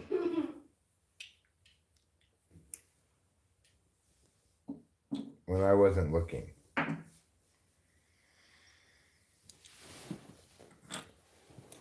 The weird thing, I gotta Google this Desmond Tutu thing. Because somebody told me Desmond Tutu died in 2021. I gotta look this up. Because I distinctly remember reading an explanation of the Mandela effect that said people got his death mixed up with Bishop Desmond Tutu, who did die back then.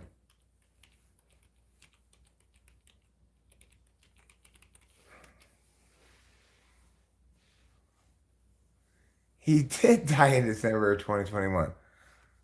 Well, then, who is it that they say people get confused with Nelson Mandela? I could have sworn I read an explanation of the Mandela effect that said the reason people think Mandela died when he did is because they get him confused with Bishop Desmond Tutu, who died at that time. And now it says here that he died in 2021.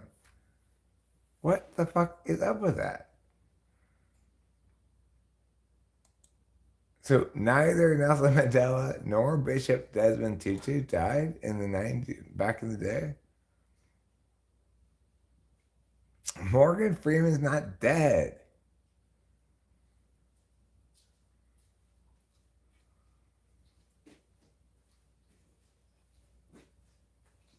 Hey, Fly Guy, you're gonna need a lot more than 15 millimeters for my axle nuts, all right? Yeah, I know what those things are. Wait, a grundle is when you tuck your bits under your hole for a full moon?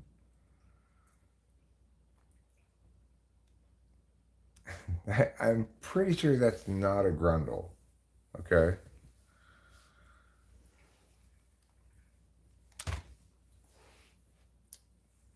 But, from what I understand, if you call Progressive Auto Insurance and ask them to grundle your insurance package, um, it's like ordering off menu at In-N-Out. It's like a secret thing they have. Give you an extra 10% discount. Well, that's what everybody says, apparently, what chode means, Fly Guy, but not what I remember it meaning. I'd never heard that there was an expression for that phenomenon. And, I'm pretty caught up on my Urban Dictionary.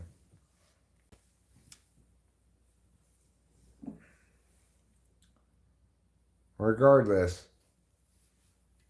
Nelson Mandela, Bishop Desmond Tutu, stop changing when you die. Okay? Just died at the same time.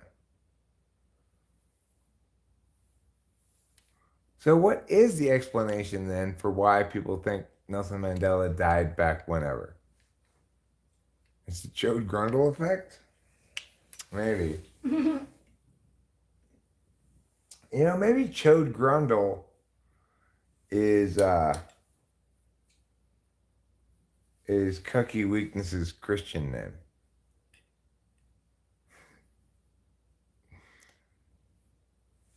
Chode Cookie Weakness Grundle. What do they call him? That's that guy that's a message for you. Yes.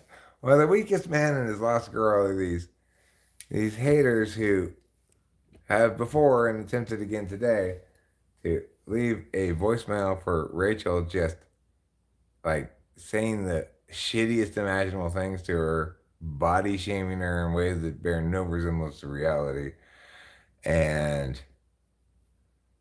just like attempting to do almost a caricature of bullying, right? Well, after the first time that they left a message on her phone and she heard it, I said, in the future, whenever they leave a message, don't listen to it. Let me listen to it. I'll deal with it. I don't want them to succeed in having her hear their shit, right? So she didn't hear today's message, but it was more of the same garbage. And my point is, this guy and his girlfriend or whatever she is in the background, this is the weakest person in the world, because what man with any quality of strength to them would, upon being frustrated in their attempts of attacking me, another man, would go, "Oh yeah, well, I could beat up your wife." It's like the weakest, most, it's like just, it's just such a chode cookie weakness grundle move.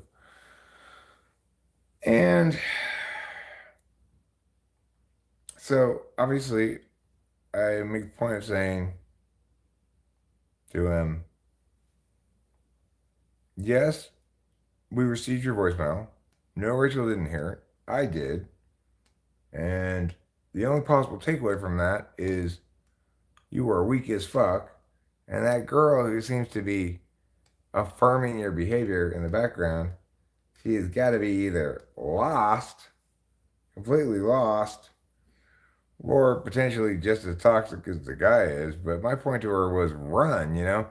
What if he can't attack me, he attacks my wife? What if he can't attack my wife? He's just going to go attack the next girl he can see. He can only attack weak weakness, in the sense that like Rachel's not confrontational at all, not particularly assertive. She's not somebody who's looking for a fight, nor is she somebody who's incited one in anybody. Nobody finds her offensive. Nobody thinks she needs to be taken down a notch. None of those things, right? So this guy is purely displacing his frustration at not being able to get me into believing that somehow he's tough for attacking Rachel. But only a complete little bitch would think that oh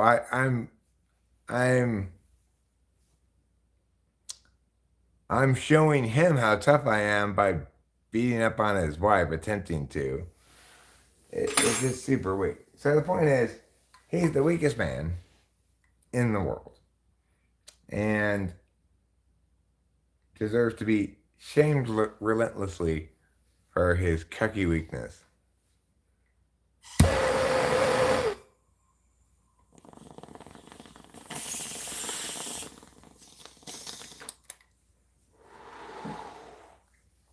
Anyway, further the topic exhausted a long time ago, Netflix Plus. Right now, we are talking about other things.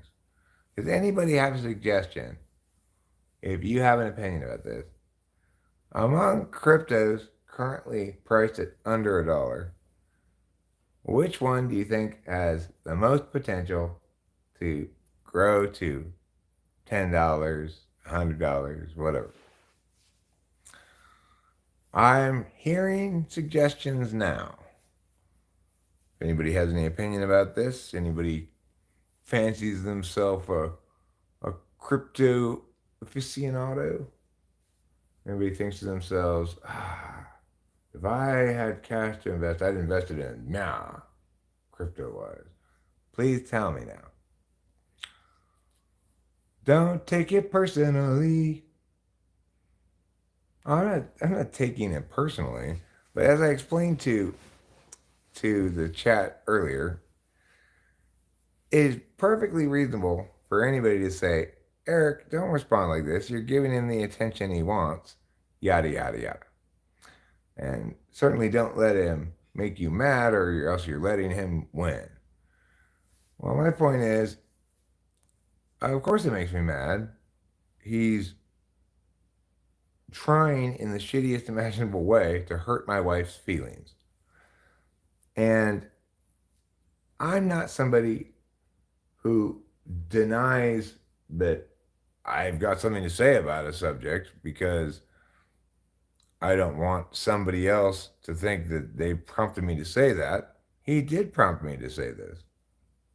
But unlike him, who deals in lies and personal attacks that are both pointless and awful, I attack him with the truth. It is very weak. It is an extremely weak move for a man to, when he keeps getting beat up by the husband, to go, well, I can beat up your wife. It's like, well, cucky weakness, just go finish the deal and get yourself fully castrated.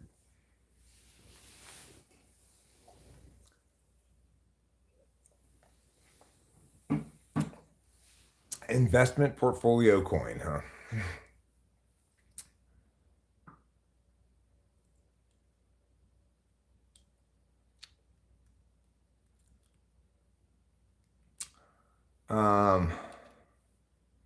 Zcash has potential long term.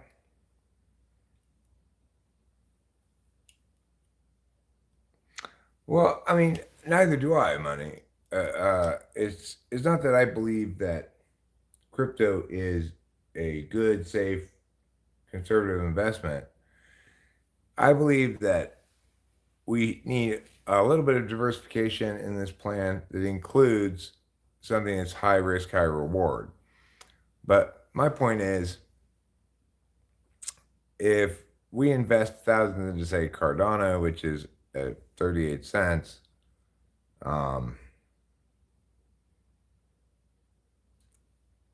Hopefully, the worst outcome is it stays flat. But the thing is, when you're getting one like that, you're talking about a high ceiling if it does take off for whatever reason. And the thing is, if you're buying it at 38 cents, it's already quite low, you know? I know Delilah has some Ethereum. I think Ethereum is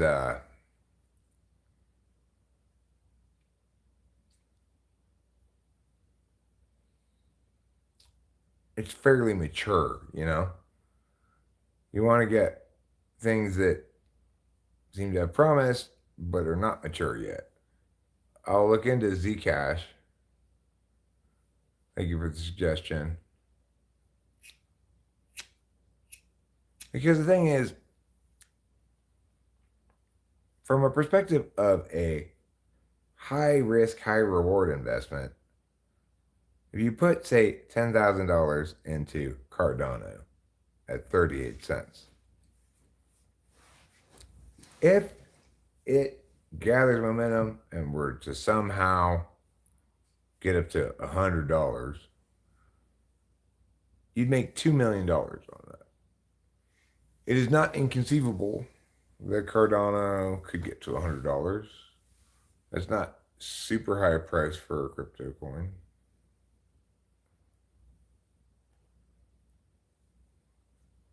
Really? Eric Snowden tweeted about Zcash years ago and said it was the only promising privacy coin. Well, I mean, the one that's used on the dark web is Monero, which was formerly called Darkcoin. Those are up to a couple $100 a pop. Is Cardano purporting to be a privacy coin? I mean, the coins that really make the most sense to invest in, obviously, are the ones you can spend on the dark web, right? Because those have value beyond just being an investment or a currency. They're a special currency that allows you to buy black market shit.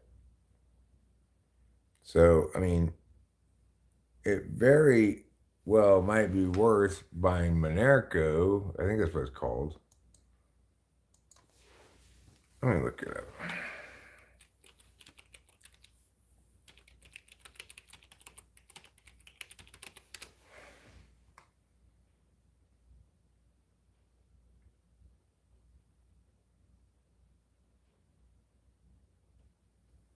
That's not called Dash. Well, what's Monero?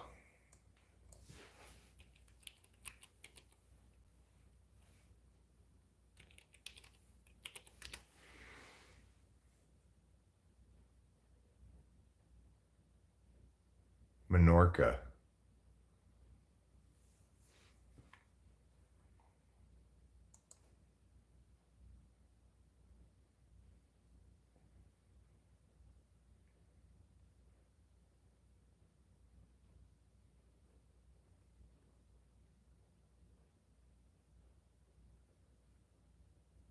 Oh, what's the one that's used most on the dark web?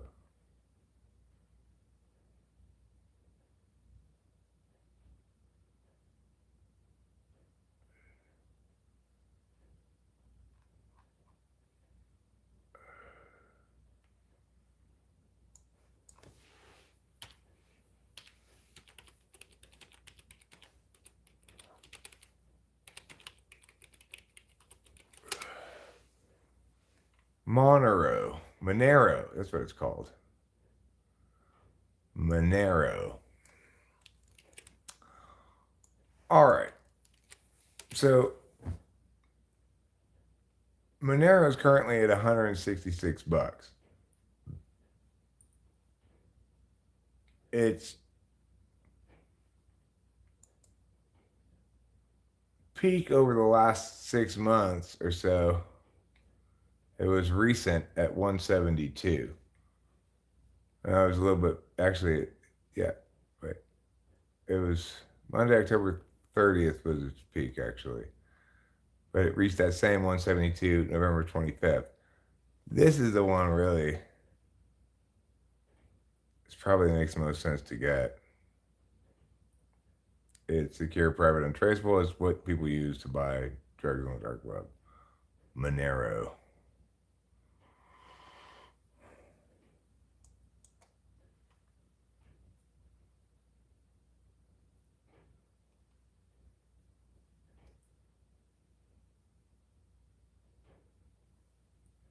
Hmm. I mean, I think that's definitely worth buying. It's $166, so you're not gonna get a whole. It's it's got less of that like exponential growth reward, but it could go way up still. I think I'm gonna tell Delilah about that one. That buy buy some Monero because I'll explain why. That one seems quite safe as long as um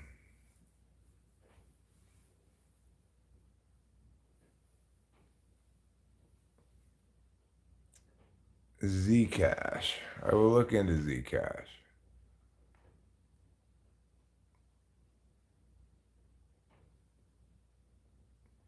No, I mean this is something I already had in mind before. Like as part of this whole thing is that um, it's absolutely worthwhile to direct a small, compared to the total amount of transactions we're talking about, a relatively small investment, but sizable enough to potentially pay off big in crypto that's got potential to pay off big, right? Um, Delilah kind of wrinkled her nose at Cardano. She's more knowledgeable and involved in crypto than I am. She has some, but like small amounts. Like she told me, "Oh, I have some Cardano," and I'm like, "Well, how much do you have?" And she looked at it and she's like, $8, and yeah, okay, good for you. Get I thought about like $5 worth of crypto.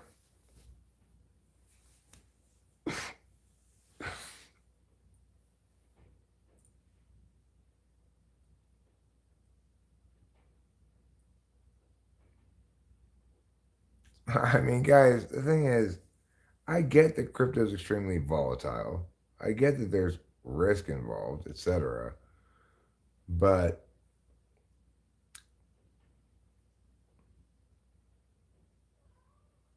there's little else No. in the world that, say, offers you the opportunity to double your money in a year. There's nothing else remotely as good a chance of doing that as crypto. So, yeah, it's high risk, high reward. That's why it's only a very small part of the diversification, right? Like most of the shit, almost everything we're doing is super conservative and safe. But it's a good idea to diversify a little bit, and it's a good idea to have some investments in high risk, high reward because um, as long as it's only a small investment, even if you lose it, well, you take your gamble, you'll take your losses. But if it's like all Cardano would have to do is go from 38 cents to 76 cents and in say a couple of months, and all of a sudden, bada bing, you double your money. Might go back down. It's very volatile in general, crypto is. So you just got to kind of watch it and pick a sell point, right? Like, all right, when we hit meow, we're gonna sell half and take the profits, pay the taxes right away, so you don't have any problem with the government.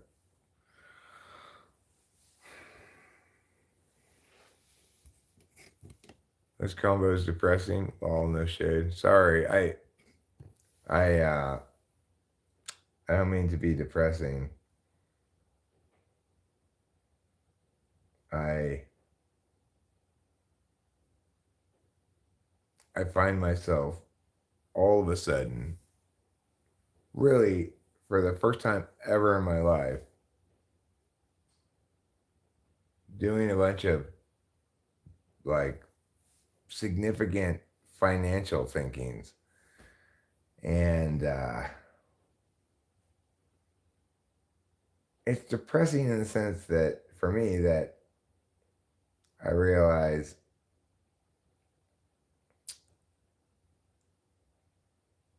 like boy, this is a lot to think about, and uh it's like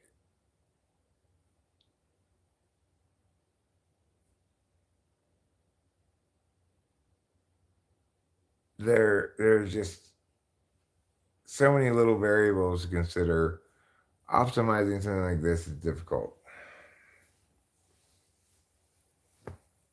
But if you mean it's depressing, like reminds us of the need to deal with money stuff, well, yeah.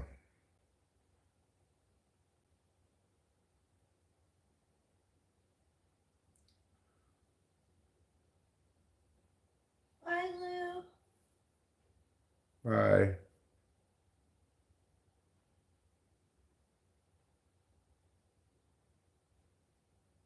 Anyway, I'll try not to talk about this stuff. I get that it's the ultimate example of first world problems, right? But and also it's dull. It's a dull topic. I will do my very best to not fixate on this shit, but because it's so new to me, I have to do the same thing I always do, which is talk things out. Live streaming, talk things out. Yeah, it's how I do everything. And if my head's full of beans, then I will talk about beans. If my head is full of cognitive functions, I'll talk about cognitive functions. My head is full of Cookie weakness and Cookie's bride, aka Chode Grundle. Then I'll talk about that. In fact, I found Chode Grundle to be a relief almost because it got me thinking about stuff other than financial stuff, which I always end up coming back to the same thing. Well, we'll have to wait and see on this, and we'll have to wait and see on this, and we'll have to see how this plays out, and we'll have to see how that plays out. And it's like, okay, fuck you, T. You make it impossible to plan and act. You're contrary to deliberate action.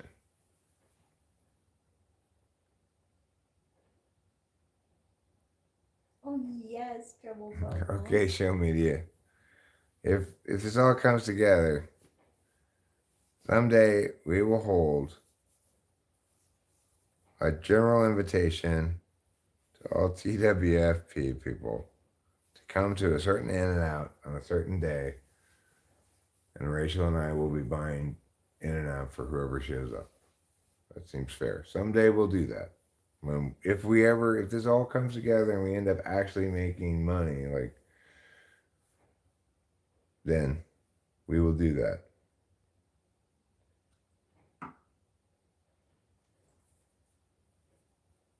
And I don't think any of us will regret it, because who doesn't like in and out? Even vegetarians like in and out. They say, I'm a vegetarian, but in and out burgers don't count.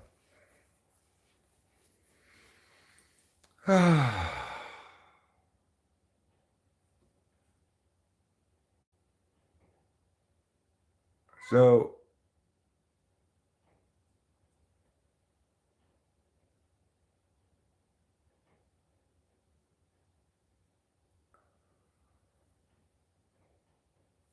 anyway, I'm gonna wrap this stream up because it's been going for 3 hours, and also because I don't have anything else to say.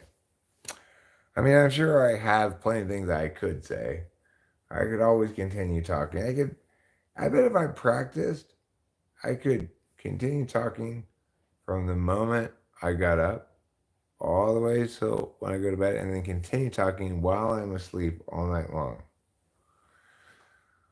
If I really worked hard at it, I bet I could do that. But my point is that not all of my talkings are equal value. Some of them are elite, like the finest pristine platinums. Others are gold, valuable, malleable, good for filling teeth. Others, silver, still valuable, but diminishing in value as we go down. Below that, some of my words are copper. They're good for conducting electricity. You know, meth heads steal them from the walls, but really not quite a precious metal, you know. And then other of my words are iron, and they're useful too. You can make swords out of them or plows. But still further of my words are made out of wood. And wood is good as well for building things, lighting fires, you know, but not as sturdy as, say, iron, you know. Still, other of my words are made out of dead leaves. Those ones, they're crunchy when you walk on them, but really, a lot of times you feel like you should just rake them up, throw them away. And then the worst of my words are like cat turds strewing the ground. All you can do is avoid this area entirely. The best case scenario if you enter the area is that you manage to somehow ballerina tiptoe through an endless succession of possible cat shit covered shoes.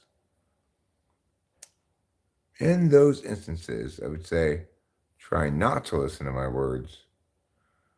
However, I'm not going to tell you which level of words my words are on any given occasion. So you might have to practice figuring that out. Right now, if you were accurately assessing these words, they're dead leaves mostly with a little bit of iron and a little bit of wood and a few cat turds. But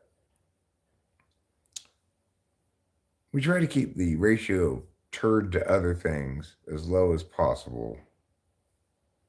And yet, still unavoidably, a certain amount of poo gets into it. Anyway, this ending increasingly has gathered poo around it. So before it turns entirely to cat turd, too late? Well, it was too late. I might as well maul around here enjoying the rich, gamey smell. But I will liberate all of you who are still stubbornly staying around here from this torture right now. Good night. We love you. We'll see you later.